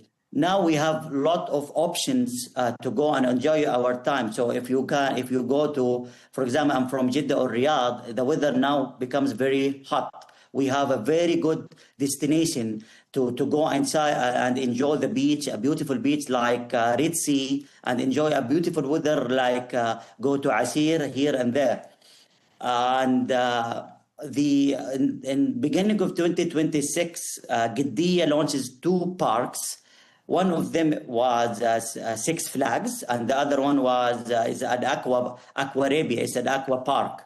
So those 2 big parks attract more than 150,000 attendees in less than 6 months because of unique experience. If you are eager to experience a very adventure attraction, you have one of the most famous park like Six Flags is the first Six Flags branch in the Middle East is in Riyadh. And when it comes to aqua park, so we have the biggest aqua park in the MENA region that just launched in Riyadh. So we have a lot of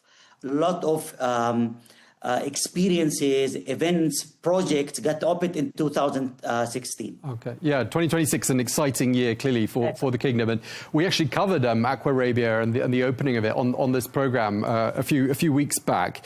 In terms of big concerts, big attractions, big events as the year goes on, what are you most excited about? So I'll give you a very interested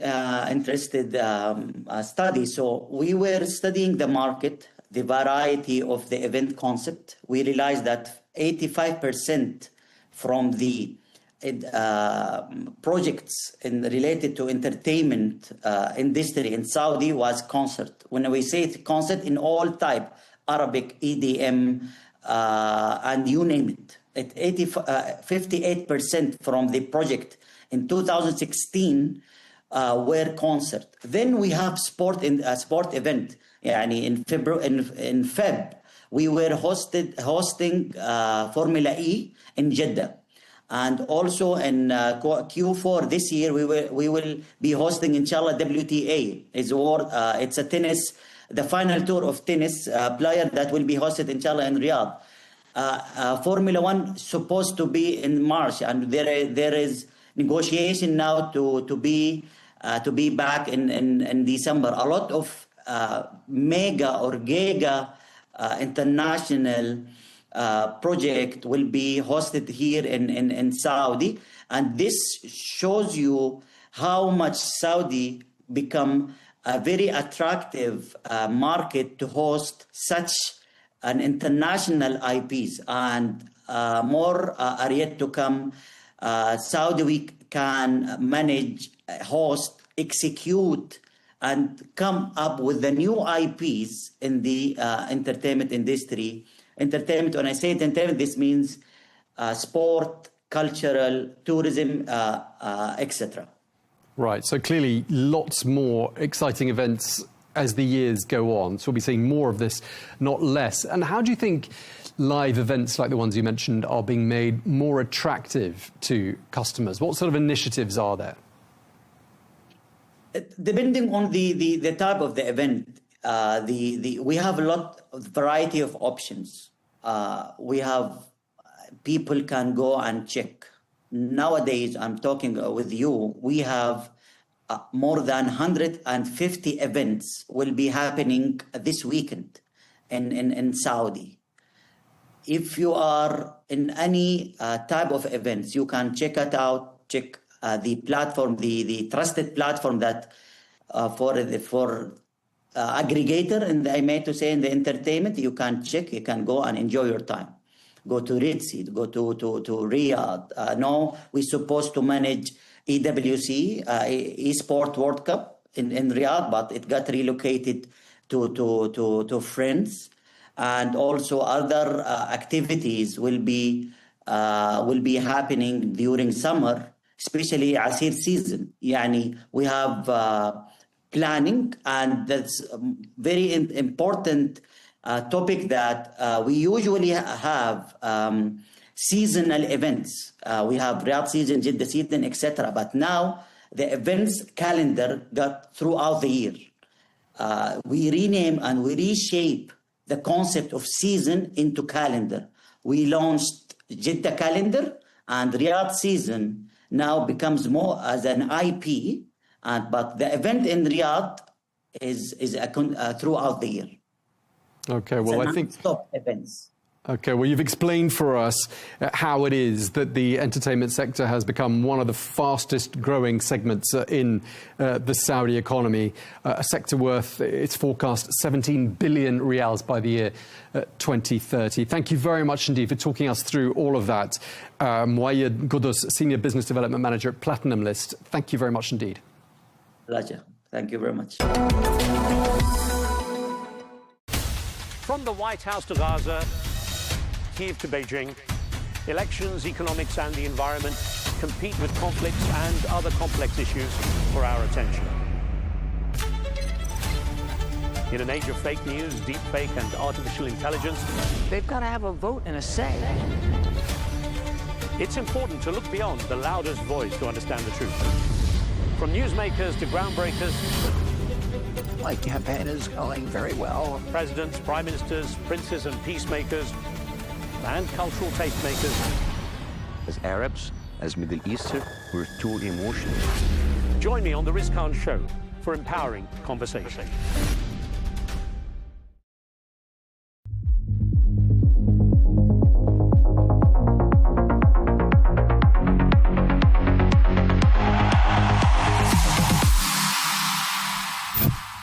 I think West Ham get something out of the game. Did you get it tailored? No!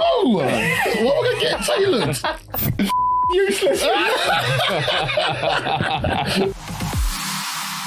Welcome to the Dressing Room Podcast with me, Joe Cole, Wayne Bridge and Colton Cole. We're a day later because of the bank holiday, but also because we wanted to wait for that game last night, and it was well worth the wait.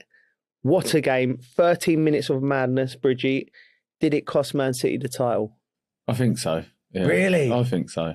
I think the only game Arsenal struggle with is West Ham. But yeah, I was just gutted. I just think for me personally, not a great weekend of football, to be honest. West Ham losing and then City kind of gifting it Arsenal. Yeah. Bit depressing, isn't it? And then Chelsea. Not great at all weekend, was it? It was really bad. It was really bad, Coley. I had to phone you lot last night. It's in our group chat. It was low, wasn't it? The vibes were low. The vibes were low. I was in bed already. And you were there with the spiritual guidance, but I just said, I'm not having it.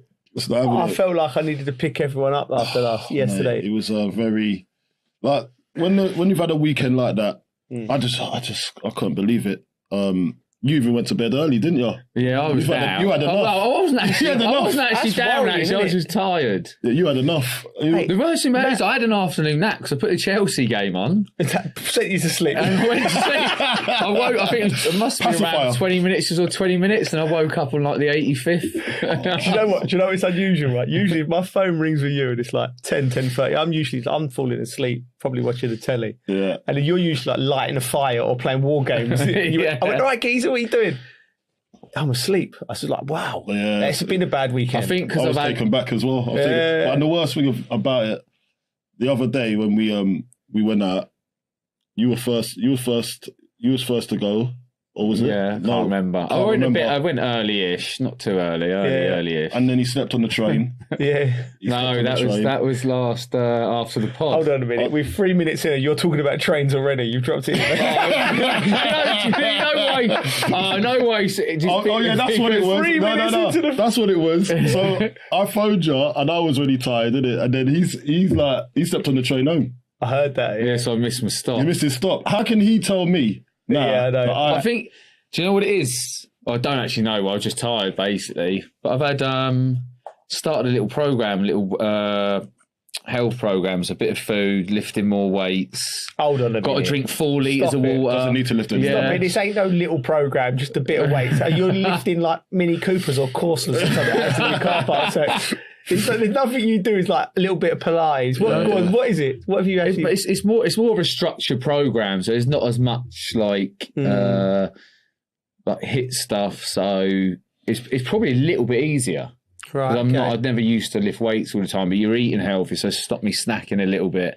I've stuck to it quite well. There's a few tequilas that have been chucked in along the way. It's clean drinking. It's clean drinking, isn't it? But the 4 litres of water I thought would be a problem, but it's actually not too bad. You do look like well. an elephant. I had a bit of microneedling as well, a little clinic in Cobham. Is it? Edoon, they called me up. You look like you're growing an afro as well, Keith. No, that's just, I can't style it. My hair's like a frizz ball. It's just hard. Looking good, man. But yeah, I think that's why I've been so tired. Yeah. Just a little bit of healthier living for a week. You're looking good anyway. Cheers, mate. I went the other way this weekend after I saw the results. Yeah.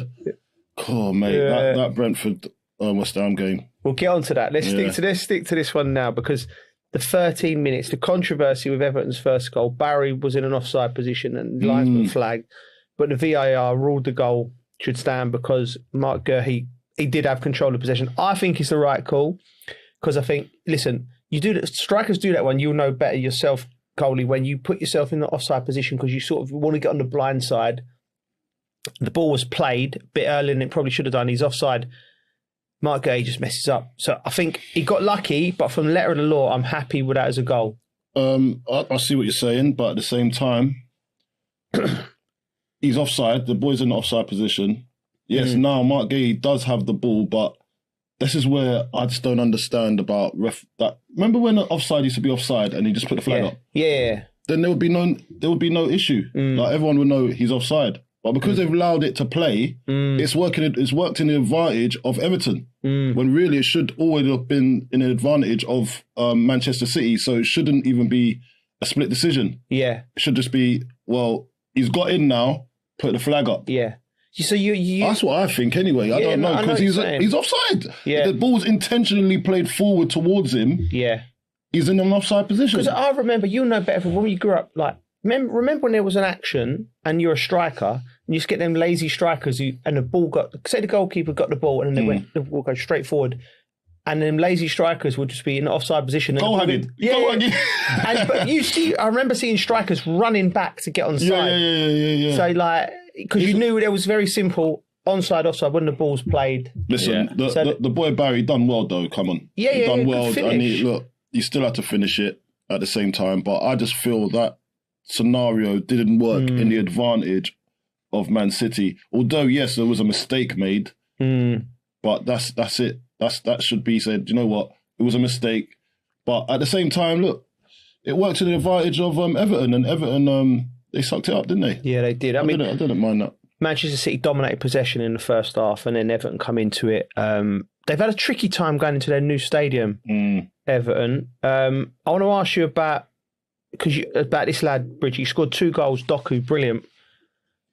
He was getting some treatment from the fullback, though. I mean, how would you have dealt with someone like him? Because I think he's one of the form players. I would have hated it. You hated that type. I can only liken him to very different, because obviously he seems like he might be a bit stronger, a bit stuck with Aaron Lennon and Righty. Yeah. Just them proper people who just wingers, just getting at you, very direct. Yeah.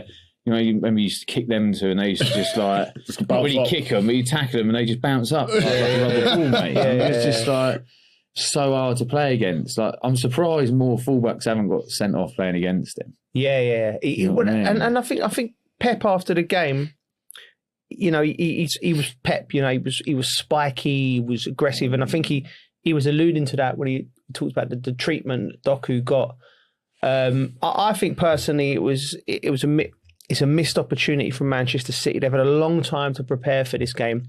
But what I would say for all Manchester City fans is, when you looked at their running, this was the game you thought they could slip up on. Yeah, we said that. We all said that. I think we might have even called a draw. So it ain't the end of the world. Arsenal still got to go to West Ham. And that's the game that we said could be a problem, because West Ham have to get something from that game now. You have to, yeah. But if you're David Moyes, are you happy with a point, or are you disappointed we're not getting all the three? Being that far ahead, I think you'd be disappointed, but you would take a point at the beginning of the game, wouldn't you? Oh, yeah, they would have definitely taken a point before. So David Moyes has gone into that game thinking, and I know that he likes Mikel Arteta, doesn't he? Yeah, yes, he's boy, isn't he? It's his boy, isn't it? Yeah. Do you think that comes into that was a tag team job. Do you know what, though? Do you know what? That does happen, right? Yeah. That does happen. Absolutely 100% that happens, right?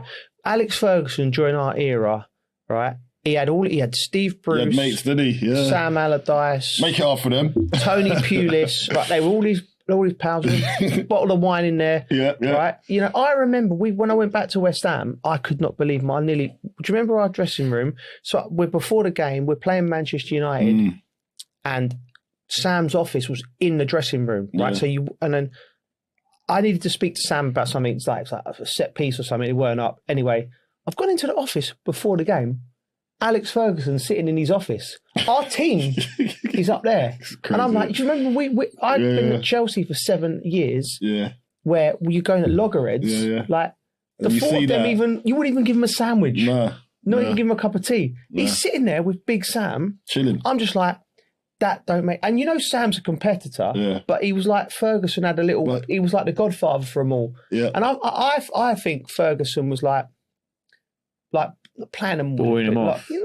That's what you said. Yeah, I get what you're saying. You know what I'm saying? Like, all right, boys, well done. I'll send you over a couple of loan players here and there. Yeah. When Chelsea come to town or when Arsenal come to town, you make sure you're at it. Do you know what I mean? I can imagine that. It's a natural thing, right? When you're friendship, not match fixing. That's what I alluded to. He's alluded to that. That's what a reporter would do. Joe Cole match fixing. You are allowed mates in the game, isn't it? Like, do you know what I mean? And I don't blame any of them. Yeah. Any of them. If they're mates, right? But I think the friendship benefited Fergie. Yeah, 100%. Maybe anyway. But what I would say is it's completely human nature. If I'm managing a team, and I'm playing against a team, and you're ringing me up the night before saying, Coley, get the boys fired up for me. There's an extra incentive. The week before, your human nature. The week before. Yeah, you said a little bottle over there. A little livener. I'll be going like, listen. Yeah. Vegas after the season we'll go. I said a little. I'll pay for that. Ibiza, come, nice bottle of wine. Also, being up there, do you reckon Everton would have that feeling of wanting to stop City win it? Yeah, being up north. Yeah, there's all sorts of names. Not those two. No, not those two. Well, saying that, I was listening to the radio the other day, and I think Coisty was on. We love Coisty. We're going to get him on the show soon. And he said that Hibs were playing against, who was it? Was it Celtic? This season? And Hearts are going for the title. So Hibs... yesterday? Yeah. That's and Celtic scored against Hibs. Yeah. Which... And Hearts is, Hibs fans were celebrating because it meant that Hearts weren't winning. Football fans are all messed up, they're both in Edinburgh, aren't they? Yeah. So that's sort of what fans feel. That does happen at that level. And you're right. David Moyes and Mikel Arteta are proper tight, and they would have been... Listen, I'm not questioning professionalism. To prepare your team. But it's human nature. You want to help your mates, don't you? Yeah. Anyway. City's goals, though. Doku's goals, unbelievable. Left foot, right foot. I couldn't get over the through ball for Haaland as well. Yeah. So the first touch, the way he done it, put it into the space, and it just set them off on the attack straight away. Yeah. And then the through ball, the weight. That's world class. Yeah. Kovacic is world class. That's world class. People forget about him. What players? He's been injured, hasn't he? Mate, he has been. Have you seen his CV, Kovacic? He's won Champions League at Real Madrid. He's played for Inter Milan. He's won Champions League at Chelsea. Man City's won it all up there. He's a proper player. He's a proper player, mate. What's the mindset of the Arsenal players going to, as we're filming this, where they're going to be playing a big Champions League game? What are they thinking now? Would you, in your position, would you have watched the game? They all would, wouldn't they? Yeah. We've been there. You watch the game before, you watch after. I don't think they'll be thinking it's done. No chance. But they'll be buzzing. Yeah. They'll be buzzing. They'll be at training having a good time. Yeah. Do you know what I mean? Yeah. It's not like when you see when Declan's saying, "Oh, it's not over yet." Yeah. There'll be more of a cheerful mood around the training ground, but they'll have. Yeah. Do you remember? They know it ain't over. Do you remember that we was going for the league title and we was actually watching Arsenal and we went to the restaurant to watch it. Do you remember that? Roman took us to the restaurant in Chelsea to watch the game. We needed Arsenal to get beat, and they drew. And if they would have got beat, we would have won the league. And I think he wanted the lads all together. Celebrate. So but we couldn't have a drink because we had, if they didn't win, we needed to win at the weekend. Yeah. So the drinks were on the bench. Drinks were on the sidelines, just waiting. But do you know what I remember the first time? What I remember that night? That's the first time I've ever tried caviar. Right? I remember this. Yeah, do you remember it? I remember it now. Right? And I was like, I felt. Was it like at Scalini's or something? It was one of the nice London. Tell me how it felt. Mate, I just this ain't me. I looked at it, but I've had to pretend I liked it. Didn't I? I was like, everyone's going, because it's worth a fortune, isn't it? Like, they're like, yeah. I'm just there. And I'm looking at people going, you don't really like that. You don't like that. Right? It's an acquired taste. It's an acquired taste, isn't it? Yeah. I've never listened, and I'm like, he's digging it in with the bread, and I'm going, nice. Yeah, but I didn't want to be like. I don't know, kids. I can't remember that far back. Inexperienced. But yeah, so we had that. They didn't get the results, so we didn't win it. So we had to the champagne was literally on ice, and then we went back and. But I remember it is weird when you got your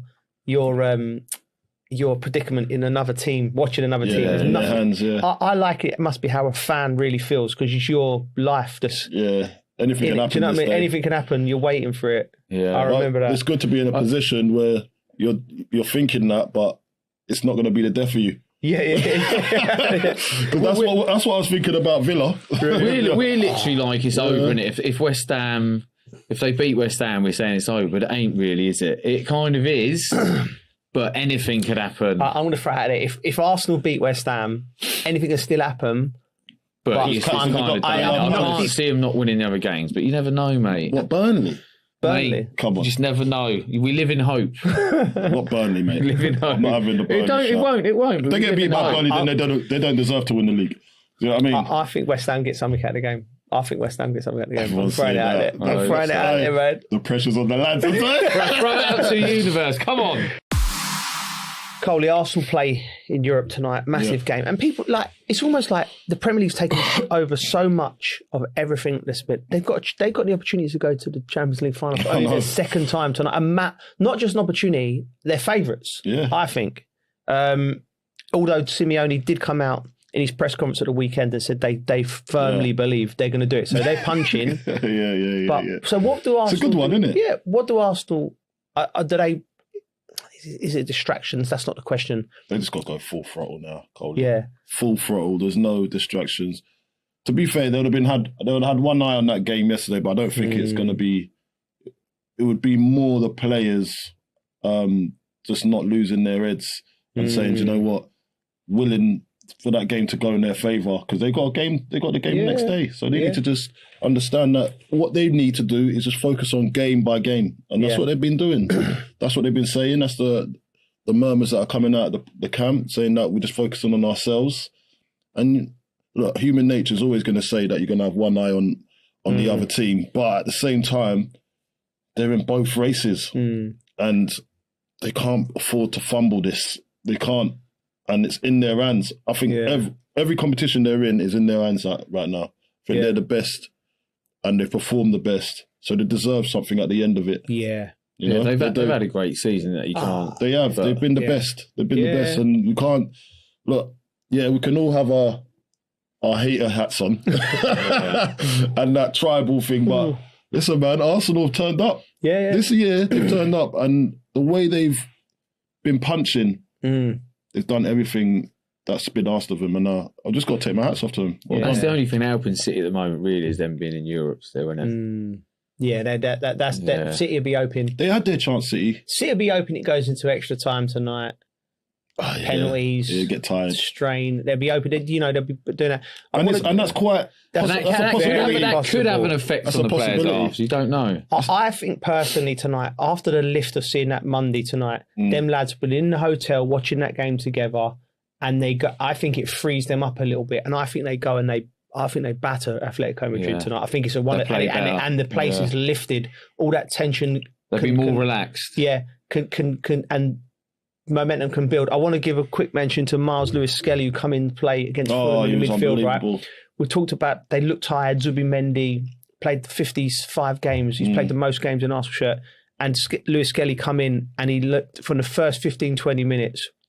Sometimes we have a young player playing in that situation. He's got in there and thought, I need to come to the party now. And he just brought everything, everything in him, all of his soul. He just won every tackle. He was fantastic. And then it gave the lads around him a lift because they're tired. You're tired at this point in the season, right? Yeah. It's hard for punters to realise, right? Because the easiest thing to say is, players, you play every 3-4 days. You get paid a fortune. You should be able to do it. Yes, but when you're physically drained, like you've depleted. No, it's not even physical. You're physical.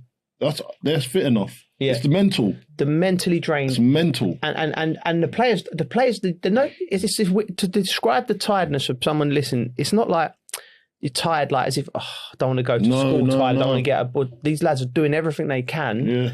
And they're going to battle every 3-4 days, and they're going with everything. But because they've got cumulative fatigue. They're not at their best. Yeah, that's it. And then they're fighting. It's like if anyone's ever gone to play sports when they're not feeling too well, and trying to compete, it's like that 2 or 3 times. And don't you think that's why he does everything to try and do these, like he does these extracurricular activities? You see some of them, right? Yeah. And he's just trying to exercise their brain. Yeah. Just trying to exercise it to try and not think about football, do something a little bit different. And these are the margins. Yeah. These are the margins, and he knows that the psychological battle that a footballer has to go through, especially at this stage of the season, and all these things count. And I think for earlier on in the season, it was like, what are they doing? What are they doing that for? They was doing this thing with the head and everything. Yeah. And they had the ball in the middle, and it was a bit weird, some of the exercises that they were putting out there. But these are all the things to try and create a team vibe and try and take their mind off things and try and relax the camp. And he's done everything it takes to try and get this over the line. So you think Arsenal are going to win tonight? Yes. Well, if they don't, this is dropping the next day. You would look a right Screenshot it, mate. You said that last time as well. You got it right. Oh, mate, I hope you're wrong. Top of the table is incredibly tight and exciting. The bottom of the table it's a 2-horse race now for me. Very bad weekend for our West Ham. Coley 3-0 loss to Brentford. We'll get into that in a minute, what went wrong and what we fear. Spurs, great win at Villa. First of all, what has De Zerbi done to revitalise Tottenham? Before we talk about Aston Villa team selection, and what we think of that, but what is, from your opinion, has De Zerbi done looking at that Spurs? Because they look like a different team. Just look like they're playing for something, like pride, passion. There's more to football than just tactics. Sometimes you just need inspiration. You need someone to tell you the facts and the reality of what could happen to you. It's as simple as that. And then you might run an extra few yards, you know what I mean? And give an extra 10%. And I think De Zerbi's motivated. Yeah. He's a motivator. You look at his face, You can see that he's a motivator, man. And I think he's not had to come into this thinking that, okay, I've got to come with all the tactics because I just need to simplify this, keep it simple, motivate them, have a little bit of fun at training, and keep them happy. Especially the main characters like the Van der Vens, and on top of that, you got to say, like people. There's certain characters probably in that dressing room which was a bit of a plague. Yeah. Like there's certain strong characters in dressing rooms. Do you want to name names, or no? I'm not. I know they know they are.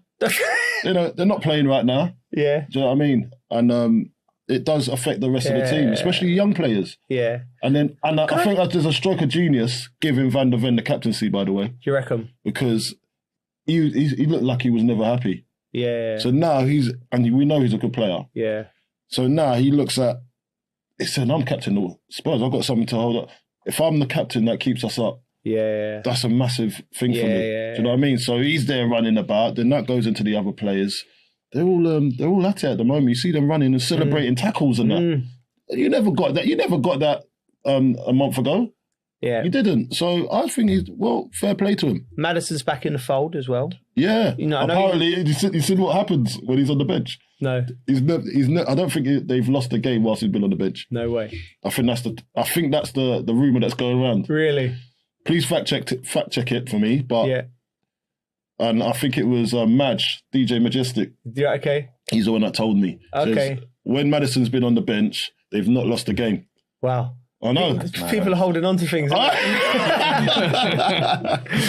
What do you think, Bridgie? I agree with Carl. I think they've given them belief. Yeah. I think there's times when football players probably go onto that pitch and they're like, we're going to get beat.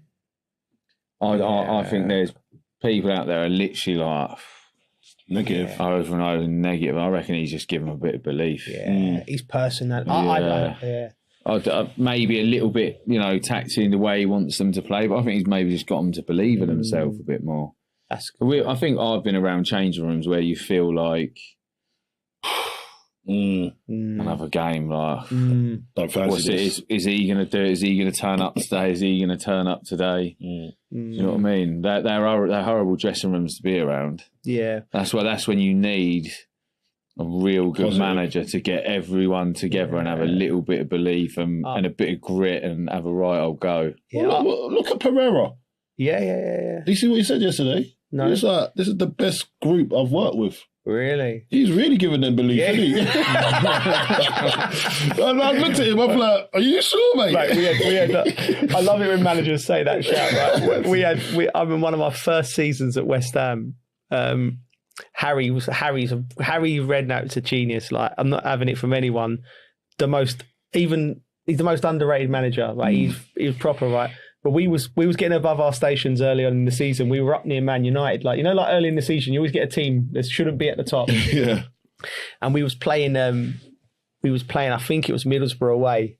And before the game, he'd done a speech where he was like, I wouldn't swap you for any of the Man United players. All of us. And you looked around. And we think, what, Beckham? And he's given us it. You're brilliant. That's brilliant. And we got beat 3-0. You got beat 3-0? After that wouldn't work. Useless. I wouldn't swap any of you players for any of them. But you know what? Like, he could get away with it because by Tuesday or Wednesday, like, we just got back to it. That's some serious lyrics, Coley. Yeah, but it's true. But going back to De Zerbi, right? I think what's happened is they've done the Hail Mary Tottenham. Yeah. I think somebody within this structure of the club has seen sense. So, like, it's what happens when you don't, and I don't know whether it's done by luck or by design, bringing in De Zerbi, because the Igor Tudor, we've got to talk about that. When he come through the door and I heard his first press conference and he was like, I need to run the players, Oh, wow. He was so far off piece of what that group needed. Yeah. That group was on their knees, confidence-wise. Like you said, Bridget, I know exactly what you mean. When you're like, you're looking around and you're like, we can't get a win. And all of a sudden top players, professional footballers are forgetting how to control the ball. They're forgetting the basics.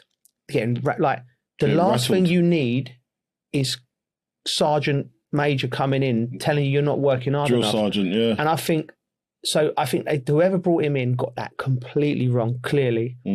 And then whoever brought De Zerbi in, and I'm not no confidence or faith in they even were thinking this. I think they just thought, he's got a great record. We can get him. Do you know what I mean? Rather than sitting him down and going, how are you going to approach this? Because the people in the upper echelons of the game, they probably think they'll get some manager coming in with some PowerPoint program. We're going to go from a 3 to a 4, and then we're going to rotate the fullback in, and then we're going to. Do you know what I mean? Yeah, but when you know football, and you know footballers, and you know the motions and that's driven him at that moment. De Zerbi, I knew from his first press conference when he was like, they need a father, they need a brother, they need straight away. And I thought, He's got it. Yeah. I was like, oh man, Yeah, but he's got it, mate. and that's what he's done. And they didn't get the result against Sunderland, but he stuck with it. He was like, and then all of a sudden, it's like the flower, like sometimes you can't just go in there and go, right, lads, you've all forgotten how good you are. You're all great players. Go and play. It needs to be every day. He needs a messaging from his group, from his players. It needs constantly, even when they lost to Sunderland, and he's picked them up. So, but I'm not going to give the people that brought him in the props yet, because I don't think they've done it on purpose. I don't think they thought that, because I think if somebody would have gone in there with a PowerPoint plan with fireworks coming off of it, and they're going, oh yeah, don't worry lads, we've got this. We're going to go back to a 4-4-2 and everything's going to change. No, they needed a father. They needed a brother. They needed somebody to just nurture them back into form. And unfortunately, it looks like it's come at the wrong time for everyone else, but the right time for Tottenham. But we have to also say there's been a lot of controversy. Aston Villa changed 7 players for that game, and they looked woeful. Bang out of order. But Coley, you can't. Coley, you can't. No, you can't. You're Aston Villa. They got a chance to win the Europa League. Yeah. They can rest players. 7 changes, right? And then I'm looking at them, I'm thinking, all right, which one of you are searching to get into that team? Because now's your chance to get in. Yeah. None of them showed up. None of them. Like, it was diabolical. Yeah. I was like, at least show me some spirit. Ross Barkley was involved. I don't like to call out players, but done nothing. No one done anything. Like, and I'm there thinking, come on, the Claret and Blues. Yeah. Mate, they were just missing. And then I'm looking at their bench. Even, do you know what my thing, right, was, and I'm blaming Unai as well, right? I tell you what, it's him hard this week. Yeah, I can feel it. Let it out. I can feel it. So you look at, I looked at the bench, so I was like, okay, they got a couple of players that can come and change the game, but you're already 2-0 down, so you might get a draw at the most. Half time comes, I'm thinking he's going to give them like a total redress. Yeah. A dressing down, I should say, at half time. And I'm thinking they come out with a different attitude. Yeah. They're walking out, and I'm thinking, okay, has anyone been changed? Mate, it was the same team walking out.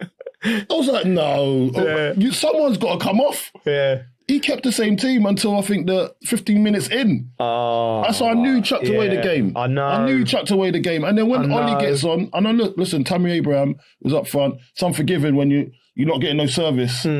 But Ollie gives a different kind of option. He starts running in behind, starts stretching them, trying to get them up the pitch. Do you know what I mean? Then I start to see a little bit of hope. Yeah. But then it went to ground zero again. Yeah. Mate, it was nonsense. It's ridiculous. When you said, we need you, Villa. Yeah. Didn't turn up. They don't owe you anything. Or West Ham. That's my thing, right? Listen, they stole our colours. Yeah. They stole our colours. No, I think it's the other way around. I know how you feel. We all know how you feel. Is that, like, I understand the emotional thing with West Ham, because I'm angry for West Ham. I'm like, but that's just the way the cookies crumble. No. It's West Ham's fault. It's West Ham's fault, because you shouldn't be relying, as we was just talking about, relying on other people. Our destiny shouldn't be in anybody else's hands. Yeah. And that's where you need to understand how this football thing goes. Yeah, we can be angry and we can say it's bang out of order. Frustrated, didn't you? Frustrated. Yeah, I'm frustrated. Upset. But at the same time, we've had our chances to move up the table. Yeah. Another weekend of football, and we didn't. 3-0 away to... And if you want to go into that game, do you want to go into the game? Yeah, let's go into West Ham. I'm tired. Do you know what? I realise now when you called me at 9:30, you just needed cheering up, geez, but I was just so tired. Mate, I phoned both of you on the group chat. This geezer's sleeping. I realised how angry and upset he was. He wanted cheering up, but I was too much. I just went to bed as well after that. Put myself to bed. Best thing to do. Could have ended up in trouble. Yeah, I know. Yeah. Nothing's good when that kind of anger at that time of night. West Ham lost 3-0 at Brentford. They had chances though. Hit the post 3 times. Yeah. What do you make of it? Bearing in mind Brentford were there for the take on him again. Well, I'm trying to get away from this, but I will say, look, 3-0. I know it doesn't look good to the eye, but it wasn't a 3-0 game. It wasn't a 3-0 game, and But this is another thing. This is like we've done this to ourselves earlier on in the season. This is what we are. This is what's happened. And the boys are out there trying. Obviously, they're not throwing in the towel. They're not throwing in the towel. They're just trying. But it's just sometimes the rubber the green don't go. It's like last week with Spurs. The rubber the green. They didn't get it. They got what was it? Brighton scored a last minute goal. 2-2. Do you know what I mean? So these things do happen, and it's not over until that fat lady sings. Yeah, and I know a few of them. She's clearing her throat. She's clearing her foot. Clearing her chest, I tell you that. She's ready to go. If you two are right, it could be a massive day for West Ham. Do you know what I mean? Right. Beating Arsenal, stopping them, and putting Spurs down, mate. It could be a massive day for them. But Bridget, I did say it's going to happen at the end of the last game of the season. Yeah. Top and bottom. He's going to go down. So you've got to believe. You need that spirit. That believe. I want it done early. I wanted it done early, innit? I don't want the last day of the season. I want it now. Yeah. Well, that's it. Look, put it this way. I think on our predictions, we all thought Manchester City could slip up at Everton, and they did. Yeah. And we all looked at Arsenal's game going to West Ham. Is even more on it now because it's West Ham and Nuno. We need it. Yeah. Needs a result. They cannot get beat in that game to keep it alive because Spurs are playing Leeds at home. Anything can happen there. We've seen Leeds be great. We don't know how they react. They're safe now, so we see that. You know what? I'm not working. I think I might have to come down to that game because I think there's going to be that. I think that's the title. Yeah, that is the title. And that is the relegation. That's the biggest game of the season I'm up so for that, far. Then we can have a night out after this. Yes, Sunday. sold. Yeah. Right, Coley. Yeah. You need cheering up, so we're bringing back Colton's quiz back into that. It's I've no idea where we're going with this one, but I think you've got props. I've got things to do. Okay. Yeah. I'm excited. All right. So let me. There you go. That's for you, Reggie. That's yours. It's mine, Mike. I'm even going to take off my. They're the same sound. Yeah, that's true. You should have a different sound. Yeah, that's true. Cool. I'm not going to spend an arm and a leg on our budget on buzzers, geese. We ain't got much budget. Turn it in. Oh my god! Look, don't light a flame next to me. I might combust. All right. Here we go. Michael Jackson will be proud of me. All right, so I thought you can have a wig on as well. This is like Colton Cole, the Quizzy Master. The Quiz Master General. Yeah. Quiz Master. And here's my questions. All right. Okay. So, hands on the buzzers, please. All right, here we go. All right. All right. There we go. How do you like? It actually fits too well. It actually fits too well. Really well. It even makes it look good, doesn't it? It's annoying, man. It's winding me up. It's winding me up. Why does it fit so good? I've never tried it. You look good in most things. You look good in most things. I didn't get it tailored. If he turns up at like that in that, no one would bat an eye. If I was in, yes, they would in a gold blazer. You look all right, mate. Well, what's he wearing? He's having himself in. Did you get it tailored? No. Why would I get it tailored? No. All right, let's go. All right. So look, very simple. I'm going to read out the career path of a famous player. You may have or you may not have played with them. Right. Okay. When you think you know, press the buzzer. Mm-hmm. But if you get it wrong, you are out. Oh, okay. Can you read that once more for me again? So. And the other player gets the rest of the clues. Okay. All right, so you can't go early because that's all right. Yeah, that's what I do. That's what you do. All right, so if I'm getting early, I'll never get. I won't get it. All right, come on. Number one. This is the first player. Yeah. Mm-hmm. So he played for West Ham, Bournemouth on loan, then went to Spurs. Defoe. Yes, Bridgie, you're right. Well done. You were going to go, weren't you? Hey, he was about to. You giving me a chance? He's giving me a chance. No, I was waiting. Yeah. I was waiting. I don't want to go early. Listen, I'm really proud of you. Well done. Well done. All right. Right. Okay. So the next player. Go on. Played for Ipswich. Then he went to Charlton. Ben. Yes, Bridgie, you're right. How are you getting this? I thought you said you knew nothing about How are you getting this? Do you think It's our era, isn't it? He's read it. It's our era. How are you letting him beat you? I'm doing it slow as well, so just trying to so you can compute. If you're listening, please go to YouTube and check out Coley's Illuminous gold jacket, because that's the reason I'm not winning this game so far. All right. The jacket is glary. All right. So, number 3, Nantes, Marseille, Celta Vigo, Real Madrid, Chelsea, Makelele, PSG. Yes, Claude Makelele. Well done. It's 2-1. Hey, it's getting interesting. All right. So, number 4, the player played for CSKA Sofia, Leverkusen, Tottenham, Man United. Berbatov. Oh, 2-2. It's the tiebreaker. Well, as soon as you start with a foreign club, that's me out, mate. Listen, it's the tiebreaker. Just there, just poised. Come on. 2-2. Who's winning it, lads? Come on. Blackburn. Then Chelsea. Then Newcastle. Then Fulham. Melbourne City. Dead giveaway. The next one's the dead giveaway. We go Blackburn, Chelsea. Yeah. Then Shamrock Rovers. Damien Duff. Yeah! I played with him as well. I know.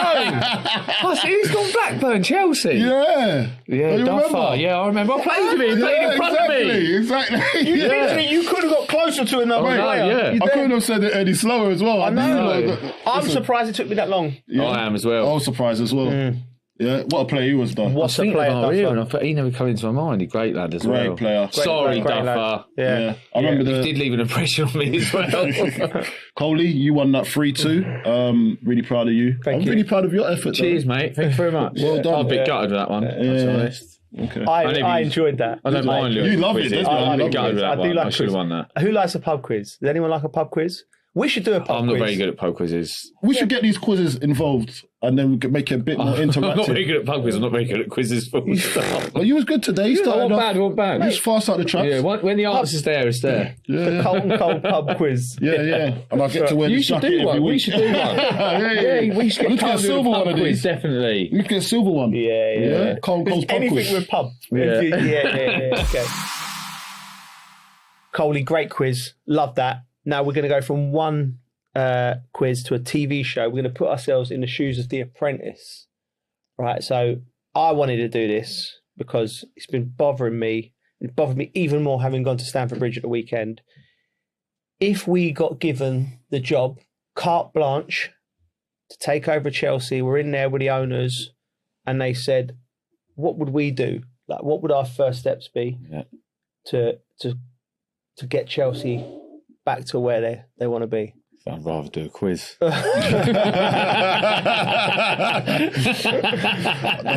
get my blazer back on. Mate. Serious question. First things first, what do you do with... If they come in cap in hand, they go, what's wrong? We've messed up. What do we do? You don't know, do you? There's just so much. If you want me to, I think you need a manager. You need a good manager for a start. First things first. But then if you're going to deal with those players that you've got a manager that can lift everyone. You know what I mean? A bit like what's happened at Tottenham. He's given them a bit of a lift because they're just all over the shop. Yeah, it's a good. Yeah, well, first things But first. they got above have got to change their mindset a little bit. Mainly, got to change what plans they had. It seems it's the only business in the world where people come into it and they hire consultants. Effectively, that's what directors of football are and sporting directors. They're consultants, right? They're in-house consultants because you come into a business where you don't know nothing about it, right? And then, but the problem is with football is like everybody's got an opinion. We're all fans. Everyone's got an opinion, and there's so much of it. And I think they end up you're getting the consultants, and you're either not listening to them, or they're not doing their jobs properly because they're not telling you when you're going down the wrong path, and you end up going down the wrong path for not just weeks or months, years. So the first thing first, they need to get the manager in, and then the framework around it. But it all has to come from the manager. Is that right? Yeah, I agree with you. So you get your manager in, then your manager's got a good relationship with recruitment. Get the type of players that he fits. I think the manager should always have a say in what type of player that comes in, because he's got to work with him every day. Yeah, he's got to believe in him. Yeah. Do you know what I mean? You can't just say, the sporting director can't just say to the gaffer, just try and make him better, and that's it, and then make him fit into your plans. If the gaffer doesn't see him as fitting into his plans or don't think he's good enough, then how do you structure that relationship? Because now I've got to believe in this guy to go out and play on the football pitch, and I just don't think he's good enough. But he has to play because we're trying to make money on him. That's what's happening. That's what's happening. But they are making money, aren't they? Have they made money? Well, not as much as they spent. No. And they're far off. The financial system that's been put in place is way over my head. I try to listen to people who know better than me about it, and the way that it's been structured. Which is your financial advisor for it, yeah? The way that you're really investigating. Proper Chelsea, but you listen to it, right? So the way that they buy the asset, they loan against the asset, they put money. It's all they've separated the business in terms of they've you've got the merchandise is a business, the football team's a business, the women's teams, it's everything's separated into these different companies, right? Really? So I think they're looking at this company, because they look at Chelsea Football Club as a company, and they're looking at it, and at the end of the season, success is what the bottom line is in terms of profit loss, or wherever the value of the club would be, right? But you cannot run a football club like that. You have to run a football club from the football pitch outwards. So for the first thing I would do is go in there and go, listen, we need to get a football manager who's aligned with our principles, and he needs to have veto on any transfers that come in. It's got to be involved. He has to be he has to tick it. You can have, so there could be 8 or 9 people, as many people in the recruitment team bringing players into your club, right? And you need to look at the character of the players, the injury record, the quality, everything, right? So first thing I'd do that. You could have 7 yeses. If the manager's a no, the players are no, right? And that has to be the case, right? You have to trust the manager, and you have to allow him time to work with him. That's one thing that I would do straight away. I think the fans, you have to. How much time, Coley? Mate, I think it's now it's a 5-year project. So they've had 3 years of messing around. And they're starting again. Now they're starting again, right? Now I think it's a 5-year project. You have to go, right. From what I understand, the finances of you have to sell to buy, right? So now you have to tell the players that. So you have to you have to tell the fans that the PR of it has to be, listen, this isn't where we wanted it to be as a club, clearly. We've made mistakes. We've made many mistakes. And now we're going to have to pivot, and we're going here, and we're going to have to buy players that can get Chelsea from 9th in the table they are now, getting back into consistently in the Champions. Not just 1 year and then our year out. It needs to be consistent, right? So you do need young players, but you do need experienced players. One of the interesting things I've seen coming out the last few weeks from the club is that they have been saying we're going to change. They're open to change. We are going to change. So they're sort of semi-admitting we haven't done the right. We haven't where we should be, right? But they won't use the word experience. It is experience. You need an experienced manager who understands. Someone like Unai Emery would be like, if it was me, because Unai Emery is, whether he would want Chelsea or not, he's frustrated at Aston Villa. Look what that man's done at Sevilla, Villarreal, Aston Villa. Do you know what I mean? He's coming, right? And he's got a structure around him with his director of football. Buys good players who can play for him, knows what he's doing. Then stick with him and just go, you know what? We trust you. Go and do that. Build the club. But then you have to get the fans on side, right? And you have to sort of go cap in hand to the fans and say, this isn't Roman Abramovich era, right? We've messed up. We're not where we are. We're not competing. We're miles off Manchester City and Arsenal. We need to go. We need you, basically, right? So what do? You want to keep the core fans on side. Ticket prices at the games. There's not been 40,000 people at Stamford Bridge. Everyone says the Premier League's hard to get tickets at. Not Chelsea, because the real true fans, you're always going to get the tourist fans, and they need to get looked after as well, because Chelsea's a global brand and football's a global brand, and it's for everyone, right? But the people from West London, North London, North West London, South West London, who go to Chelsea every week, who grew up generations, they need to be able to afford to go to Chelsea, right? And they need to feel like they're heard, right? They don't need none of they don't need to make Chelsea the Hollywood team, because I know that there's a section of the club where they're bringing every 5 minutes, they're bringing like celebrity fans in, where they pay them to come and wave to the crowd. Chelsea fans don't care about that. Chelsea's about winning trophies. It's the King's Road. It's class. It's you know, it's got different. It's a different feel, right? So you're not going to make them the Hollywood club. If they become the Hollywood club, so naturally, because people gravitate to it, don't be paying people to come there and pretend that they. It's all PR. They got a movie to promote, right? Look after the fans who've been there all them years, and the ones who are going to be. If Chelsea went at bust tomorrow, they're the ones that are left. They're going to go back and watch Chelsea in the conference, and because it's part of it, and they want to see people. Look, there's such a disconnect, because remember there's the internet now. The fans see all the nonsense, all the PR. Yeah, but the fans are not even connected to the players, and that was the main thing. They need to. You need to create a bond. Like, even till this day, listen, I came through at Chelsea, obviously, and till this day, I've got people that remember me. Do you know what I mean? Like, and it wasn't a flash in the pan. It was actually something that meant something to them. It says, it was one of our own that come through. Yeah. That means something to people. Like, can you say some of these players, because they bought some, and even in the academy setup, like, they bought players from here, there, and everywhere. It's not a local lad. Really, it's some boy. There might be. I'm not saying it's bad, and it's giving opportunities to young players, but it's not local. Do you know what I mean? It's not. They bought them from, say, the Dutch league, or a player from not the Dutch league, but Italy or somewhere like that, and they've come into the. And we've always been doing that, but not as much and at this rate. And I just think sometimes they just got to get back to what it used to be. Producing your own. That's one thing. You need to produce loads of them.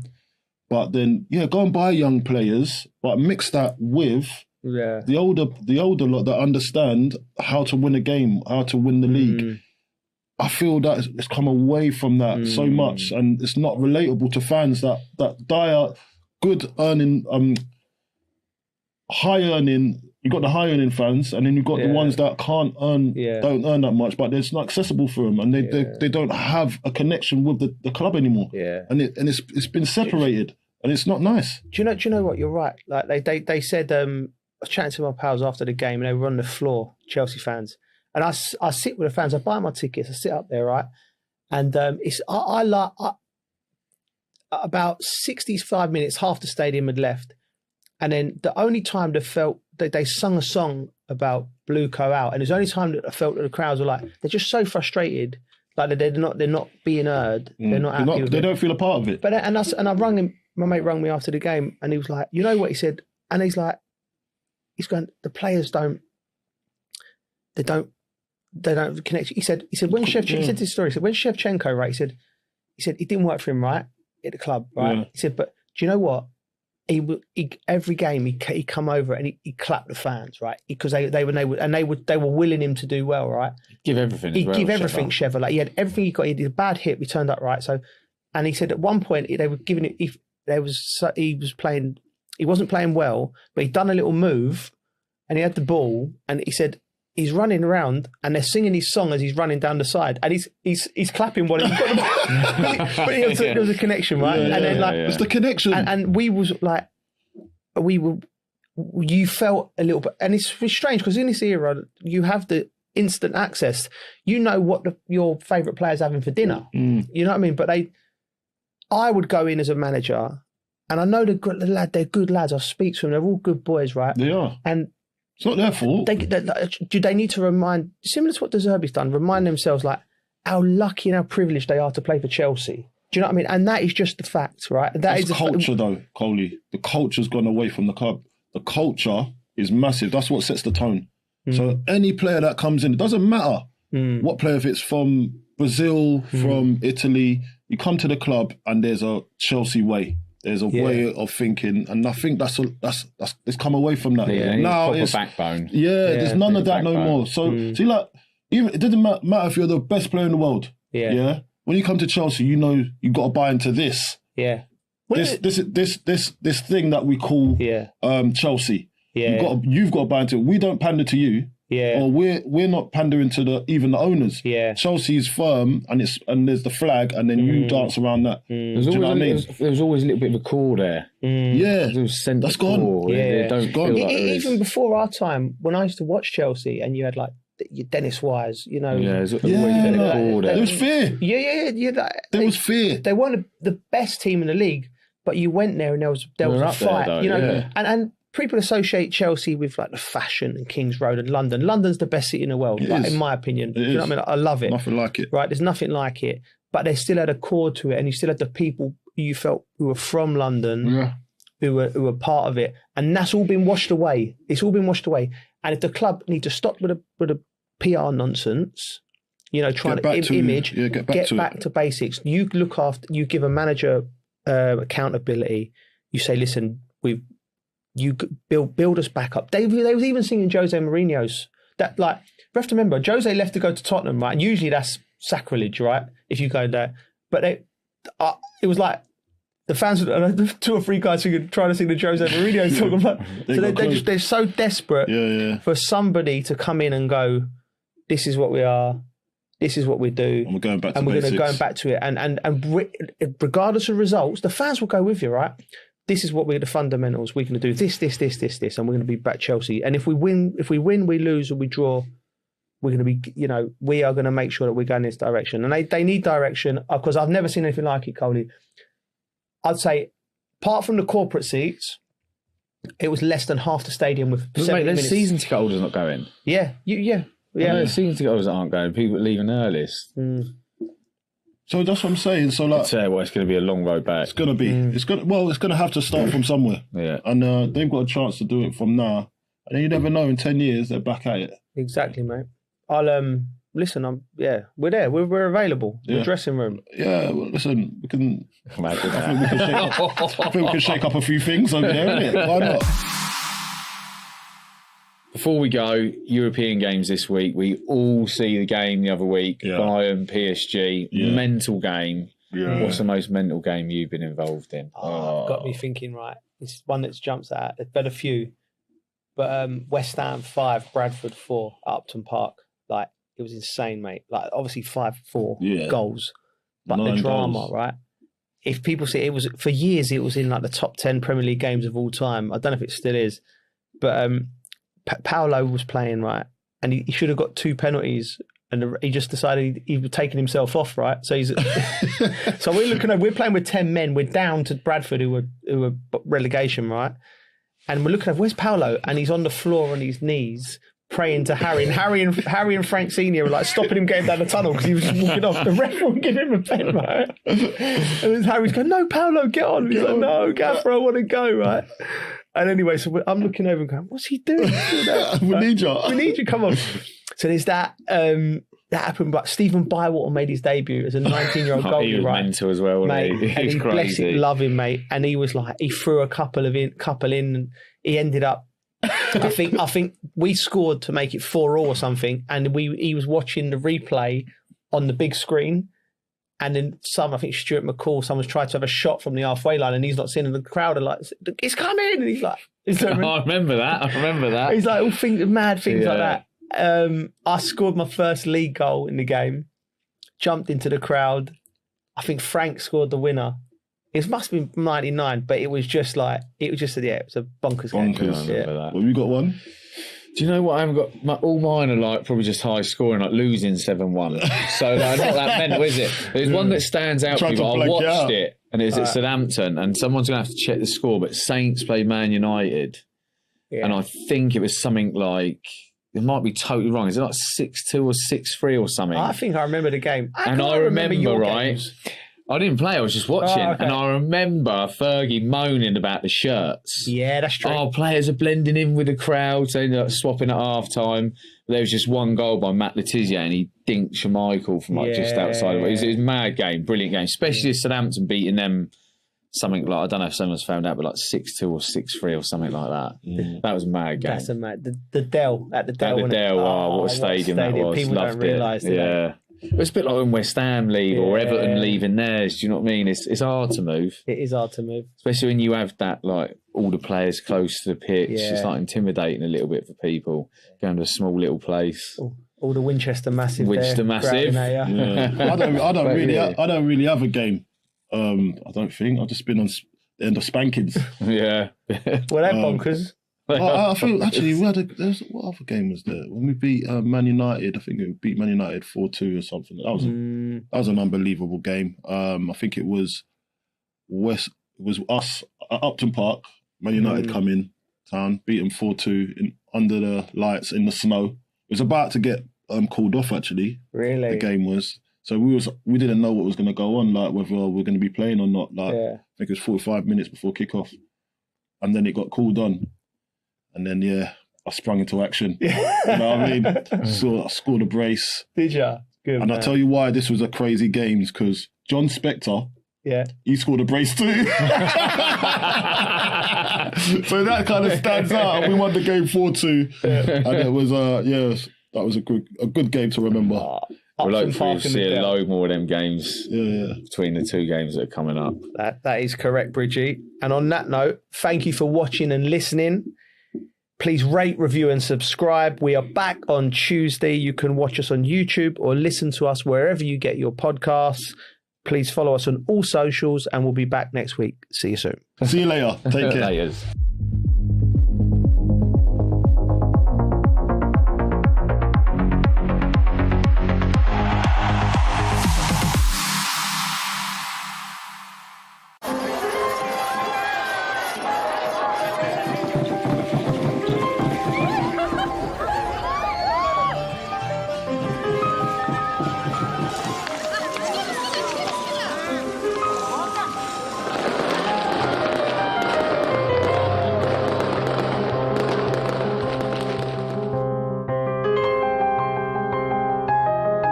Life is meant to be a celebration.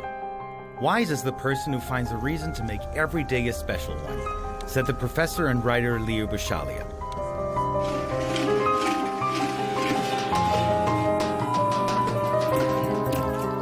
Why do we love to celebrate? To be perfectly dressed, surrounded by people, confetti, cake and fireworks. Does sharing a moment of happiness or sadness with others meet a human need to celebrate or to heal?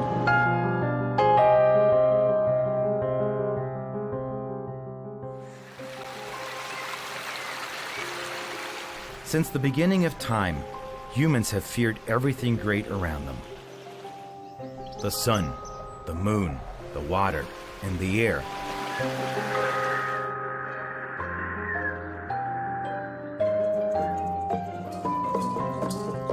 Yet as they grew familiar with these wonders, they began to celebrate them in their own ways, seeking joy wherever it could be found. From these, they discovered reasons for happiness and turned each reason into an occasion. So came a day for flowers, a day for the new year, and another for spring, which Egyptians call Shaminissi. And for summer, the French invented a festival devoted to music.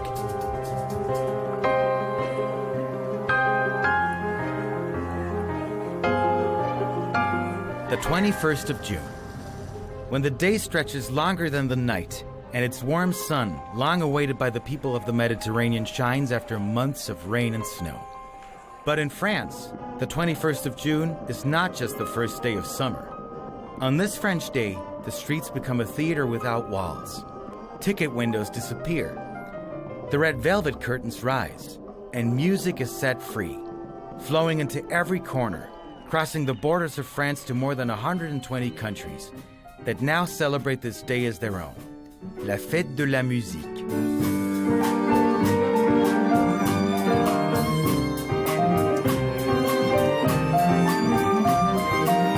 Donc le 21 juin, so June 21st is the first day of summer, and so people want to go out. The weather is warm, especially in Europe, and they need to celebrate. To party, they need music, because without music you can't party.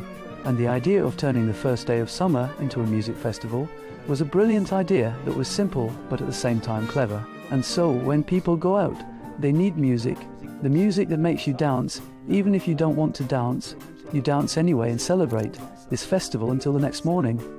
Time passes very quickly because there are musicians playing for free everywhere. Even the greatest musicians in the world who come out into the streets, sometimes even grand pianos, philharmonic orchestras, and everything. Everyone plays for the population. There is never sad music on June 21st because it's a day of joy. We must celebrate summer. C'est une journée de joie.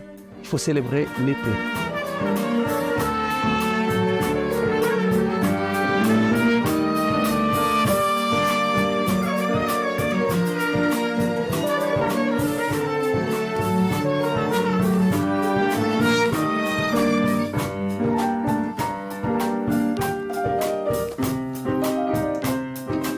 This day was first announced in 1982 at the initiative of the then French Minister of Culture, Jacques Long.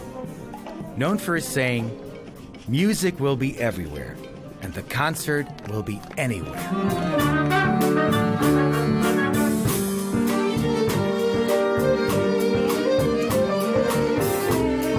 We cannot live without music. To celebrate, we need joyful and danceable music. For a romantic situation, we need romantic music. And so music has existed since eternity. Since cavemen, we have been making music. We love to dance and celebrate. If there is no music in our life, we cannot live. Once someone asked me, if you go to a desert island, who or what do you take with you? I take a musical instrument with me. Toi, oui, je prends un instrument de musique.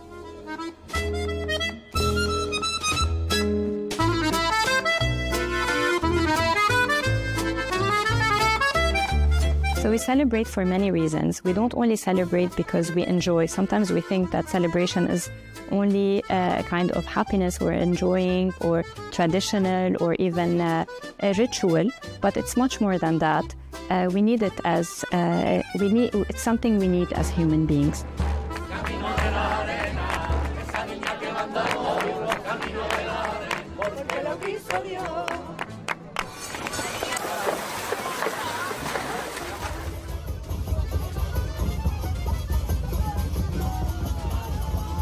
So humans are social beings that have gathered around since a very long time.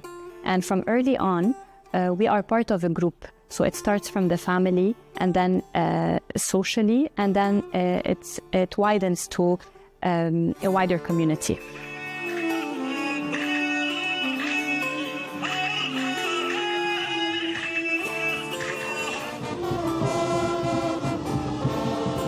Today it's music. But since the earliest years of known history, humankind has embraced many occasions to celebrate and to give symbolic expressions to the renewal of time and a lot more.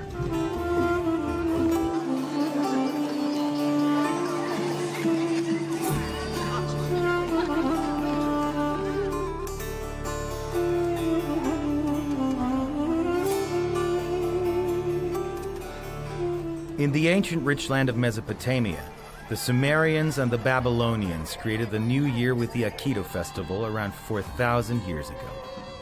Celebrated in April, it symbolized the start of the agricultural season and the renewal of life.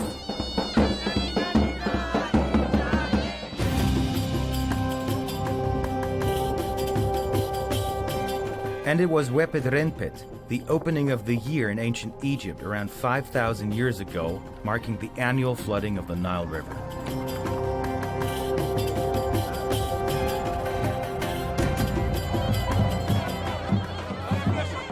Not far away from the Nile Valley, Persians and Kurds were and still are celebrating the Nowruz, one of the oldest festivals that have continued uninterrupted to the present day. It begins with a spring equinox, symbolizing the renewal of nature.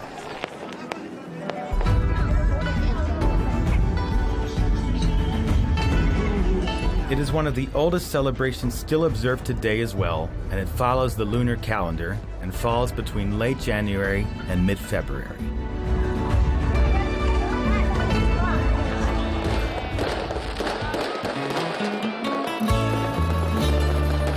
The new year did not begin on January 1st until the time of Julius Caesar. In Roman civilization, this represented a historical turning point, as the year had traditionally begun in March. Julius Caesar chose January 1st in honor of Janus, the god of gates and beginnings.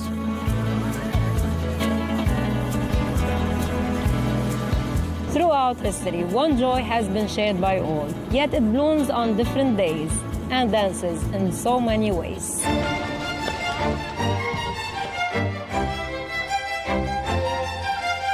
In 1162, the Venetian festival was established to commemorate the Republic's victory and soon evolved into an annual tradition.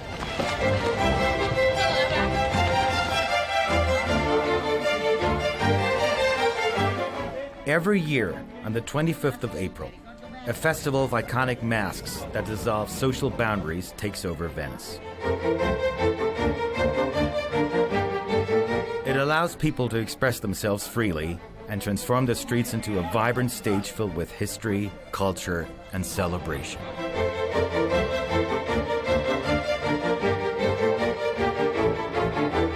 We don't only come together around joyful moments, but we mark painful ones.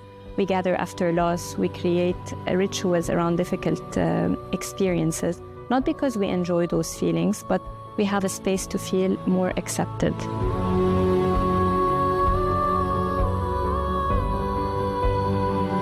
It connects to something deeper, our need to belong.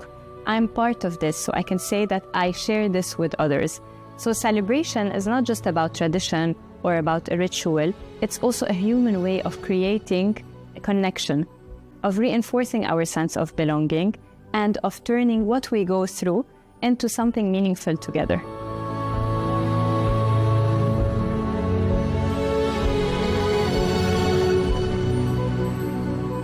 One day we celebrate women, teachers, mothers, fathers, labor, Earth Day, while other days we are meant to commemorate, not to celebrate.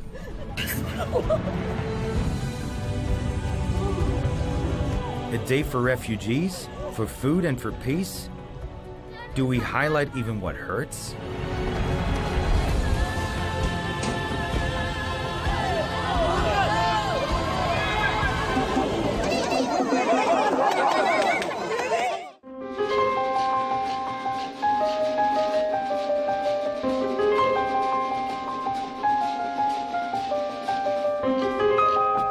But do we celebrate too much?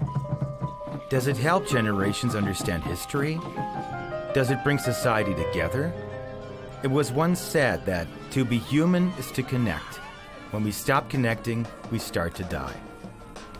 Is it true that happiness is doubled when shared, and sadness is halved when shared as well?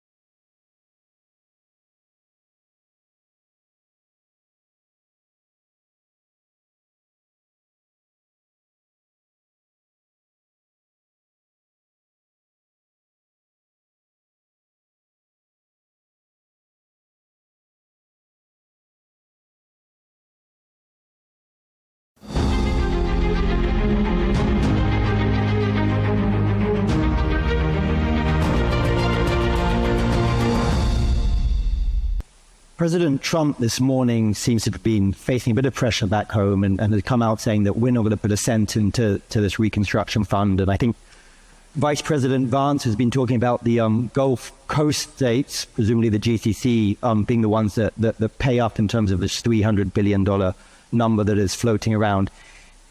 Would you put money into Iran? And do you think that is a necessary part of the equation for regional stability? I mean, how do you deal with that after what you have faced over the last 2 months, the bombings, the military campaign, the fact that it was initiated by the US and Israel, and now they're saying that you guys are the ones that are going to have to pay, and Iran, on the other hand, that has bombed you and is now expecting that again, you'll be the ones to pay? First of all, I have no details on this fund. I have no information or insight into the concept behind it, so I can't comment on it specifically. But what I will say is, as you mentioned, as a result of this conflict, Iran attacked not just the kingdom, but all of the countries of the GCC. That has created a significant gulf of trust, a significant gulf, a significant loss of trust between all of us. We were just in the beginning process of rebuilding our relationship with Iran as a result of the Beijing understanding after a significant period where we had broken off relations. And that was only just starting to really gather momentum, and we were starting to at the edges, explore potential areas of opening up on economic cooperation and things like that. And I think we are now, actually, we have since then regressed, and we're going to have a conversation how we rebuild that trust, how we rebuild that relationship before any concept of economic cooperation, mutual investment or anything like that can rationally be addressed. And I suspect that similarly goes for many of the GCC countries as well. And you have to, that, we in the kingdom, we have a very ambitious, in domestic investment program. We have our public investment fund, our main vehicle for investment, has a long-term strategy that was actually just approved, and they have so they have already committed their funding streams to areas that are targeted at our domestic economy. Whether there is anything available to invest beyond that is something that I don't know. That's up to the relevant ministers on the investment side, on the economic side. But even before we can look at that as an option, there's going to have to be a rebuilding of trust and a rebuilding of relationships. And then maybe there is eventually in the future some pathway to greater economic cooperation and investment between Iran and the kingdom and the GCC. Certainly, in an ideal world, that's what we aspire to. This is, as I said, when we were working to, normalize our relations after the Beijing understanding, it was a focus. We had started gradually. It started, in opening up for visitors from Iran and starting to look at reopening trade relations. All of that. That in itself was not an easy journey. And this has now regressed. So we're going to have to start some of that over.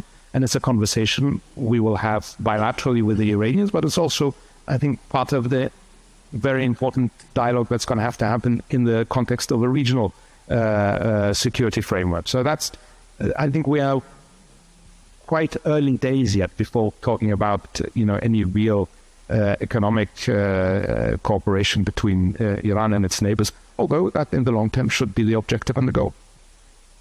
But the bet will still be from the kingdom one of regional diplomacy. You led a process of re-engagement with Iran over recent years, having gone through a very contentious, cold, almost hot conflict in different theaters.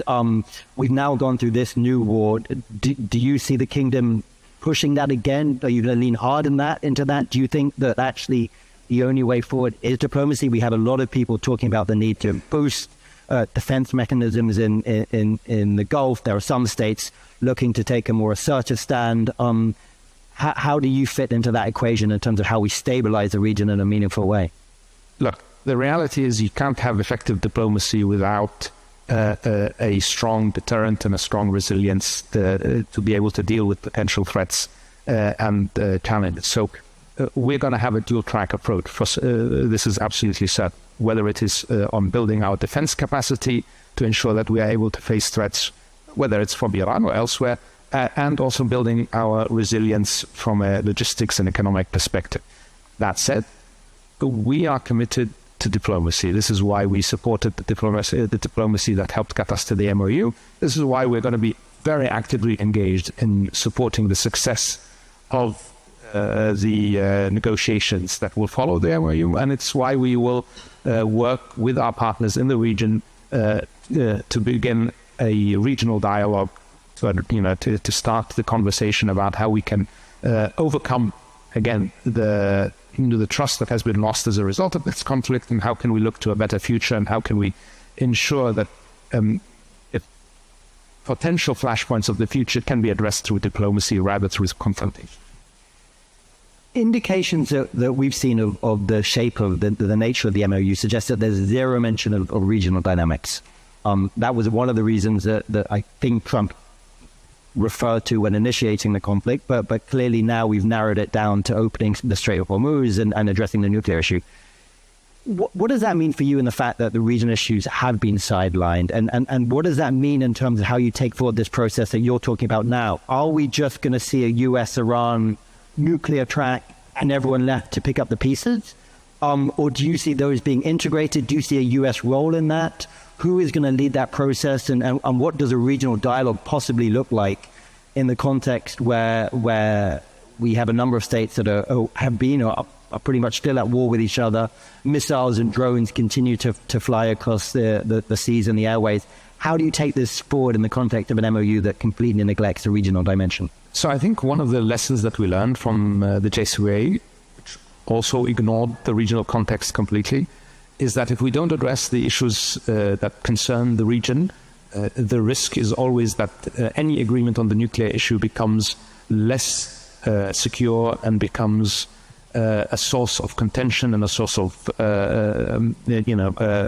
risk as much as addressing the nuclear issue. So I firmly believe that there is a need to address all of the issues that concern the region, so it's the nuclear issue and beyond. It may well be that there's a dual-track approach potentially, where there is a US-Iranian nuclear negotiation, and I think that there is a rationale to that because it's a very complex issue on its own. But I suspect that it will be very difficult to make concrete progress on the nuclear negotiations without there being a level of engagement on the regional files that gives the confidence that allows then those negotiations to proceed correctly. And, eventually, if there is a nuclear deal, there is the issue of sanctions relief. And that, as you know, is a very complicated issue. It's complicated within the US context, and it's also complicated within the European context. And the more that the regional issues are addressed and there is a level of confidence that we are able to look towards a future where there is less risk of confrontation, the more likely it is that the potential benefits in the areas of sanctions relief can be delivered more quickly, more effectively, with less opposition, both potentially from us in the region or from the quarters in the US and in Europe. Putting aside the question of normalization with Israel that you've in the past made very clear is tied to Israeli steps on the creation of a Palestinian state, presumably Israel needs to be part of that regional conversation if it's to be durable and sustainable. I mean, in the long term, that's certainly the most rational approach. Is it possible now? Is it possible with the policy approach that Israel is taking? I think there are many challenges in that. From my perspective, the region includes the Palestinians. Are the Israelis ready to sit with the Palestinians at the table to discuss regional issues? Doesn't seem to me that is a potential outcome right now. It would, I think, serve the interest of everyone to have a real discussion about how we address all of the issues of regional tension. And the core issue, the thing that drives most risk in the long term, is obviously the unaddressed issue of the rights of the Palestinians, and the same goes for the issue of Lebanon, Syria, etc. So Israel is part of the region. That means they should be part of the regional conversation. But Palestine is also part of the region. They need to be part of that conversation. Are the Israelis willing to accept that? If that were the case, that would be, I think, a move in the right direction. I want to get onto Gaza in a bit more detail in a second, but before we do that, just on the broader Israel question, there have been those that have expressed concern that Israel is going to be the one actor most opposed to this deal. And there are those that have suggested that a number of Israeli strikes on Beirut over recent weeks have been partly intended to try and disrupt the prospect of the successful completion of negotiation. How do you view the evolving U.S.-Israeli relationship? There's been reporting that Trump has essentially tried to kind of shut Netanyahu down and said, don't do this attack. There have been reports that the Americans have not been prepared to share the draft MOU with the Israeli system. Does that create pressure that can be constructively channeled toward helping regional peace? Are you worried about the fracturing there? How does one address the fact that Israel has indicated that it is not at all happy with the deal, and it clearly has the willingness and the unilateral capability to take military action that could be disruptive? Certainly Israel has that capacity. Is it the right thing to do? I don't think so. Is it in Israel's interests? I don't think so. I think, for Israel to insist solely on the military approach in the long term will be very detrimental to Israel. So I think the reality is, when it comes to Lebanon, there is a process that the U.S. is facilitating where there's a dialogue between Lebanon and Israel. The insistence that for Israel to try and maintain some territory, some buffer in Lebanese territory, I think is not the right approach. We see that repeated as well in Syria, and of course we see that even more acutely when we look at the issue of Palestine, where whether it's the issue in Gaza, where Israel is not indicating any willingness to withdraw. Obviously, Hamas is also resisting disarming and using Israel's refusal to withdraw as a pretext for that. But if we look at the West Bank now, there is also a complete unwillingness to engage with the Palestinian Authority and a systematic dismantling of the potential for a Palestinian state. All of this only serves to raise tensions. To me, the idea that a purely military approach is viable in the long term, I think is completely incorrect and is not going to be in the interest of anyone. So I would really focus our efforts on diplomacy. And here I think the U.S. obviously has an important role to play. The U.S., given its historic strong relationship with Israel, has always had an important ability to facilitate dialogue in a way that allows, that could possibly allow a resolution to these efforts. As I mentioned, they're trying to do this in Lebanon. I would hope that they also give additional attention to the issue of the Palestine and the West Bank, and I think there's actually some some activity behind the scenes that's quite positive on that. And the same applies, I think, now to the broader regional context. A U.S. commitment to diplomacy, but also to regional security, is critical and important. And for us, the U.S. is always going to remain the most important security partner. And I think that continues to be an important factor for stability. Does you stated in the late comments that one of the very unfortunate dimensions of the Iran war is that we've all turned our attention away from the unfolding tragedy on the ground there, and there are millions, hundreds of thousands suffering at great intensity, and none of us are focused on that. There does seem to be a real risk that the ceasefire process collapses. We've been stuck in phase one. We don't seem to be moving towards phase two. And there seem to be two narratives here. On the one hand, you have a narrative that Hamas did what it was supposed to do in phase one. Israel has not met its expectations for phase one. That would then move us towards phase two, whereby Hamas would start its disarmament. You have a second narrative, which is actually that Hamas should disarm now, potentially not in accordance with the initial agreement, and that's what's needed to unlock progress. Where do you stand on that? Can we make progress? How do we break through this deadlock and move things forward, first and foremost, for the needs of the Gazans on the ground? Look, I think the biggest challenge for Gaza, and it's something that's quite, in my view, repeated in other scenarios, is Israel's unwillingness so far to embrace the political track, to embrace the need for a political horizon for the Palestinians, whether it's the Palestinians in the context of Gaza, more broadly the Palestinians in the territories, both of West Bank and Gaza. It's the same applies in Lebanon. This minimum, there is this reinforcement of, in rhetoric and in policy of the military option, of the security option, which then obviously gives the other side, legitimately or otherwise, it's up to you to interpret, but it gives them the space to say, well, I don't have a partner that is committed to a political track, therefore I am also going to hold on to my guns, or I'm going to, continue to resist fulfilling my commitments.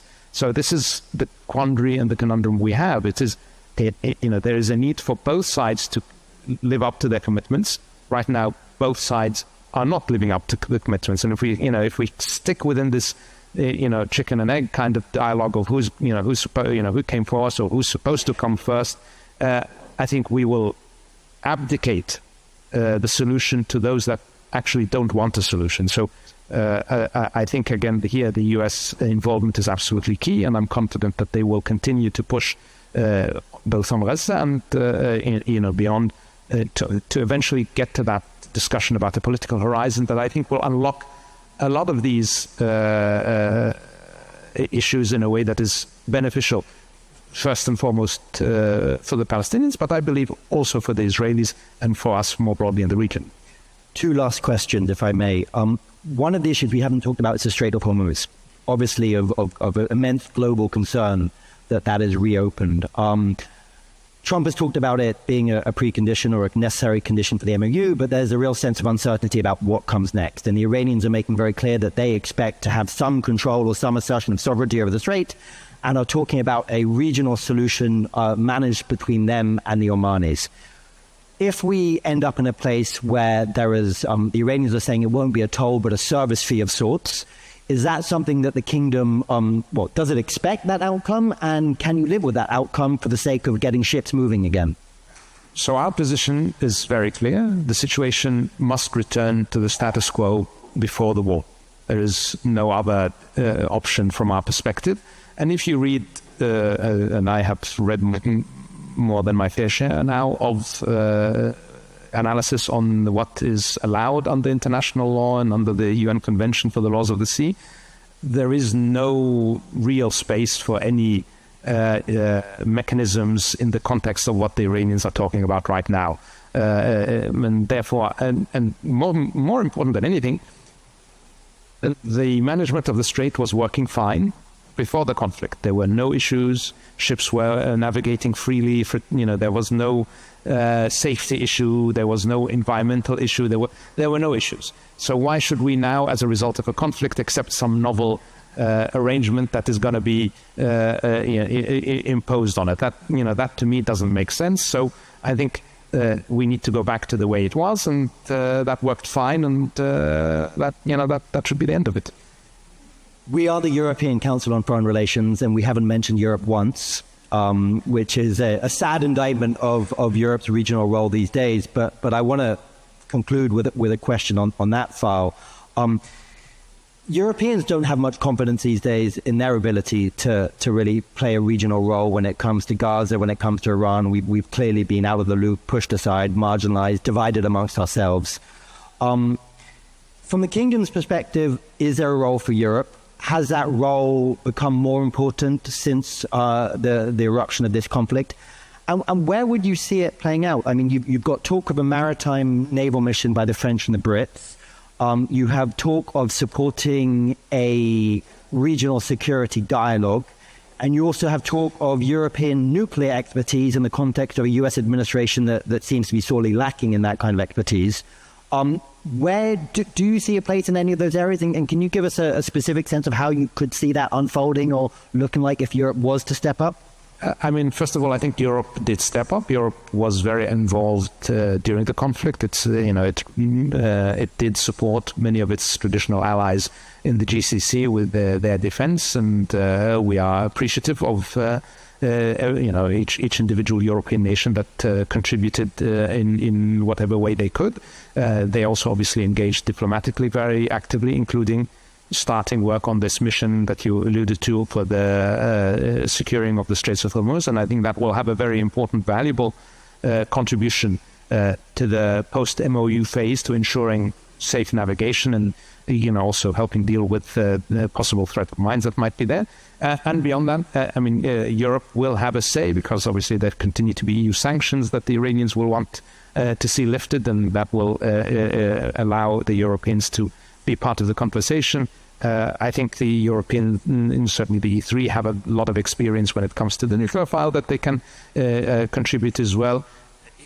Europe, has a role to play, and I think Europe can play that role. Obviously, one challenge for Europe is, having a unified voice. That's not always the case, but I would not, at all minimize the role that Europe has already played and can play in the future.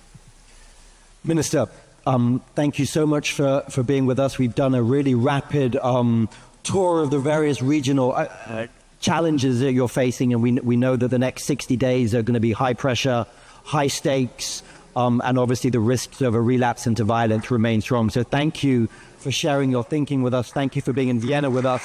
And lovely. Thank you. Thank you.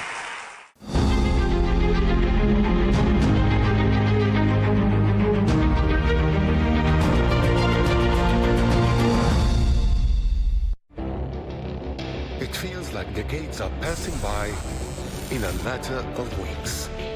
Seismic shifts in the world order. Never, ever will be part of America. With so much happening and so much noise. Whether it's political upheaval, Canada has been ripping us off for years. Economic shifts or social movements. And no one wins from tariffs. I think America can be more friendly to the rest of the world. For in-depth analysis and all the latest developments across the globe. To have an inclusive policy together. The meetings with Hamas gave me some hope. We're in another nuclear arms race. The most important development straight to your screen. Welcome to the dressing room. I'm on my own. I need backup. And an insightful look at the issues shaping our world today. It was not going to happen, that war, and it happened. Join us on Arabiya News, where the world talks.